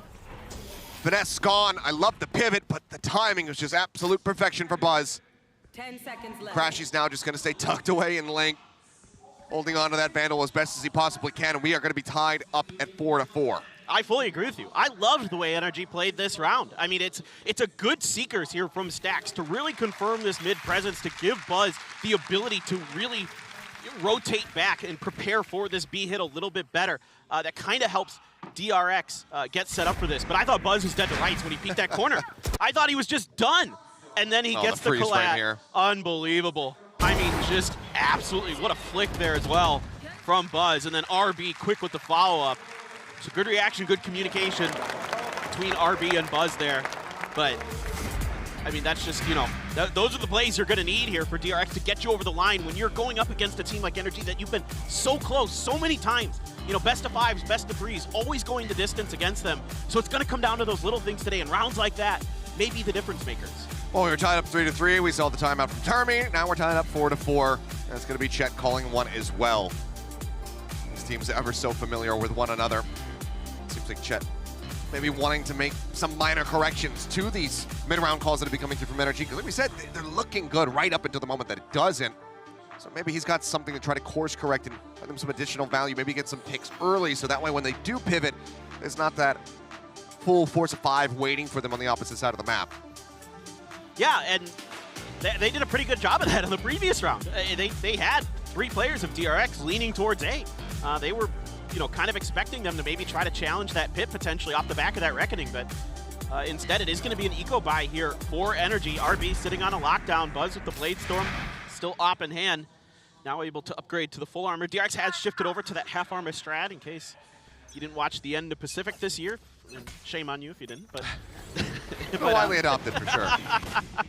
More, yeah, but definitely DRX kind of halfway through Pacific decided that this may be the way right now, and with Buzz on that op, still locking down B on the other side. Pretty heavy stack here towards A. No utility on the site though for DRX. The Killjoy utility spread out across mid. DRX kind of worried about this, but now with the dash here, you got to know that A is going to be where the pressure is. Now the double approach coming through Art. Robot will be there to play off of it, but RB has widely pulled back away from that position to challenge. Spike plant starts coming down. 60 HP remaining here on Sam. Mako going to the left, kind of expecting that he was going to get tucked away into the cubby, but he delayed. But as that daze comes through, the call comes in, ping comes down. Mako does manage to find that wallbang elimination to go ahead and get one off the board. Time going to be dwindling, but NRG, they have to pull back. They have to respect this lockdown. Artist trying to play as a bit of a surprise, catch somebody off guard, find some additional kills to make the retake a little bit easier for him, but it's just going to be DRX holding it down. Finesse will come away with one. Zest will fall. Victor and Finesse, however, going to be cleaned up on the back end. Crashies again. Just has to stay tucked in the corner, hold on to the Vandal. The DRX off the back of NRG's timeout will be able to find the round win. Yeah, the reaction here from DRX is really, really strong. The utility combination there to help Mako find that wall bang, and then the immediate lockdown, the response to use the high tide to cut off the site, the Cove to come in to protect the defuse, knowing that it's a weaker buy in particular, that Cove's so strong in those situations. So really, really nicely handled there by DRX, but now NRG back up to full strength with their weapons. Couple light armors here and there. Blade Storm still in the back pocket for Buzz. No connection on that flash. Mako able to dodge it, but now DRX has shifted the Killjoy utility over towards A, trying to keep NRG in check from trying another fast hit instead. Pretty big rotate over towards B, where Buzz with that op, he's been pretty good with it here so far today. Gonna have to come up huge. He's gonna have to find something if they want to be able to slow down this taking the side, because everybody else from DRX is currently sitting on A. He saw Artis do this earlier. He wants to try his turn at that angle. Finesse again, creeping in behind. Jiggle peek from Artis. Gonna swing out. Buzz is gonna drop down. He's gonna go up aggressively. Dash at the ready. Shifts in, finds one. The shot not going to connect. Takes quite a bit of damage. It will be able to back away. Kills can now come out, but it looks like Stax is simply more interested in getting control of back hall. As Buzz moves up on a Heaven, clears out the dog. You should know based on the tracer where that shot came from, but Artis going to be the first one to fall. Buzz taken down, Victor finding that elimination, but Zest gets two on the back end. Stax finds Finesse, and now it's just Som standing versus 4. 30 seconds left. Suspects there's going to be another one in Heaven. Tries to get ahead of the flash, plays it to perfection in that regard, but then Zest gets the counter swing. Shuts him down, and DRX will get a round stretch lead of 2. 6-4, with 2 more to be played in the half. This is, again, pretty well played here by NRG on the initial kind of idea. You've got nobody but Buzz to deal with, but barely, just barely, Buzz is able to get down there, and Zest coming in huge here. Able to find 2 big kills on that entry, and then right there to back up Stax. So the good things I'd say here for DRX today, from my eyes versus some of the other maps we've seen recently, is the teamwork seems to be good, the coordination seems to be good, and maybe more importantly, the energy seems to be good today. The energy? I thought you would. I didn't even do that on purpose. I fully this thought time. that you were doing that on purpose. And say, wow. I don't necessarily disagree. I do like some of the rotations they've been going through, but you know, as you're pointing out, DRX just have been getting some decent adjustments coming through so far, but still plenty more to be played out. And again, as we've seen in the past, these teams do like to go the distance versus one another. RB tucked away, not going to be spotted by the updrafts. Artis now, maybe look at the drop in on top of his head. Shots go in. He's looking for Mako. He will be able to take him down with the right click. RB trades one back. Kill out. Zest going to be taken down. Now the attacking lockdown comes through. They try to flush him out of this position. No one watching for him. The timing. Shot goes across. He's just trying to get anything that he possibly can before that lockdown comes through, but eventually has to pull back away. Trailblazer out. Sees one. Knives pulled. Just one remaining. But RB mows down 3 players. Dash into the corner. Buzz trying to stay safe. Finesse has now shown his hand. They know that he's in behind, and now he's all alone. Creeping around the back with a stinger. The spike not planted for him. RB looking for a 4th. Not going to be able to find it. But Buzz will be able to stabilize the spray at the very end to take him out. And now move it up by 3. 7-4. Things are starting to look dicey, but Finesse just unable to find that first kill coming through on the lurk. And then after that, the jig is up. And RB has been absolutely outrageous. The timing he finds to scoot past the players of NRG during that lockdown, able to get to the edge of it, and it gets there undetected, allows him to stay alive, and finds a great double kill on that swing. 17-5 right now. I was just about to point it out. You're talking about him. It's nutty, the impact that he's having at the moment. He's been really, really good this year. I mean, RB has been playing the best Valorant we've ever seen from him, in my opinion, so far here in 2023. He's just been brilliant, not only in his individual play and his mechanics, but his ability to rotate between so many different agents is incredible. All right, well, now for a fairly fast hit here onto the A site. Artis up and over again. The turret will be dealt with. RB trying to get himself swung in the dugout. Swing in from Artis. RB finds yet another headshot. Mako cleans up Crash. She sprays through to find Som. Oh, and that's just nasty. The pin is up, though. Finesse and Victor need to play this one to absolute perfection. Nano Swarm's already burned through. Post-plant util down to 2 bites. The dog goes on the chase. The rush comes in from Mako. Victor will shut him down a bit, but then takes so much damage, and that leaves Finesse all on his lonesome. The bite coming through, but he's going to be caught with util in hand, and the bite went a little bit too deep. Diffuse comes in, it's an 8-4 half for the side of DRX. This is phenomenal for DRX. I mean, this is a map that they sometimes can struggle on the defender side. Attacker side is often where DRX is kind of doing a lot of the heavy lifting, at least in Pacific. Now, sometimes in International, that kind of does change here, but that spray through by Mako, great here that DRX still has Stax' utility in hand to clear that Viper's pit at the end. They still have a guiding light. They still have the Trailblazer. So they have the ability to really get through there and make sure that they find Finesse. All right, well, on their map pick, they're now in the lead 8-4. We'll see how NRG replies in the second half. But first, we'll go back over to Yinzu in the desk to check in. Thank you very much, Achilles. And paper thin. It was getting really, really close in the beginning, but Kukuka DRX running away with it towards the end. Yeah, exactly. And the performance that we're seeing from them, sometimes it's a little bit of luck. Sometimes it's, Buzz re-picking an angle, pushing through a smoke, getting accolade. Sometimes it's RB being the best strongholder that we had in the competition. You know, it really felt like NRG was doing a great job at getting, like, 3/4 of the way there, and then they would just get stuffed. And yeah, it took some heroics like this round here off the post plant. This really felt like one of the few instances in which they were able to get the spike down and they were able to maintain control. DRX caused so many problems in either not letting them settle in, or once they settled in, they would just lose the post plants. DRX's retakes were far too ferocious. Again, this was an exception to that trend, but DRX just really had their way with NRG for the majority of that half. And again, it wasn't that NRG was necessarily handling things poorly. 80% of the round felt like it was being played fine. Well, some might even say, but beyond that, the last 20% is where Buzz would come out with a collat. Yep. Or they would just hold him at sight. They wouldn't allow him to get settled in. Yeah, so many kills across the smokes, across the high tides. Also talking about the composition, and I think that we were talking about RB, we're talking about Boss. You can see it now on your screens. And looking into the next half, is NRG can rely on that lag? I don't think so. I think that some rounds might have looked overcooked, but to me, it just shows a lot of resilience and actually a lot of depth in a map that I don't think is that deep. Yeah, and Doug, you think NRG they can pull it back? It feels like a tough ask right now. I'm not going to lie to you. I think there were the little things that are concerning me that were going poorly for NRG, and those are very difficult things to adjust on the fly like that. You know, maybe Crashies gets to wake up. We talked about him prior to the map starting. He continues to struggle. Yeah, I mean, a few of their players, if they do manage to wake up though, Paper Thin and Achilles is not going to be easy for DRX. If they can wake up, and that's what we want. We want to see this run back. We want to see that closeness, that tightness that we have gotten every single time these two teams face off. So coming back into the second half, we need to see a strong start, a pistol round win for NRG to get the blood flowing.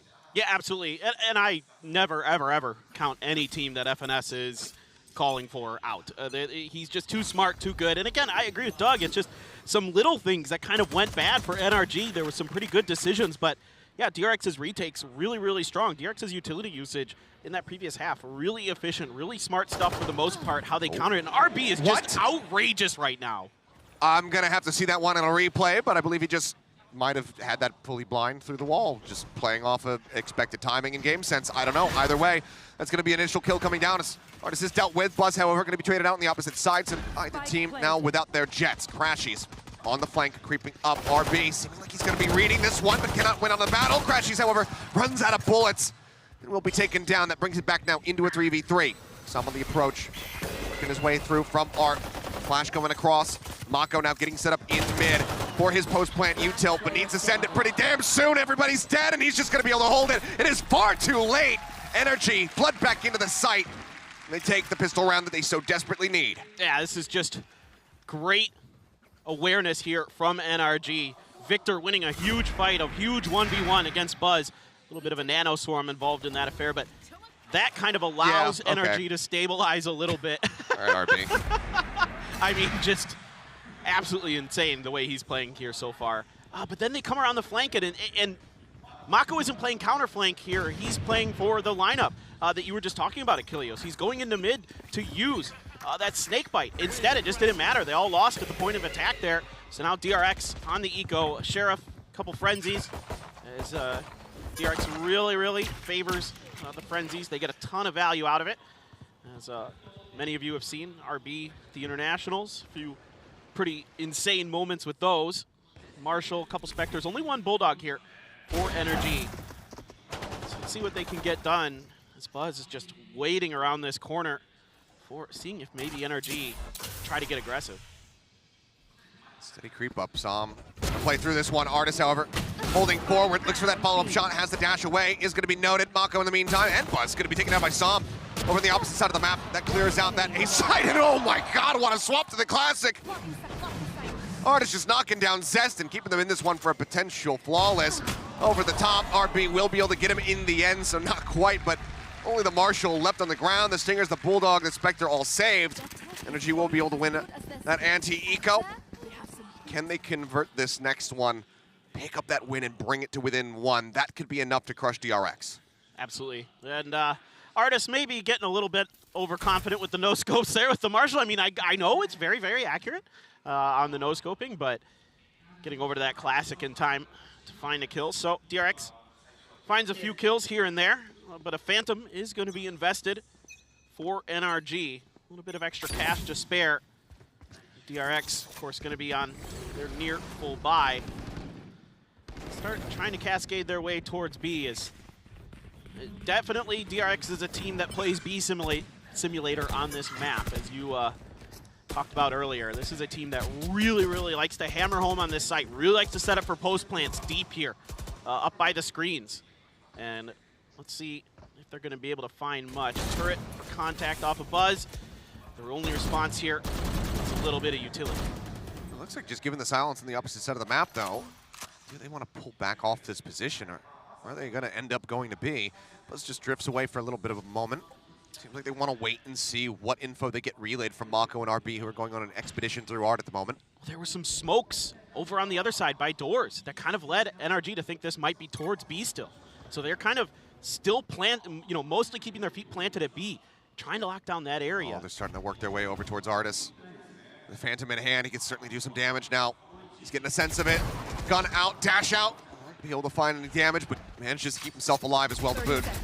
Quick clear on the Trailblazer. Counter swing from Zest, a little bit too late to try to find the punish. Crashy's now sending out the Hawk, but RB entering, manages to find one. Crashy's though, gets himself down, finds one, looks for a second, gets the dink, gets the follow-up spray onto the corpse. Mako now gonna be taken out as Crashy's finds a third. Doug was asking for the impact, it is being found. Spike now gonna be planted, he's looking to push out of the cove, 30 HP in a dream. Crashy, surely he can't find more. Surely his job is already done. It's already good enough, and I think it just might be, because now Zest gets taken down and stacks the IGL on his lonesome, and he won't be able to find anything more. NRG will take this round for themselves.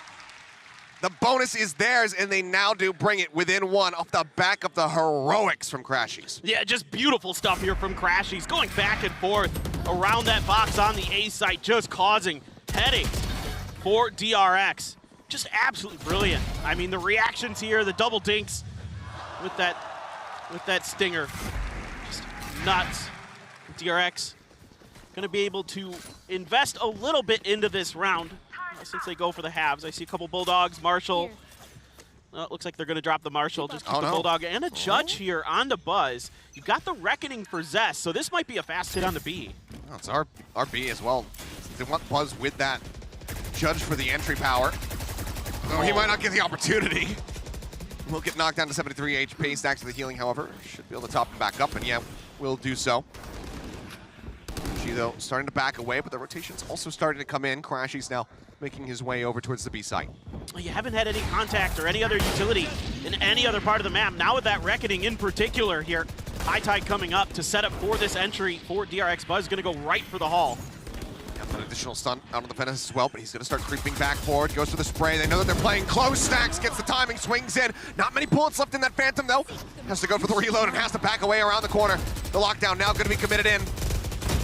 Hall broken through. Buzz unable to find any value other than a little bit of damage, a smattering of it with that Judge. Will put Crashies down to 14, but eventually NRG do have to back away. They have to respect the lockdown. They pull out. Time still dwindling, but still plenty to go. Mako, the second snake bite now going to be let loose. Nano in hand. RB sends it as well. Desperately trying to pop that one, and he will be able to make it happen before they can clear it.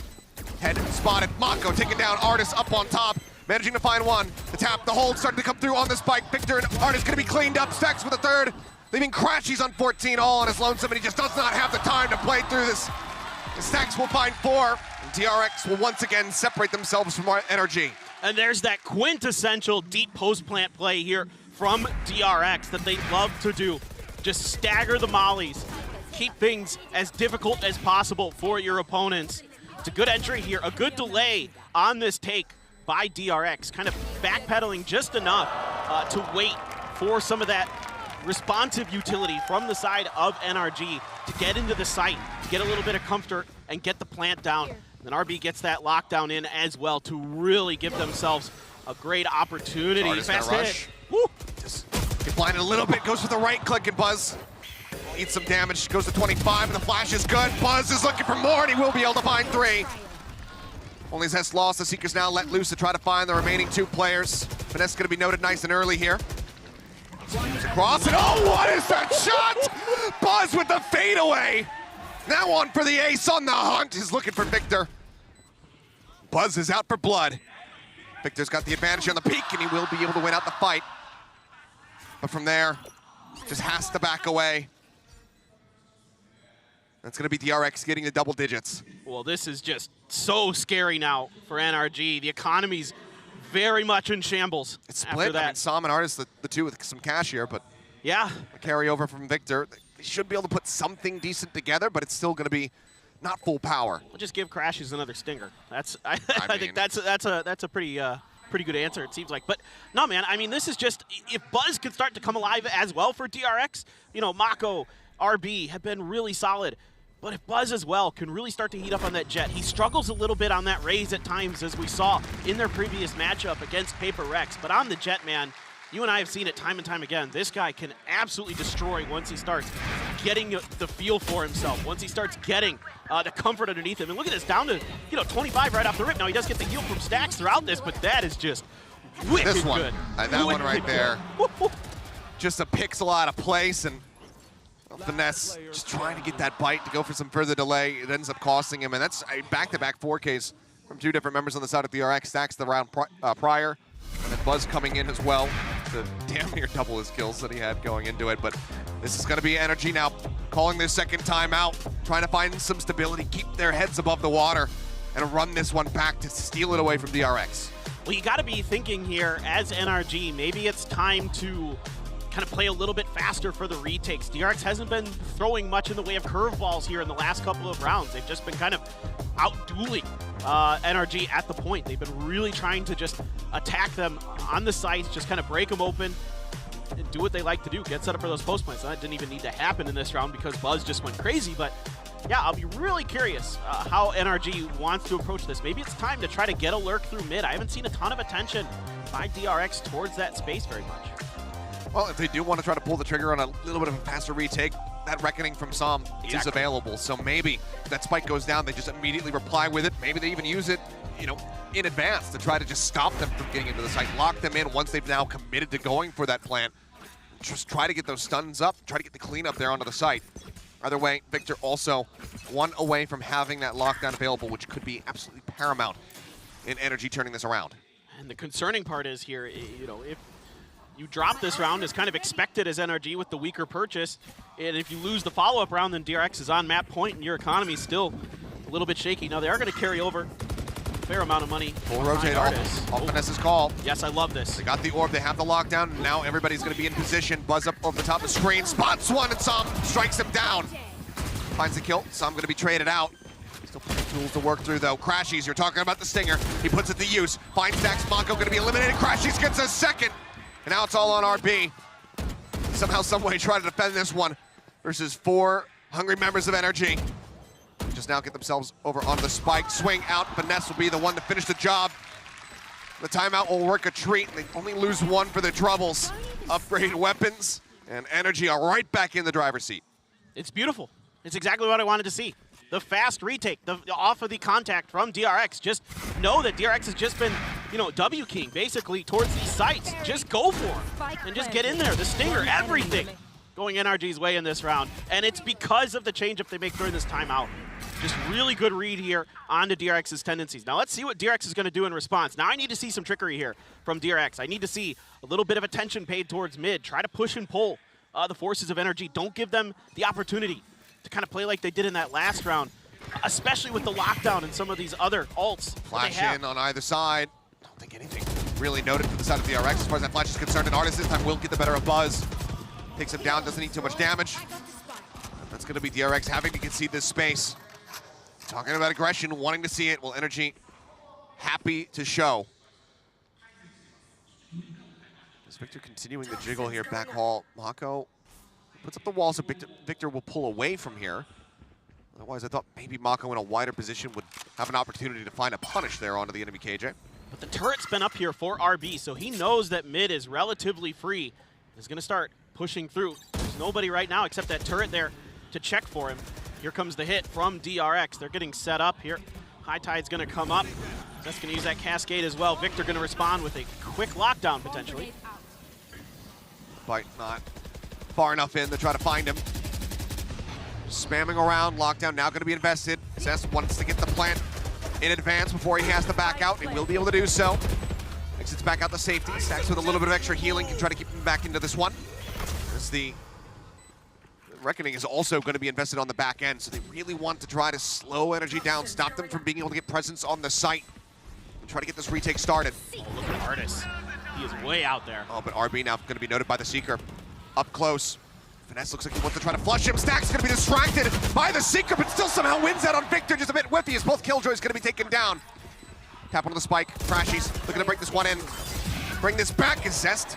Quick check, finds Artist, but now 24 HP. Turns from the flash. Tries to get to the opposite side of the wall, but Crashies has already seen far too much.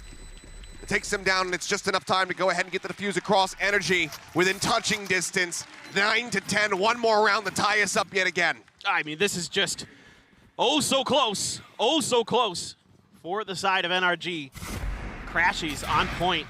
Doing a phenomenal job here. Able to take down Stacks. Flash through. Able to just see Zest in time as he's trying to cross over. Zest not able to turn that flash. Good pop flash from the side of Crashies. Really coming up big for NRG in that round. 13, 13, and 11 on the score line. Opting out for Artis. But yeah, those Seekers as well. You know, at least giving the information that RB was still lurking there. And Artis on that long flank, even though it's dealt with by Zest. Okay. Makes it just a little bit more difficult. Yeah, timeout here for DRX. This is a good idea now. Let's take some time. Let's push and pull the map. Let's not send anybody too deep early. Let's not lose Buzz off the rip there, you know, to Artis or something like that. Let's take our time a little bit here is what I'd like to see. Well, we'll see what they have in mind for this one.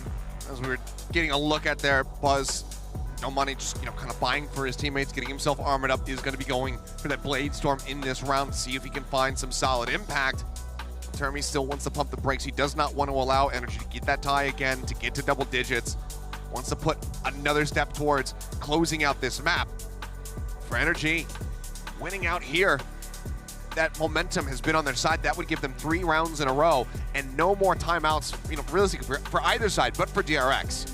So if he can tie it here, NRG, they might just be able to run this back. After the deficit they were in at the half, it would be a monstrous performance. Exactly. This is, again, what you expect from this matchup. Just brilliant round-to-round calling, changes of ideas. You know, one player popping off for another.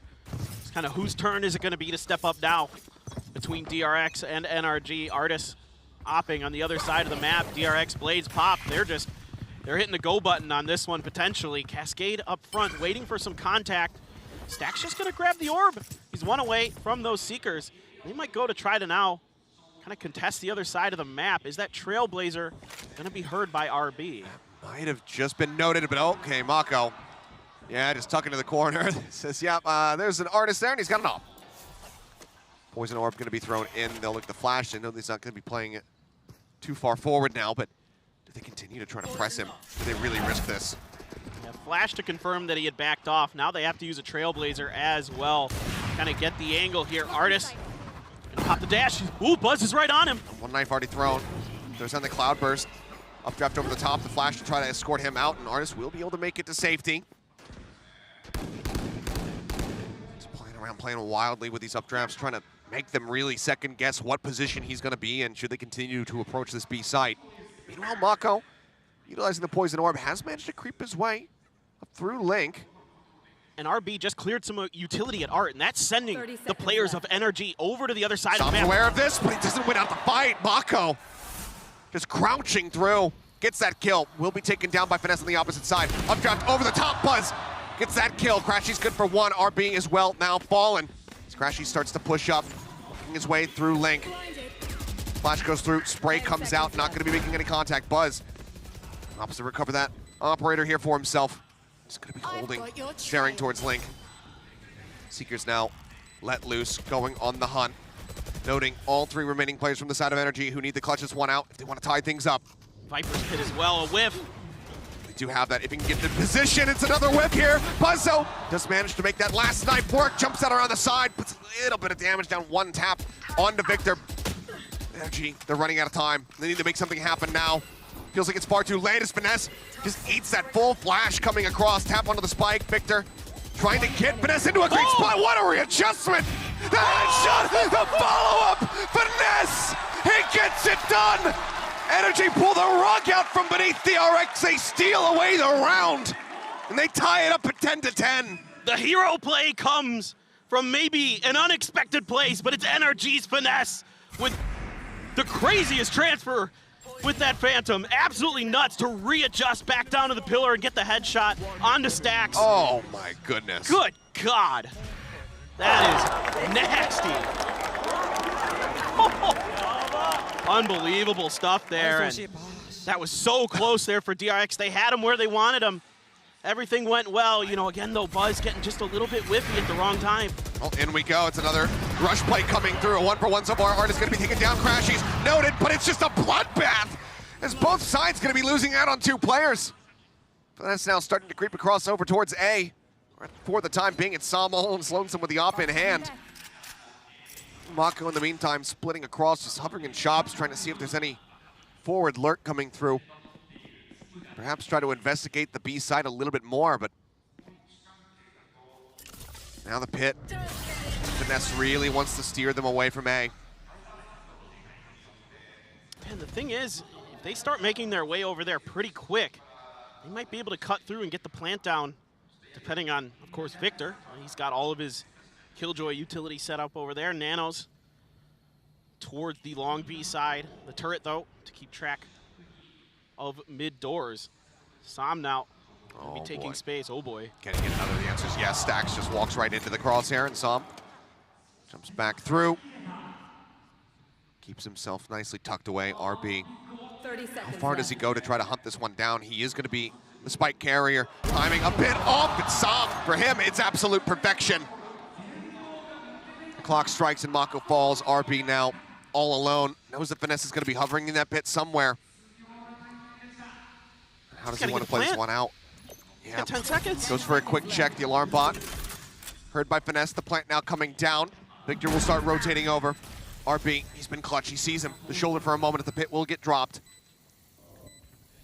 But they should know he's gonna be secret. Maybe he could try to wrap around, get himself into flowers, but otherwise it's the back site. He's completely surrounded, and RB needs to try to find a way somehow to miraculously separate all three players of NRG and take these as 1v1s.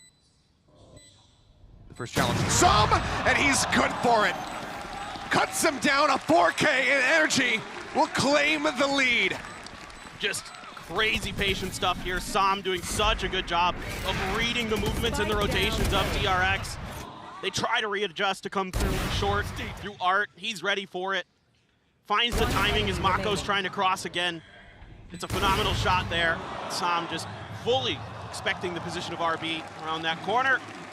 That is going to be NRG back in the lead. Not only that, it's NRG in the lead and DRX's economy broken down a bit. You can see they're assessing what they can go for. It looks like they are going to invest down. The two Spectres, Bulldog just a vandal in the hands of Buzz. He needs to put it to good use. So he wants to keep them in this one, but Artis has got that operator on the opposite side. He's just one away from the Blaze as well. Full flash will force out the dash, so some value going to be found here with the util usage from DRX. They're still no closer to this B site. NRG was thinking about rotating. I could see Sam drifting in that direction, but now they're peeling off. DRX pumped the brakes just enough to give themselves enough space, get this Reckoning down. Gonna use that Trailblazer as well. I mean, you suspect that Mako has to invest the pit here as well. The Daze does come through, stops Artis from peeking on the corner a little bit more. as the answering reckoning now going to be invested. Buzz, does he get away from the sun? I don't believe he does. Stacks going to be taken down. The cove going to be broken. The plan just now coming through. They are all revealed. And this is all a disaster for DRX. Mako now the last man standing. The pit's still here. They're spraying through the screen, trying to find him. The HP dwindling down. The bite's already burned. They haven't tapped the spike quite just yet. Crash is just healing them up as they back off. They start to advance forward. They're just completely and utterly surrounding him, and eventually they will flush him out. Crashies gets the kill, some gets the defuse, hands it off to Artis to get the blades online, and NRG will take this now to map point. Just brilliant stuff. I mean, a good idea here by DRX to pump the brakes. They bought themselves enough space to at least get towards the site and try to get that plant down. But pretty quickly, the utility comes out from Crashies, the Seekers, the guiding lights to really start clearing space, pushing DRX back. But still, it feels too late. Trying to go for the plant, not having that pit already down. Yeah. To make it that much more difficult to find the plant, to find Zest in that moment, it ends up coming to bite them in the rear. Because of the half armor buys and whatnot, DRX still will be able to afford a last one, but they need to win this. They need to take it now into overtime. Because remember, this started out as an 8-4 half for them with the advantage. NRG on this defending side, though, it's just been so clean. They've been just immaculate. Other than those 2 rounds that DRX was able to string together, it's been all NRG who's having them read like a book. Now Artis with the Zop. Couple shots through the screen. They really suspect that he's going to be in this position. Oh, notes 1. Dash away. It looks like he did spot that Buzz was going to be in a forward spot. Buzz just cannot get the punish. Artis bonking his head, still manages to make it out. Mako and RB will start to approach here through the link.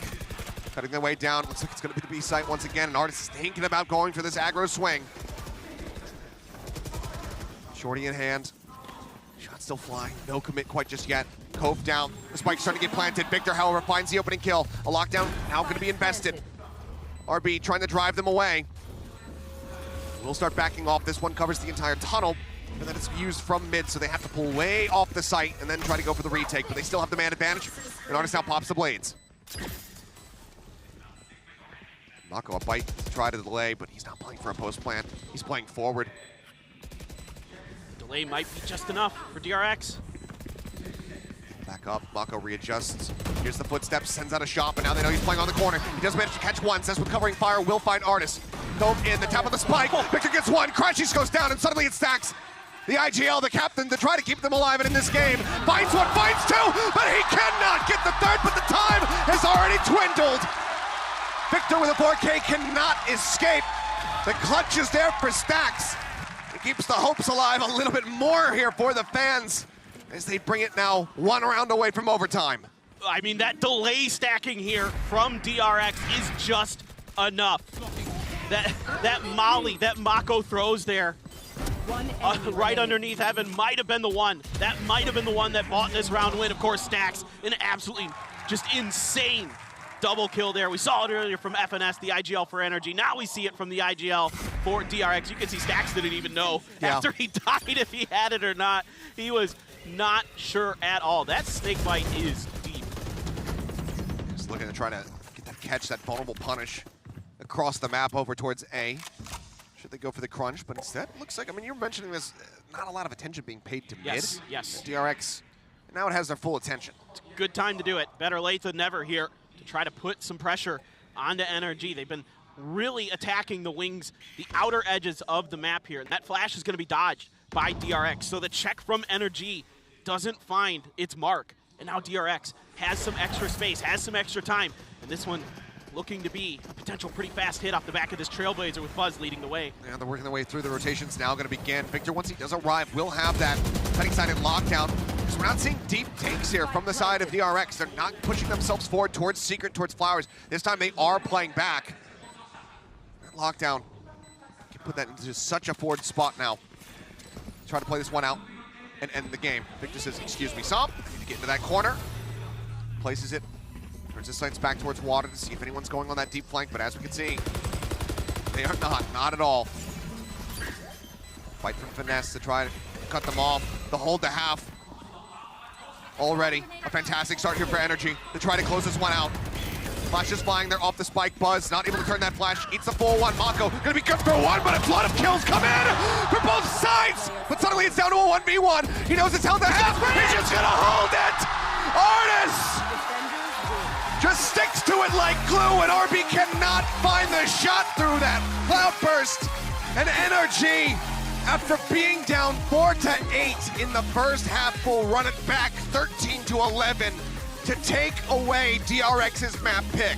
I mean, as good as RB has been on this map there, with not much time remaining, Artis able to stick it and find the win there. Almost pushing it to overtime was DRX, but this is exactly what we expected, Achilleos. An unbelievable back and forth map.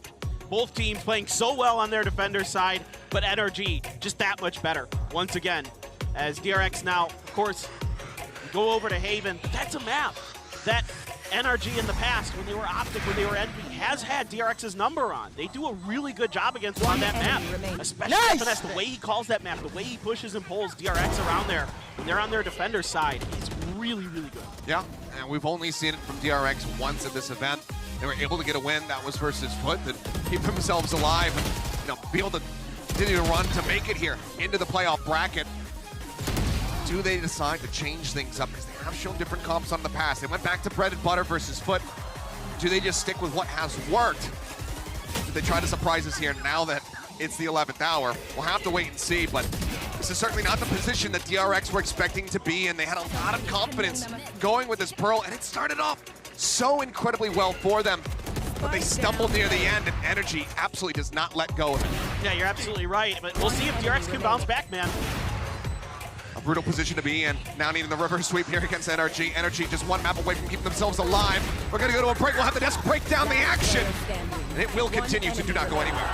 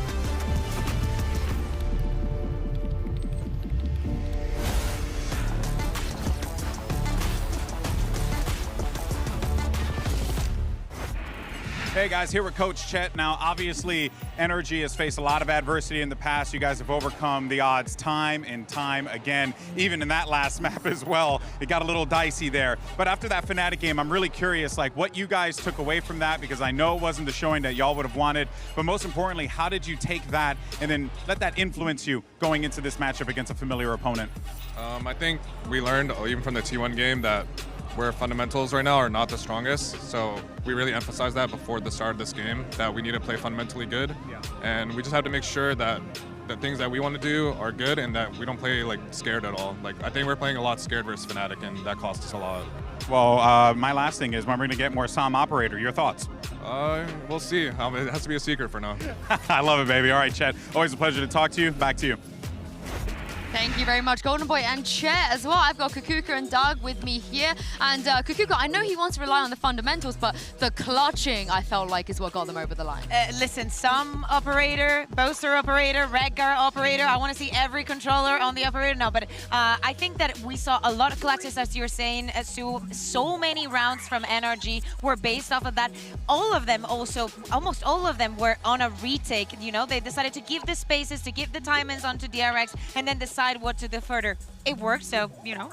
And all of them came in the second half when it was most pivotal. Yep. Remember, it was an 8-4 half in favor of DRX. Crashy's had a couple of outrageous moments. Finesse had his time to shine as well. So it was those little things too. But I do need to say, though, back to what Chet was saying, it was set up off of the fundies. And those are things that we saw even in... Is that how you call it? Yeah, the fundies. Those were also there in the first half. Remember, we talked about how it felt like they were getting 80% of the way there. And there was the little things at the end that weren't converting. They continued to lean into that. And then the clutches were what pushed them over the edge. Yeah, let's take a look at one of those right now in the Verizon high-speed moment. There were so many, we couldn't physically fit them all in, but let's take a look at this Crashy's one, because he was not doing things like this against Fnatic, and Doug went all of NRG and doing something like this. Look what they can do.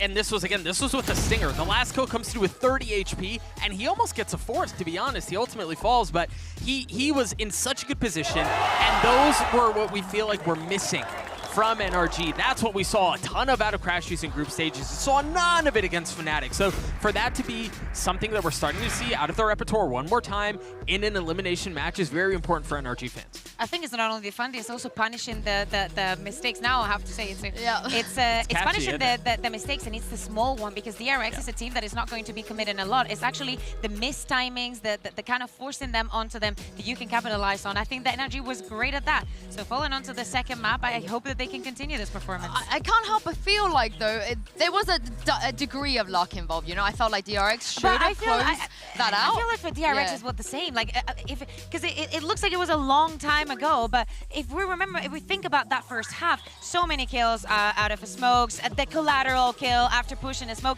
like that is also a little bit of luck for them. Yeah, and looking at DRX going into map 2 as well, as you guys see them on stage, Dark Spirits are still high, but what do you think about this Haven pick for both of them? Yeah, I think it'll be interesting. We mentioned it at the beginning of the series. This is a map that historically has been very good for NRG. That and Bind have been their 1-2 punch, so to speak. So they avoided Bind, they decide they don't want to go there, and they turn their attention to NRG, to Haven, excuse me, which is where they also run this double wall comp, right? They run the Harbor, they run the Viper, and that historically has been so oppressive. So it'll be interesting to see how DRX play around that. Yeah, and Kukuka, DRX looks so good here against Foot. So good. Yeah, exactly. Especially against a team like Foot that has a lot of reps. They do have a very clear way of how they play the map. I am afraid after what happened against Fnatic for NRG that combination falls flat, but they decide to come here, they decide to go to Haven, they think that, you know, since Sesta hasn't had that much time, you know, to like prep into everything, even though Haven, it's very easy to play, it's really easy to fit in the roles because you've always been playing those very simple compositions.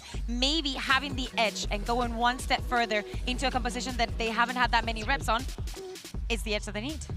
My eyes go back to Stacks. I think a 3-site map naturally shines a very bright light on IGLs and how they're able to mid-round their way through situations like that. So I want to see how Stacks does up against Finesse. We talked about how his mid-rounding, especially in the second half, looked so good. And again, it looked good in the first half too. They just weren't executing when it mattered most. So given the fact that there are 3 sites, given the fact that the map tends to lean attack, and there are so many things you can do to manipulate rotations on the attacking side, my eyes go towards both IGLs, to be honest. But Stax in a really hot spot here. Yeah, I mean, they can't let that slip away from them again because just to remind everyone, the stakes, Kakuka, if DRX lose the next map, they'll be eliminated and that will be their worst performance at an international stage since literally 2021 champs. Yeah, exactly. But as we said in the pre-match, it's also the same situation for NRG. And I feel that after the performance that we just saw on Pearl and after what happened against Fnatic, they do need this. If they want to shine in the competition, this has to be a 2-0. It has to be consistent. It has to be determined. And also for the rest of the world to acknowledge that they are forced to be here. I would be very okay with this going the distance though, and it goes back to something. I think I think it will too, to be honest. And it goes back to something you said earlier. We talked about luck, and when you have 2 teams that are this good, that are clashing at an international stage when pressure is at its highest, yeah, there are going to be times where luck is the difference maker, right? And I think that can easily go both ways, so I wouldn't be surprised to see DRX pull out some nasty stuff. Buzz was on a tear on that first map, and there's no reason to think it'll slow down here. But also, it's never been a tour. I know NRG, Optic, Envy, they have always beaten DRX in the past on the international stage, but they've never done it cleanly, Kakuka. Not one time, and we do actually have a quick interview with Finesse from NRG, talking about how what went wrong against Fnatic and how they corrected everything in preparation for this matchup against DRX. Fnatic's definitely a good team. We knew that coming in. They're fundamentally very sound, and a lot of the things that they did were obviously correct. We were expecting that. We had counters ready, but for some reason, some of the mistakes that were made today were very uncharacteristic from us, especially like individually. We gave up too many early kills to them, specifically in showers. We gave them too much comfortability and too many kills at the start of the round.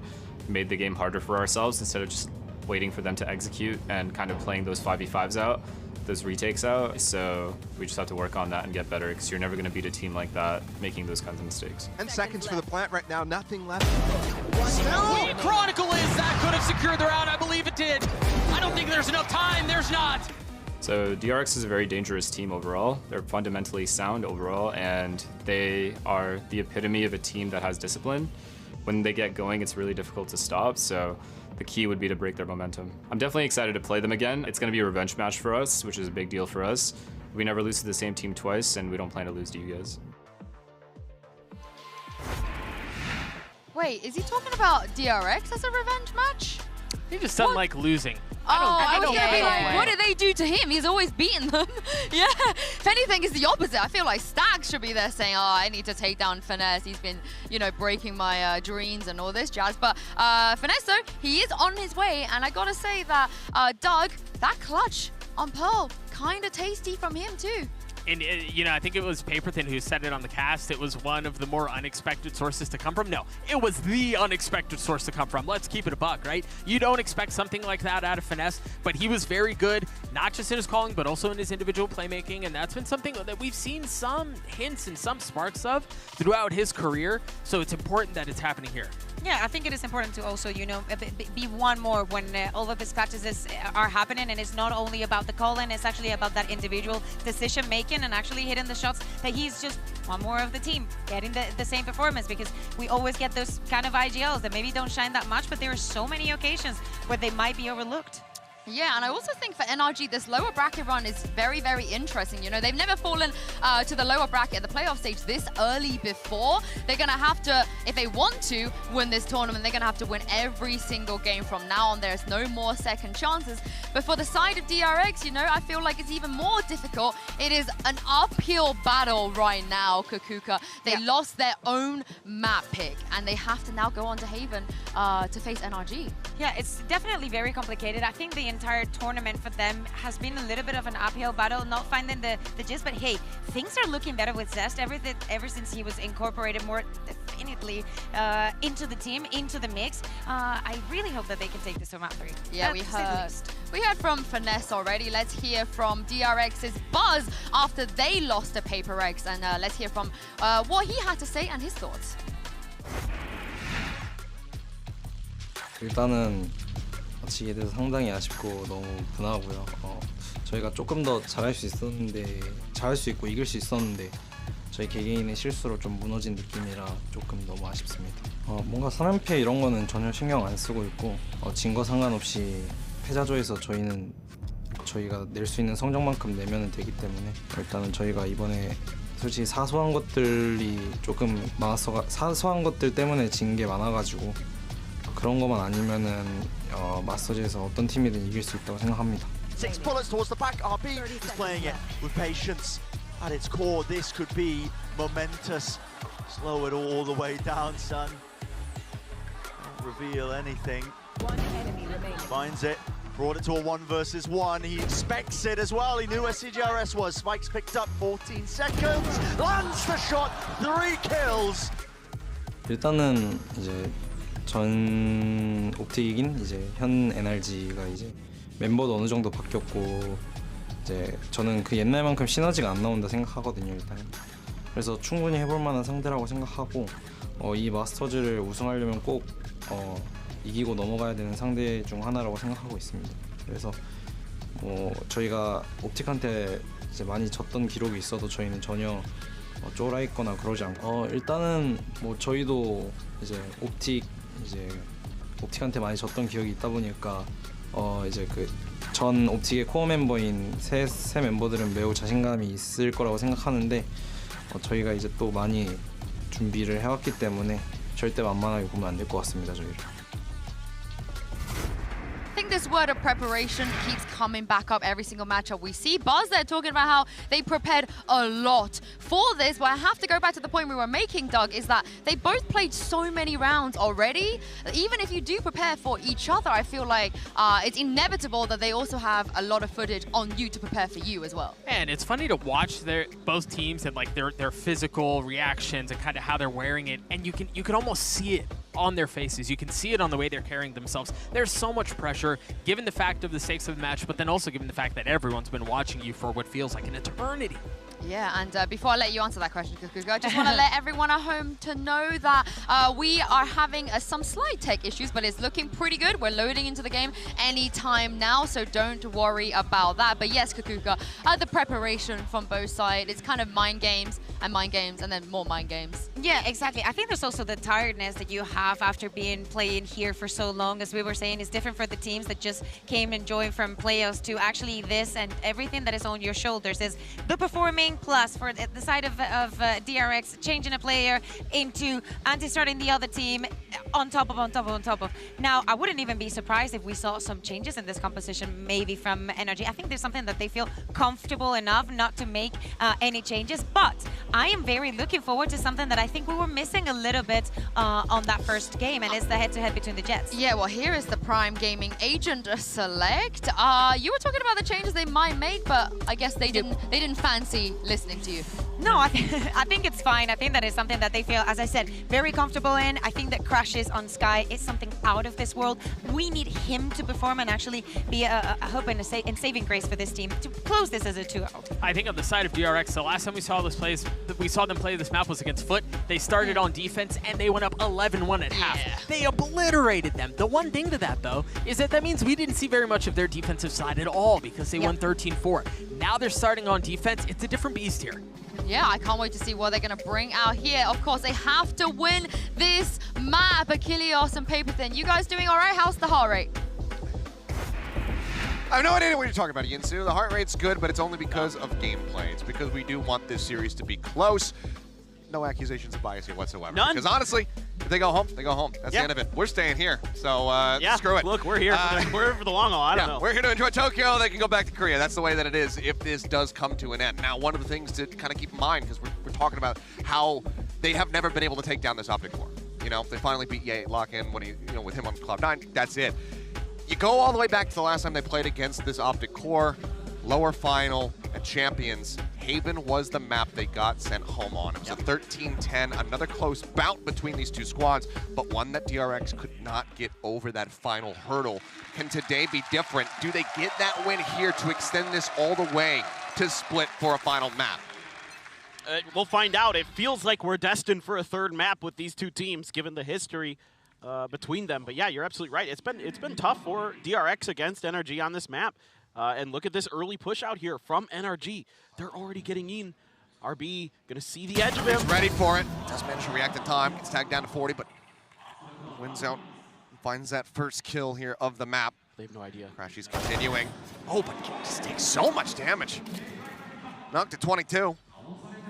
And even if he had the healing, obviously wouldn't be able to use it on himself. So we'll just go ahead and rotate back. Link look to reinforce alongside Victor, who's just sat here in hell. RB had to use all of his utility to watch the back. Watch the flank. Now Swarm out, the swing in, the stun's in, but Buzz is, just trying to play around this cloud burst, but the turret finishes off RB. Crashies arriving, will find one before getting taken down. That brings us back into a man advantage now for the side of NRG. Tag low, Victor on for 3. Zest will be the fourth to fall as Victor claims them all. It's a pistol round start for NRG. It just herded right into Victor's utility, and Victor makes the most of it. A good early push out here by NRG. Even though it doesn't pay off, even though RB is able to win the better of that trade, it still forces DRX the direction that they want them to go throughout this entire thing. And that's in towards A with all this Killjoy util waiting. You can see there, Buzz shaking his head. Not the start. And of course, DRX is looking for, and onto the eco. As somebody, or excuse me, RB here, I think grabbed a Sheriff. Indeed, he did.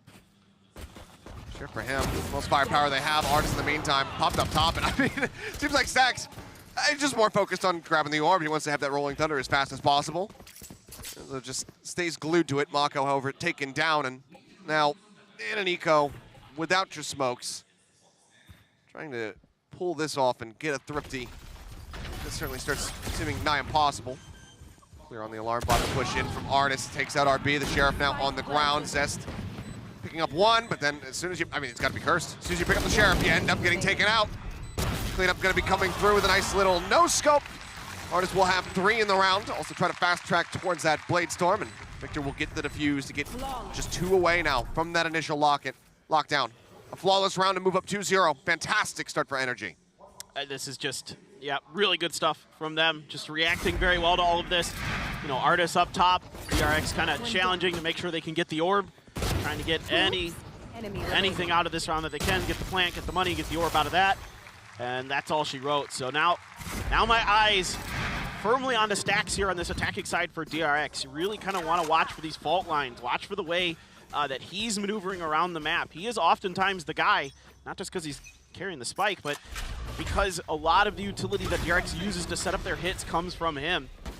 And you can see already a heavy stack here towards A off the back of that fault line that pushes Crashies back. A high tide going to be the response from NRG to buy time for the rotation from Artist over to A, and DRX is just kind of pumping the brakes. They're just going to wait on this a little bit, try to reassess. Now let's see if Stacks is going to try to dial up something different. I would like to see that. I'd like to see early changes of direction for DRX. I know there's one on the right side, tucked away. A rough spot there for Mako, but Buzz counter swinging out from the left, does find one. Crashy's going to be taken down. Shot goes across, and Buzz and Stacks both so very low. They put Artist to 89. Still in a very strong position here, our NRG, especially if Artist continues to find value. Sees the hand for just a brief moment, but eats the full flash. Dash in, noted on the flank. The rush through Artist with a Sheriff in hand, finds one, some, gets another with a stinger. Buzz and Mako now taken down. It's a 3v4. The gun grabbed up. Artist says, thank you very much. Zest now rethinking about this one. Decides to back away. Or at least wait until they get into a better position. 18 seconds on the fault line, so will not come into play here on this execute. Well, they have to go A now. There's no other choice. Let's see if they can get it done. Dart over the top. It will get a ping through, tuck into the corner.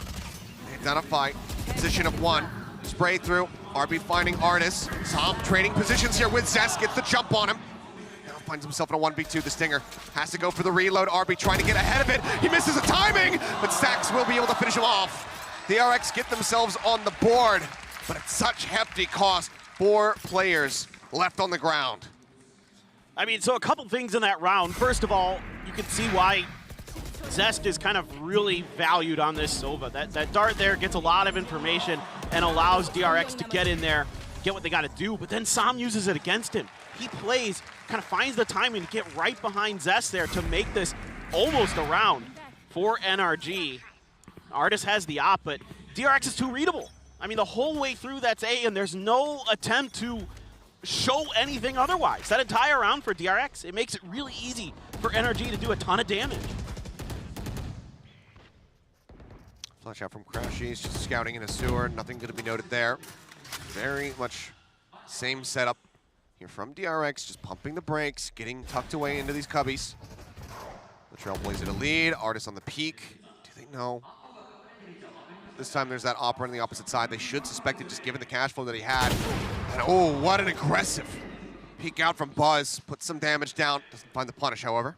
Crashies will just look to go ahead and heal up those wounds.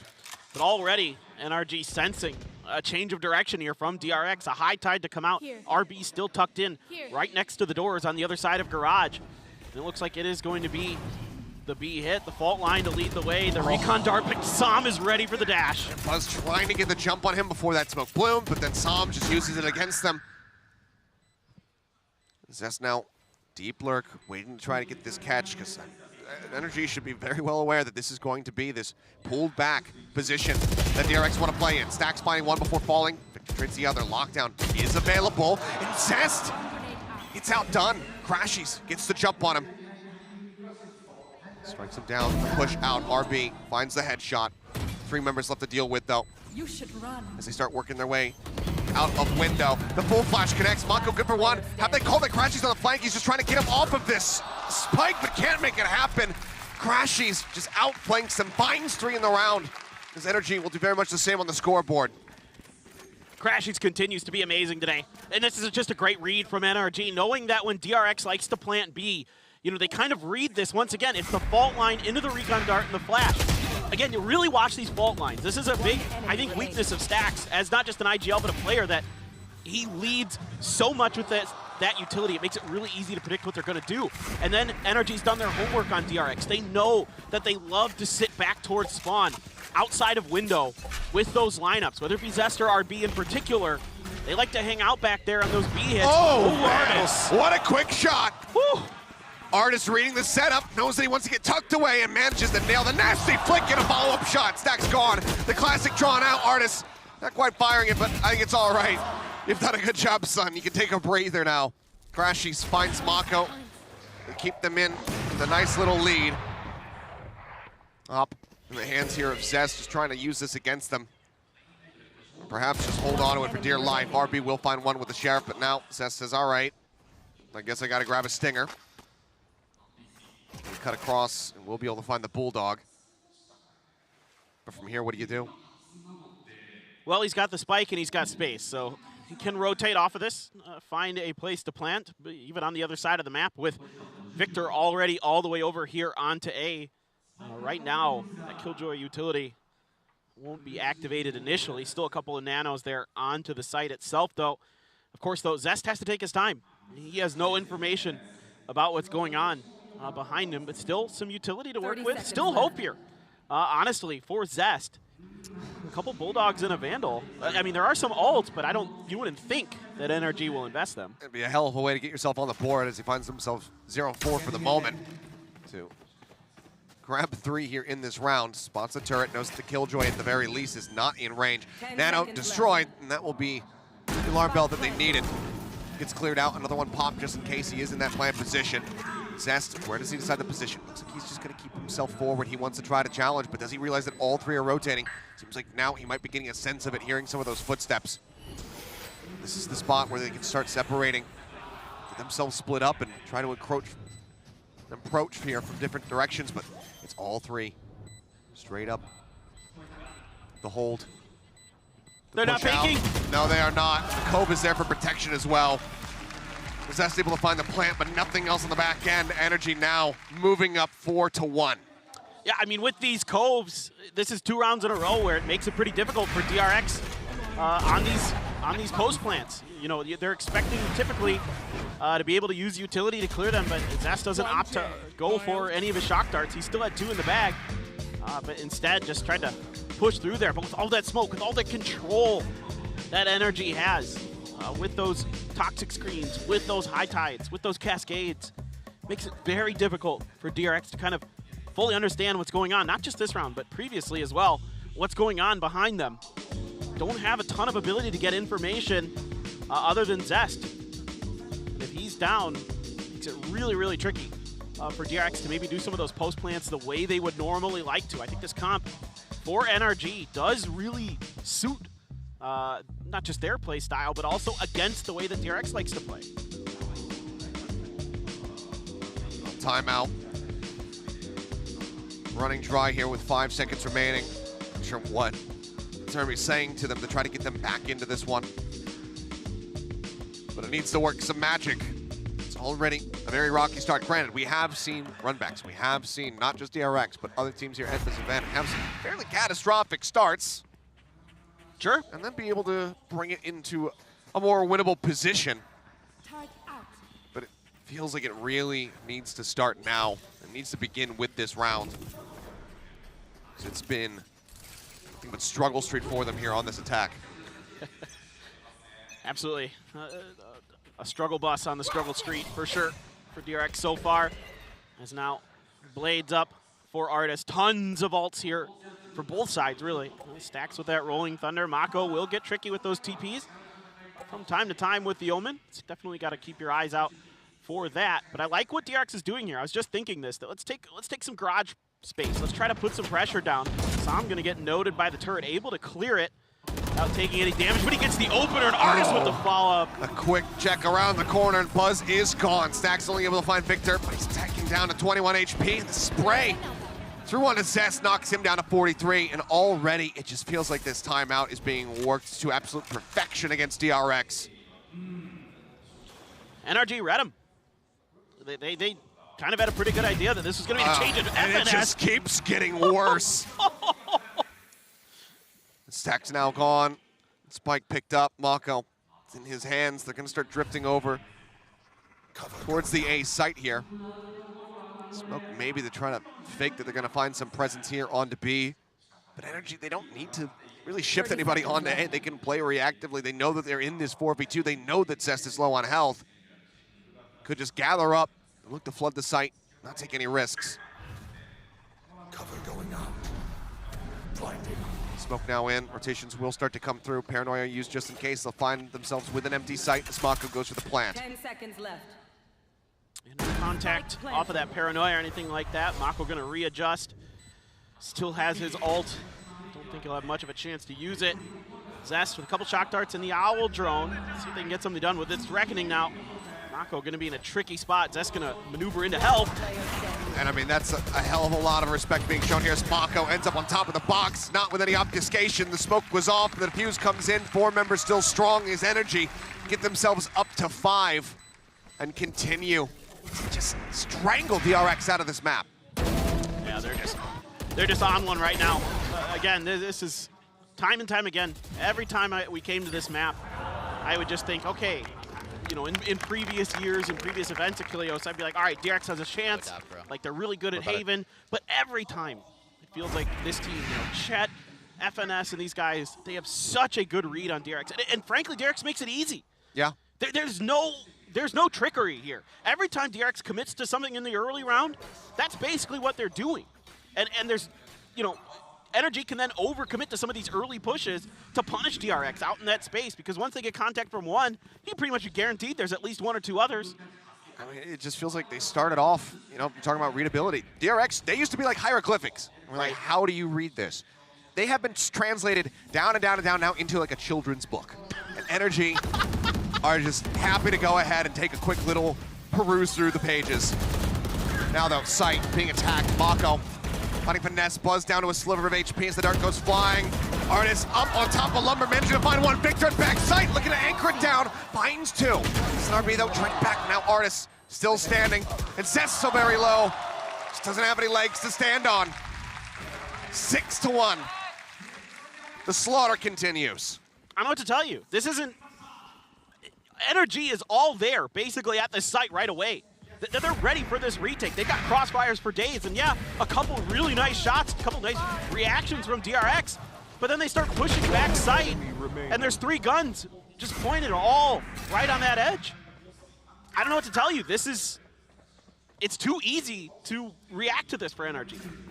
There's just, again, there's no change of direction. There's no utility place to kind of try to confuse.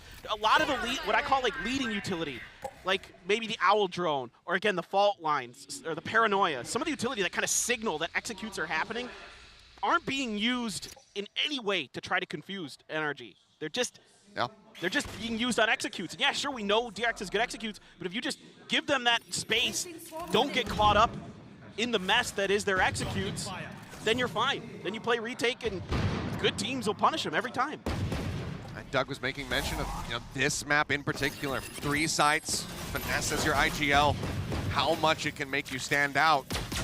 Right now, the way that things are going, it seems like he is just continuing to have that absolute perfect read. DRX trying to make something happen, a push up in the garage to clear out some of the util, getting rid of that alarm bot, that KJ turret that stops them from having artists play contact off of it there on the C site. Looks like a drone up into the pit will draw out a snake bite here from the side of Finesse, but the rest of DRX is going to start moving their way forward. The spike planted here on B. Can they get into their post-plant position? Mako trying to watch from behind. Victor creeping up. Spots him, doesn't hit that headshot. Paranoia going to be let loose. Victor manages to dodge out on it. Well, the retake continues. Triple approach through the garage. Artis feel like he's ready to lead the charge. Finesse spotting Zest. Looks to zone him back as the lockdown is going to be invested. Continues the creep up. Mako spotting him. Stack's going to be good for 1. Let's Finesse now out of the fight. Stack's traded up. Victor finding that elimination.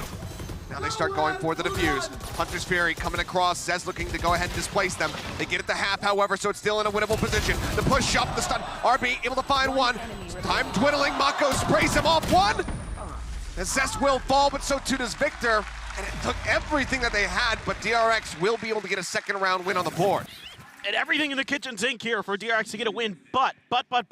The way they start this round is way better. They're making attention across all 3 sites. You've got Mako faking footsteps over at C. You've got the pressure by garage door. You've got Zest using some of his utility to keep FNS at bay.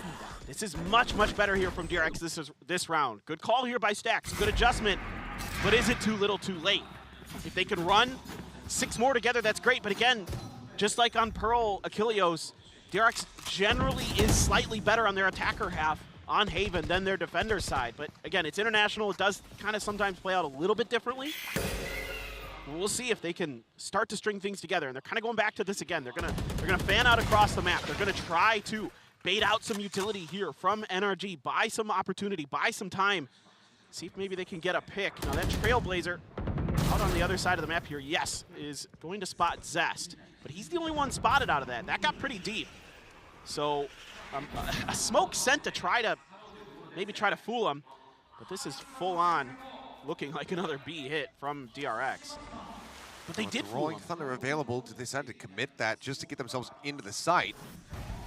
Now just going to flash out. Buzz up over the top. The spray coming through. Fault line does help shove some back, but decent damage dealt here. DRX's Jet. Spike now going to be planted. Lock down a Rolling Thunder. Still in their back pocket. And you can see again, this time they're very wary. They're worried about these flanks. Only Crashies who's attempting it for now is RB dropping the lockdown right outside of B site, just looking to buy them some extra space, some extra time, and make this that much more unassailable for NRG. Finesse has to pull away. Gets himself out to safety. Buzz trying to go on the hunt. No, actually no.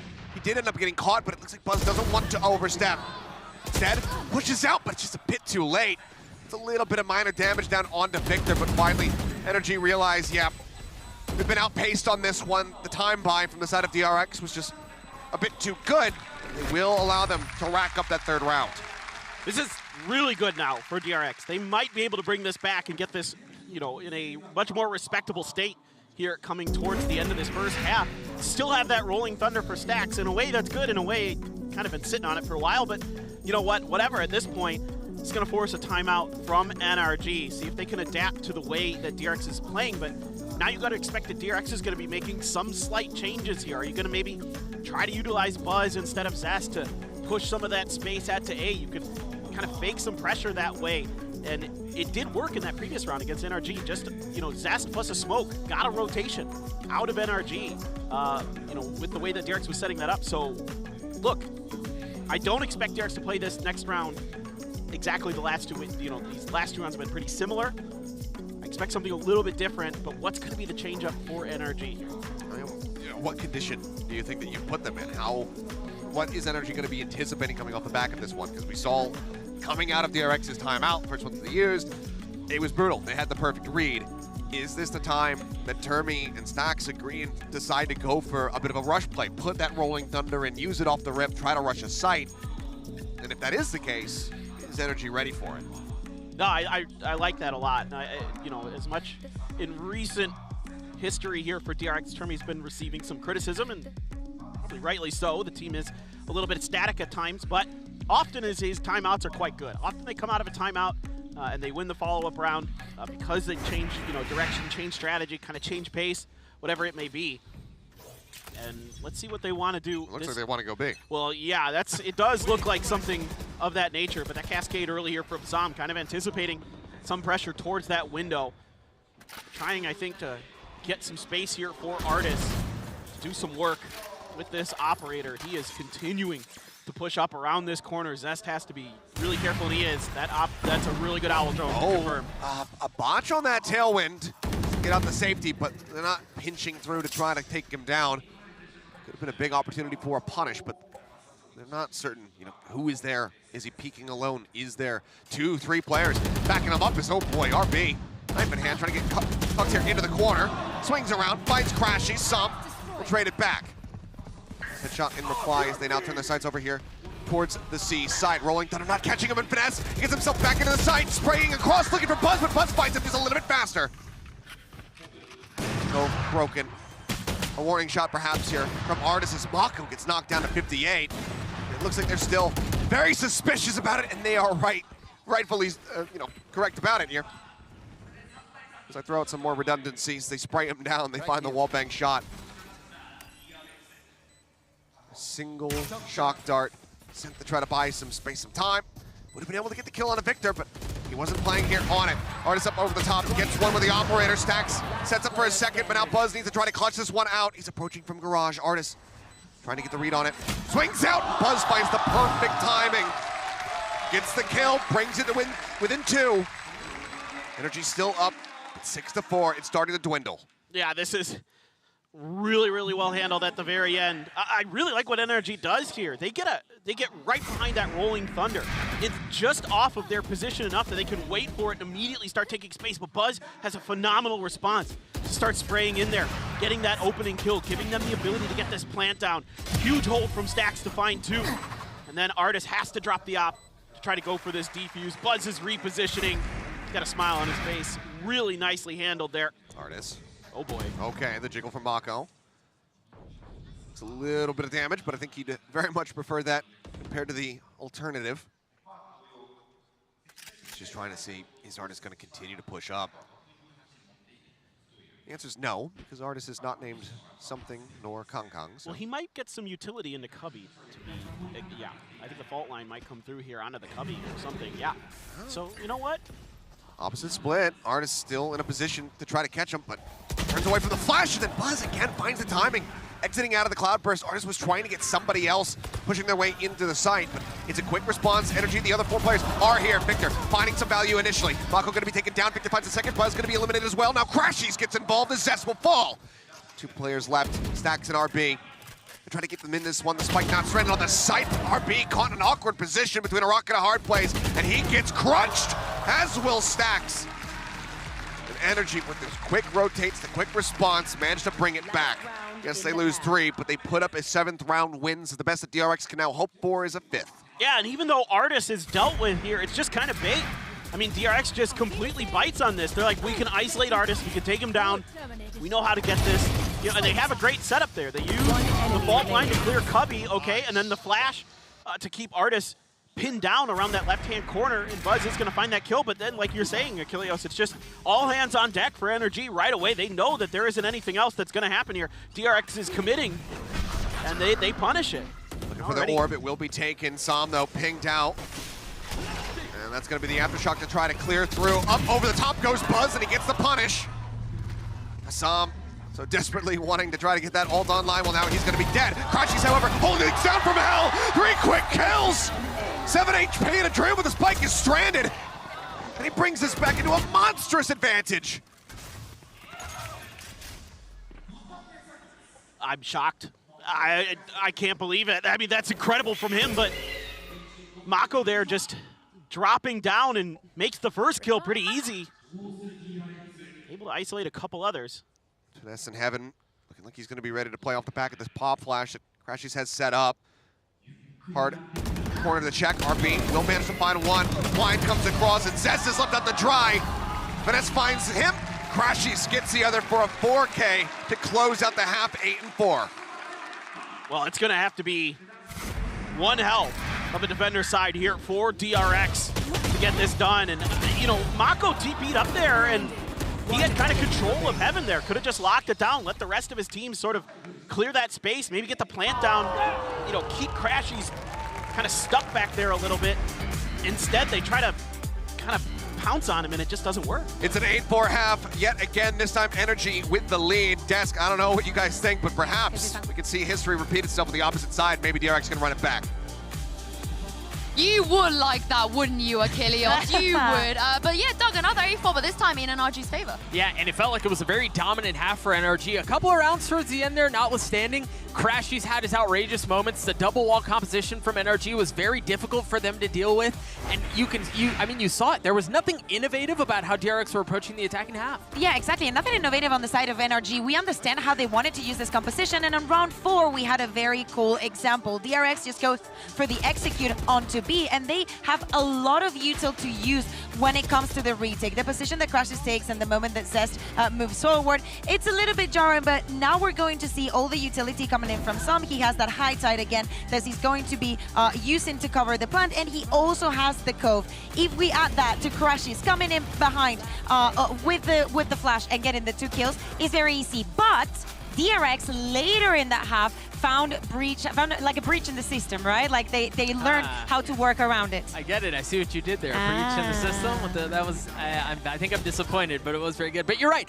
And this is kind of what I was getting at earlier, right? Like they started to find some traction. They started to change their approach that they had, and it was starting to pay off. They were able to get a couple of rounds together, but once again, it was Crashies. We got to talk about him, shine a fat light on him, because he was the hero for NRG at the end of that half when it could have gone even more towards DRX's way. I mean, 11 rounds on that half of defense against FUT is 4 enough for DRX. I don't think so. I think that also mentally, after everything that they've been through in this tournament and how close the last map was, is kind of jarring. Well, Achilles and Paperthin, this could be the last time we see DRX on this stage if they don't pull this back. You're absolutely right. This could very well be the end of it.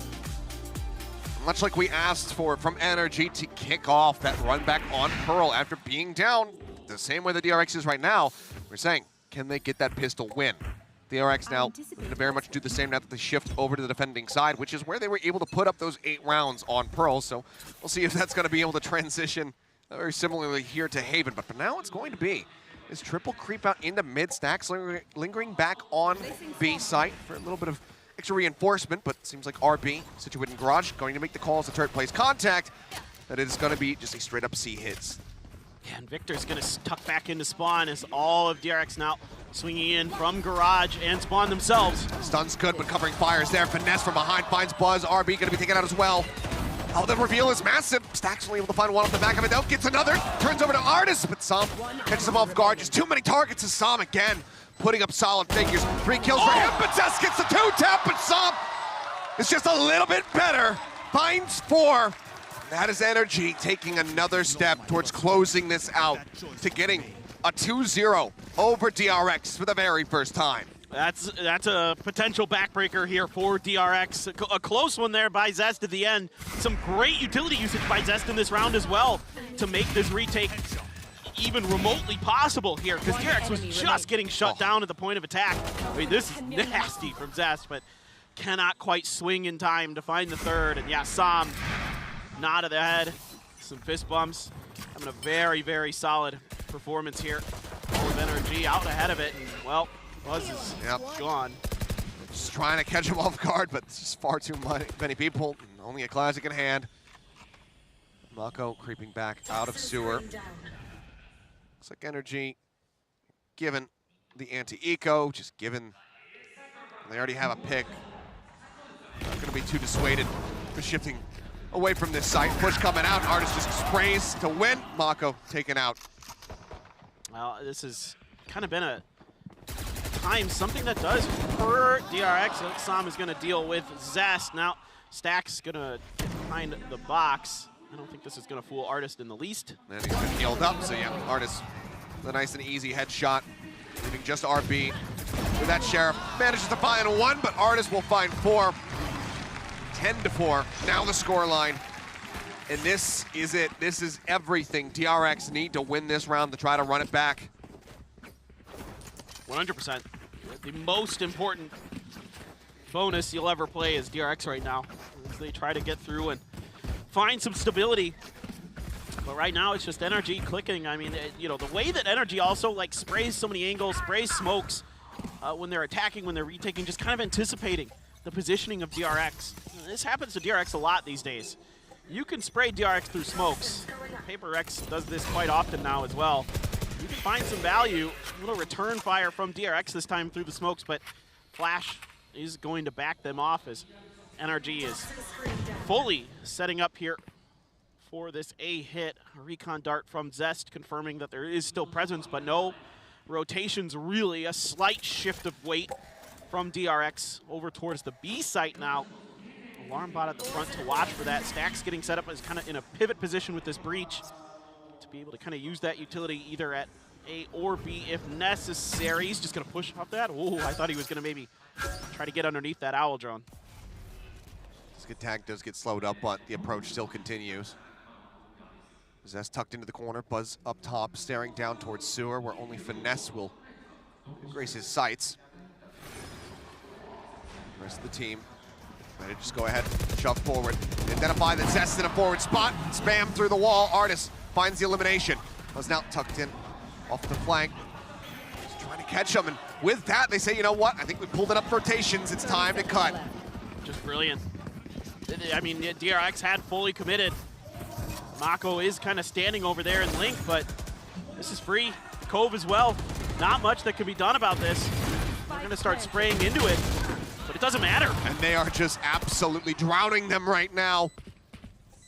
RB gone. The Stinger finds the elimination. Turret cleared out. 3 members left.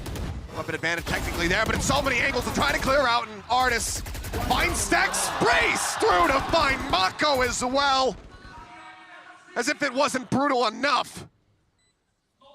No relenting, no mercy shown at all. NRG, they want to finish this right here, right now. Buzz just stuck in the attacking spawn, seeing if he can find anything to stop this from being a flawless, but as we know, inevitably, the spike is just going to go off, and that's going to be NRG moving up to 11 rounds. It's just perplexing in a way from DRX. I mean, look, I want to give NRG all the credit in the world. This is a great call here to pull back and readjust to B. It completely bamboozles DRX. I mean, this is just quintessential FNS. He does this all the time to DRX. So many times throughout history, he's pushing and pulling DRX around this map on their attacker side. And he does it again. And what really kind of frustrates me about this round for DRX is the positioning of Zest.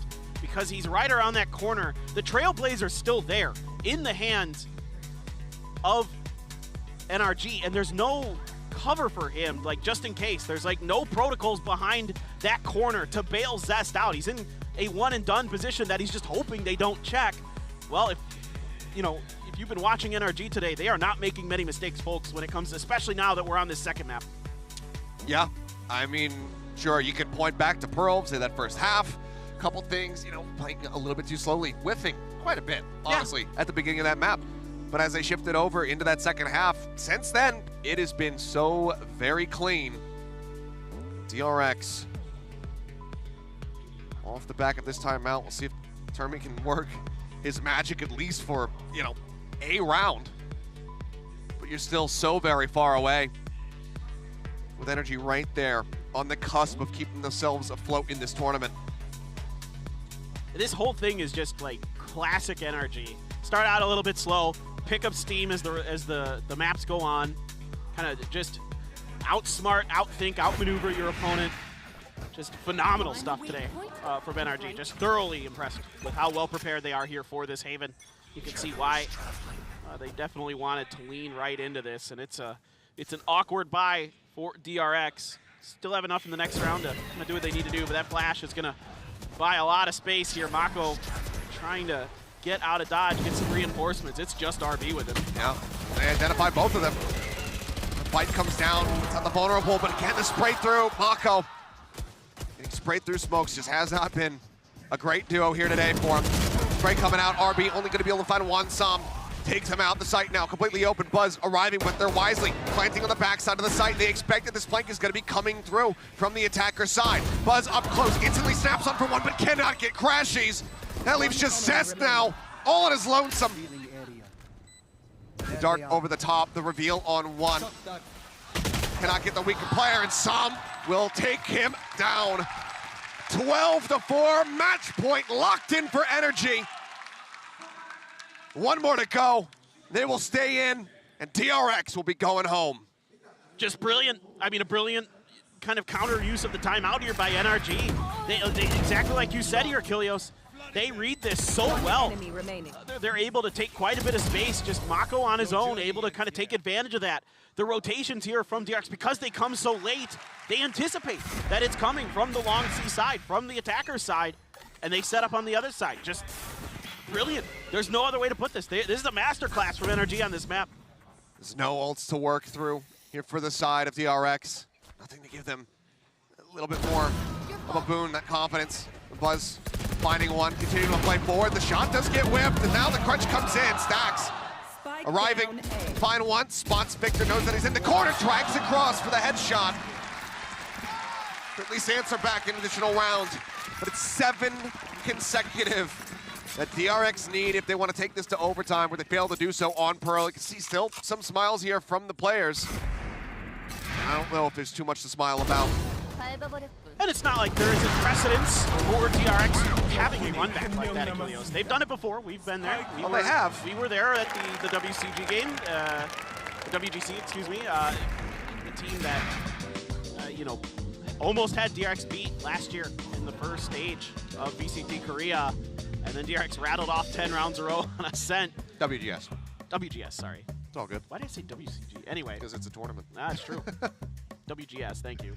But regardless, you know, still there is precedence for it in DRX's history, but I don't see it happening today, to be honest. I mean, it's today, but also just kind of as of late. Yeah.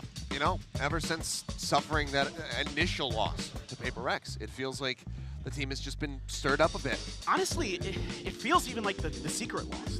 Going back to the team secret loss a little bit, it kind of feels like that too. Sure. And it feels like they started to have a lot of doubts about Foxy and his role on the team, and frankly, rightly so, guys. I know a lot of people are criticizing them for moving Foxy down. Guys, go back and watch some of the tape. Foxy makes some bizarre decisions sometimes. And, you know, they were trying to reel him in. They were trying to get it settled. Just didn't seem to be coming together. So go back to Old Faithful, go back to Zest. It got him at least to the, you know, finish line. They didn't cross it in Pacific.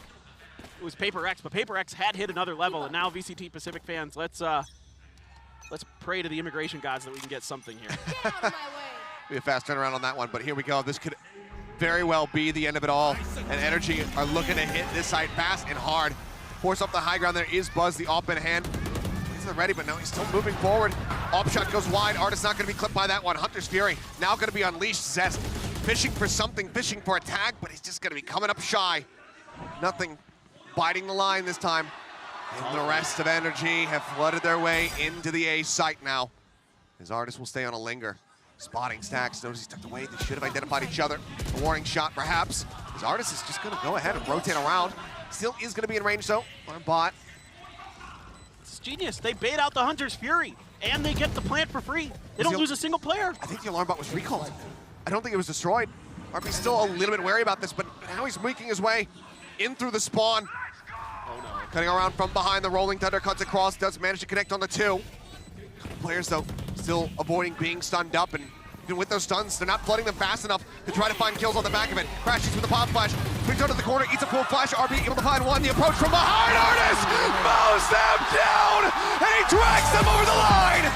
They lost sight of the enemy, Chet, and when he struck, it was far too late. A 4K to finish them off.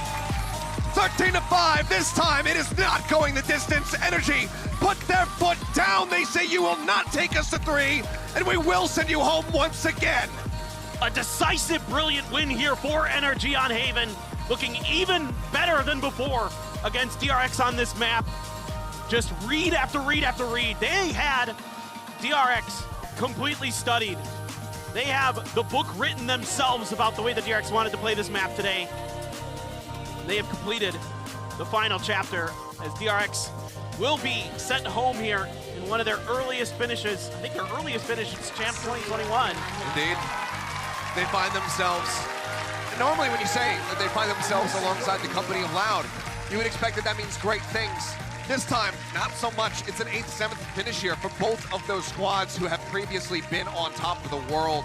But right now, the scriptwriters, it seems like they have determined that new blood needs to be in the mix, and in the mix it certainly is. Energy, though, with this victory, they keep the hope alive.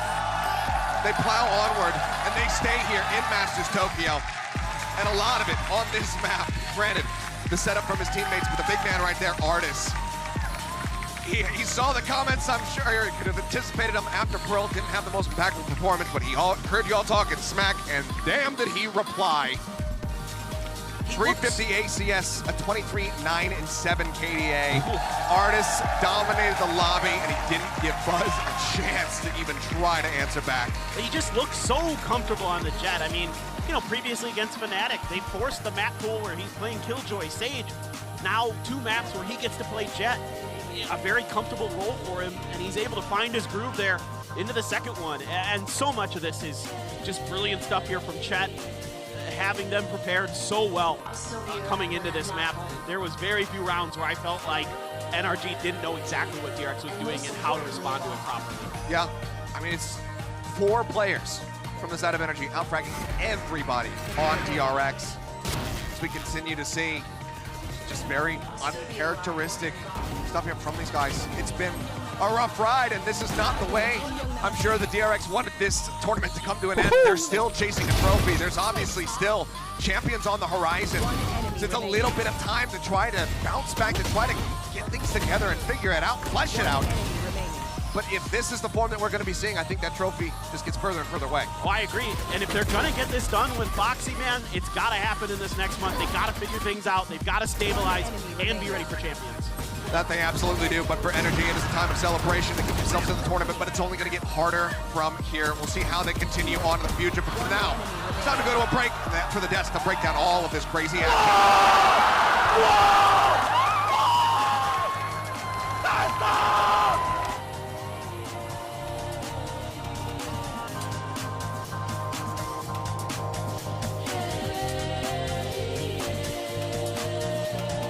I'll still be around when I'm not home.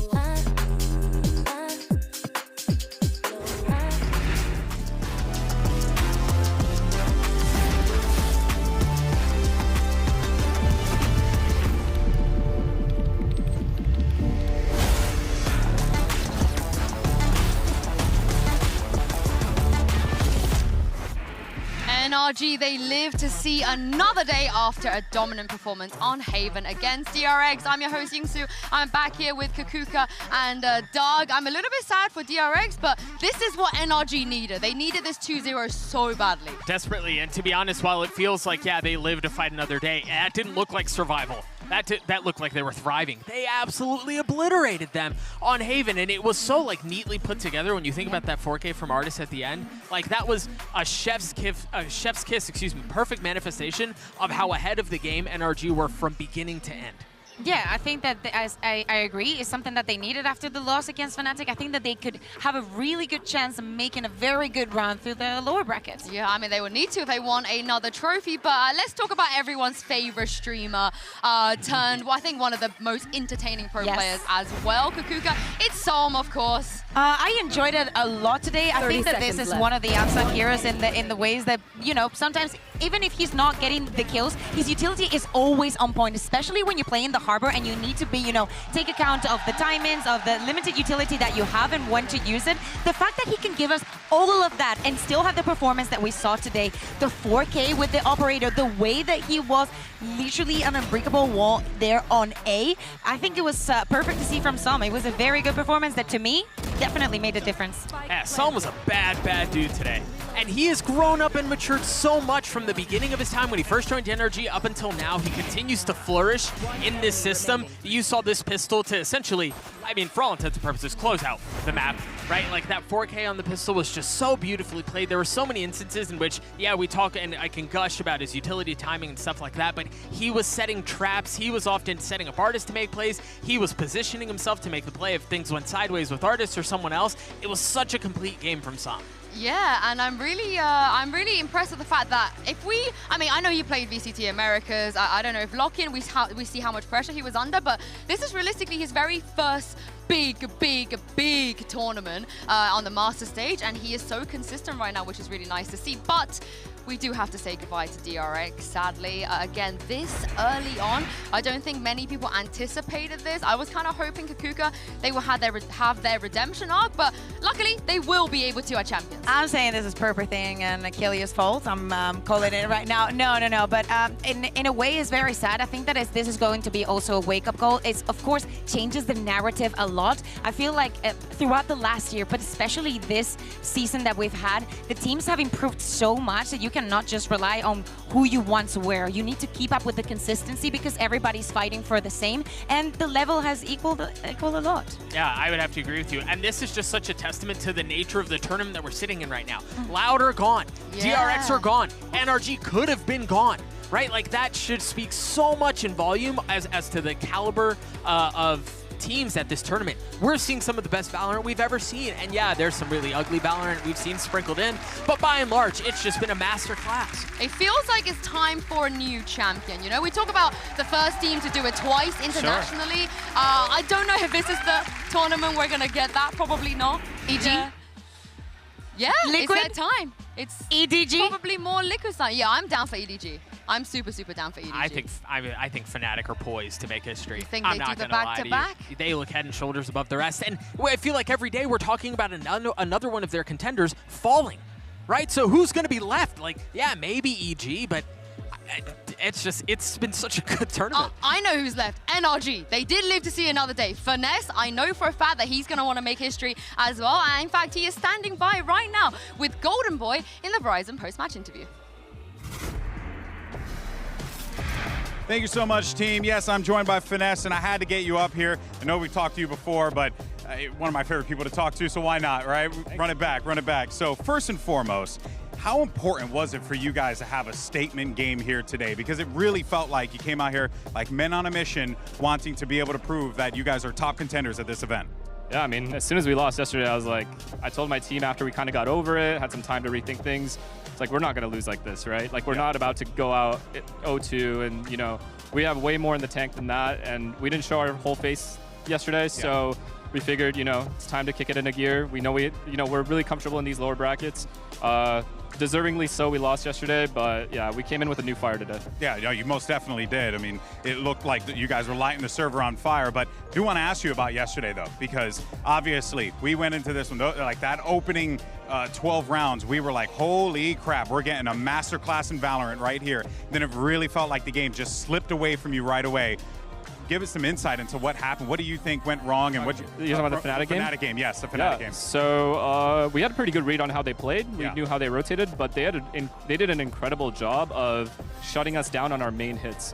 So there was a round 4-4 yesterday on Fracture where we hit the B bomb site and they just wiped us clean. Yeah. And they weren't even ready for the hit. Yeah. So it was one of those things where they were mechanically just on another level compared to us yesterday, and they just rode with that momentum onto Bind, and just the way that we lost Fracture, it was really hard to continue with the momentum on Bind. And then I think at one point it was 2-2 on Bind, and the game ended 13-2. Yeah. So, you know, it's devastating, but at the same time, when a team is playing that incredibly well, you have to give them props, and we were just outplayed. What'd you talk to the team with? You know, when you wrap that up, you know, licking your wounds, what'd you talk to them about? I mean, of course, like I told you, I did say we're not losing like this. But it's not normal that we get destroyed. Yeah. It was a humbling experience for sure.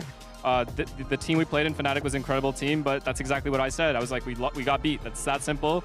You have to take it on the chin and move on. We're not out yet. So yeah, no, that's right. You know, GG go next, right? Simple as that. Yeah. Now, obviously, the competition has grown exponentially here, like from EDG's performances, even EG in our own region, right? Like popping off as well. I really want to get your read on what makes this NRG team so special and why you guys are able to still, you know, despite the setbacks, despite the adversity, still be able to compete with the best of the best on this stage. I have 5 incredible people behind me, you know. I have Chet as the coach and 4 incredible teammates. Any one of them can call a big round at any given point, and that makes it easier on me. So it's not just all on one person. That's the good thing. And I know a lot of people give me credit for my strats and stuff like that, but the whole team does an incredible job of calling things on the fly. A lot of those retakes that we went over on Pearl today, none of them were set. You know, we just have incredible comms in those high-pressure situations, and I think that's what differentiates us. Oh, yeah, I mean, it's always been a thing about you guys. I appreciate you always talking to me, brother. Best of luck, and looking forward to seeing what you guys do in the future. And hopefully you can get some time for yourself and then get back out there again, because I know you're going to come back even better than ever, continuing to improve. That is, of course, Finesse over here. Let's send it back over to the desk to break it all down. Thank you very much, Golden Boy and Finesse. This is the thing of having someone like Finesse on your team. I know he doesn't want to take all the credit, but Doug, him and Chet, being able to have those leadership qualities to dig people out of holes, to allow them to bounce back, this is why they're one of the best. Yeah, and I think there is a lot to be said about Finesse and Chet and the value that they offer this team, but I want to lean back into what Finesse was saying on the stage there, because I fully believe it. I've had the privilege of listening to it, and I've seen it. Like, Crashies is so active. Yeah. Som has flourished so much as a young new member in the team, and his individual calling, asking for things from the team. Vic's another one who's very vocal, so it really is by committee. But you're right, when you have those two at the helm, I mean, what are you talking about, man? It's freaking Chet and Finesse. We did have the chance to listen to them in the segment that we had right before the match started, and we could hear it right then and there, being like, okay, Crashies is telling about all the information that he's gathering, the position that he's in. Everybody, like, the conversation is not flooded with a lot of information. They're very, very, very concise, and you hear a lot of different voices trying to explain how everything is going to work out. Yeah, well, today we had to say goodbye to 2 teams, but 2 do survive and go through. NRG and EDG is one of them. Let's check them out here in the HyperX reflex moment of the day. This was nobody. Cheeky little flick. Yeah, exactly. I think that we have to play it in half speed so we can actually admire this flick. How many times have you had a neon running onto you and you have been able to hit this shot? It doesn't happen to anyone. It actually happens to nobody. Yeah, it was my turn. I was about to talk about the mechanics individually and how he doesn't start to spray until the crosshair's already hit, instead of trying to control the spray behind it, whatever. You hit with that, man. Come on. Let her have her moment. Let her have her moment. Yeah. But let's take a look at the bracket, because we are down to just 6 teams. Isn't it crazy that we literally have already half of the teams? Yeah, it is. And it's about to get even crazier, because we have Doug Liquid versus EG and HyperX versus Fnatic as well coming up. And this EG squad just continues to get better. They continue to answer and stuff the face of doubters who continue to question, like, when are you going to meet your stopping block or whatever. But Fnatic has been unreal with how good of Valorant they played in the one series Yes. we've seen. So I cannot wait to see that matchup against HyperX. Also, if I'm not mistaken, the loser of that is the one that will go to play against EDG. So EDG is literally going to have to face every single champion from every region if it's HyperX fall into that lower bracket, if Fnatic keeps up with that performance. On the other side, Team Liquid versus EG. That's a candy. Yeah, I mean, I don't know what's going to happen. I'm not going to lie. I'm not even going to try with this one. But thank you very much, you guys, for joining us today and for watching. We're going to be back with more Valorant tomorrow, so don't you worry about that. And before you go, please enjoy the Prime Gaming post-day highlights.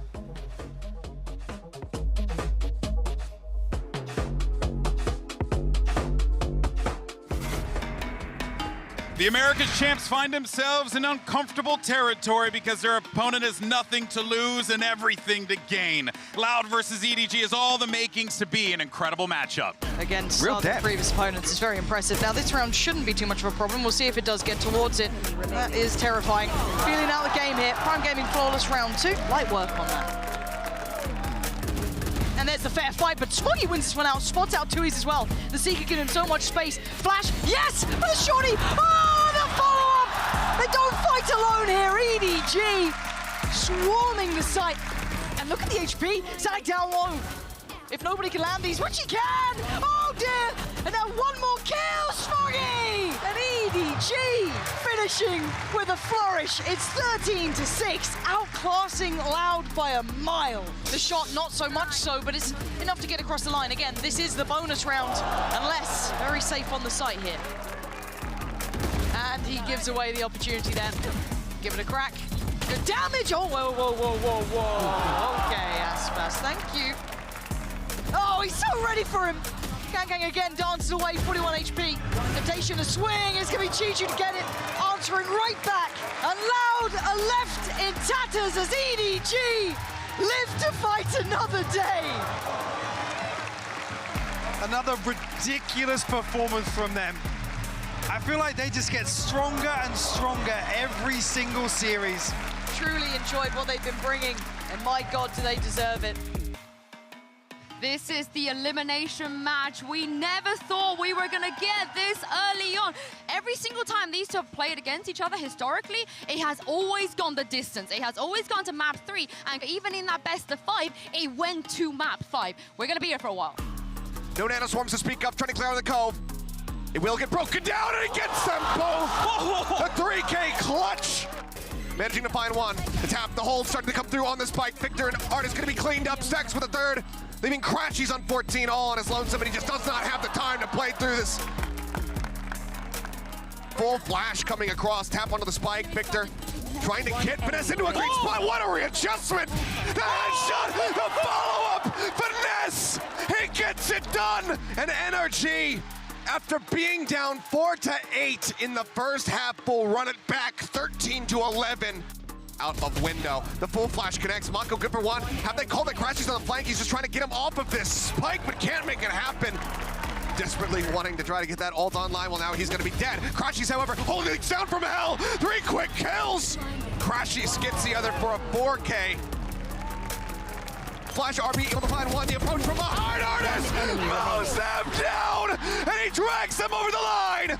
13-5. This time it is not going the distance. NRG put their foot down. They say you will not take us to 3, and we will send you home once again.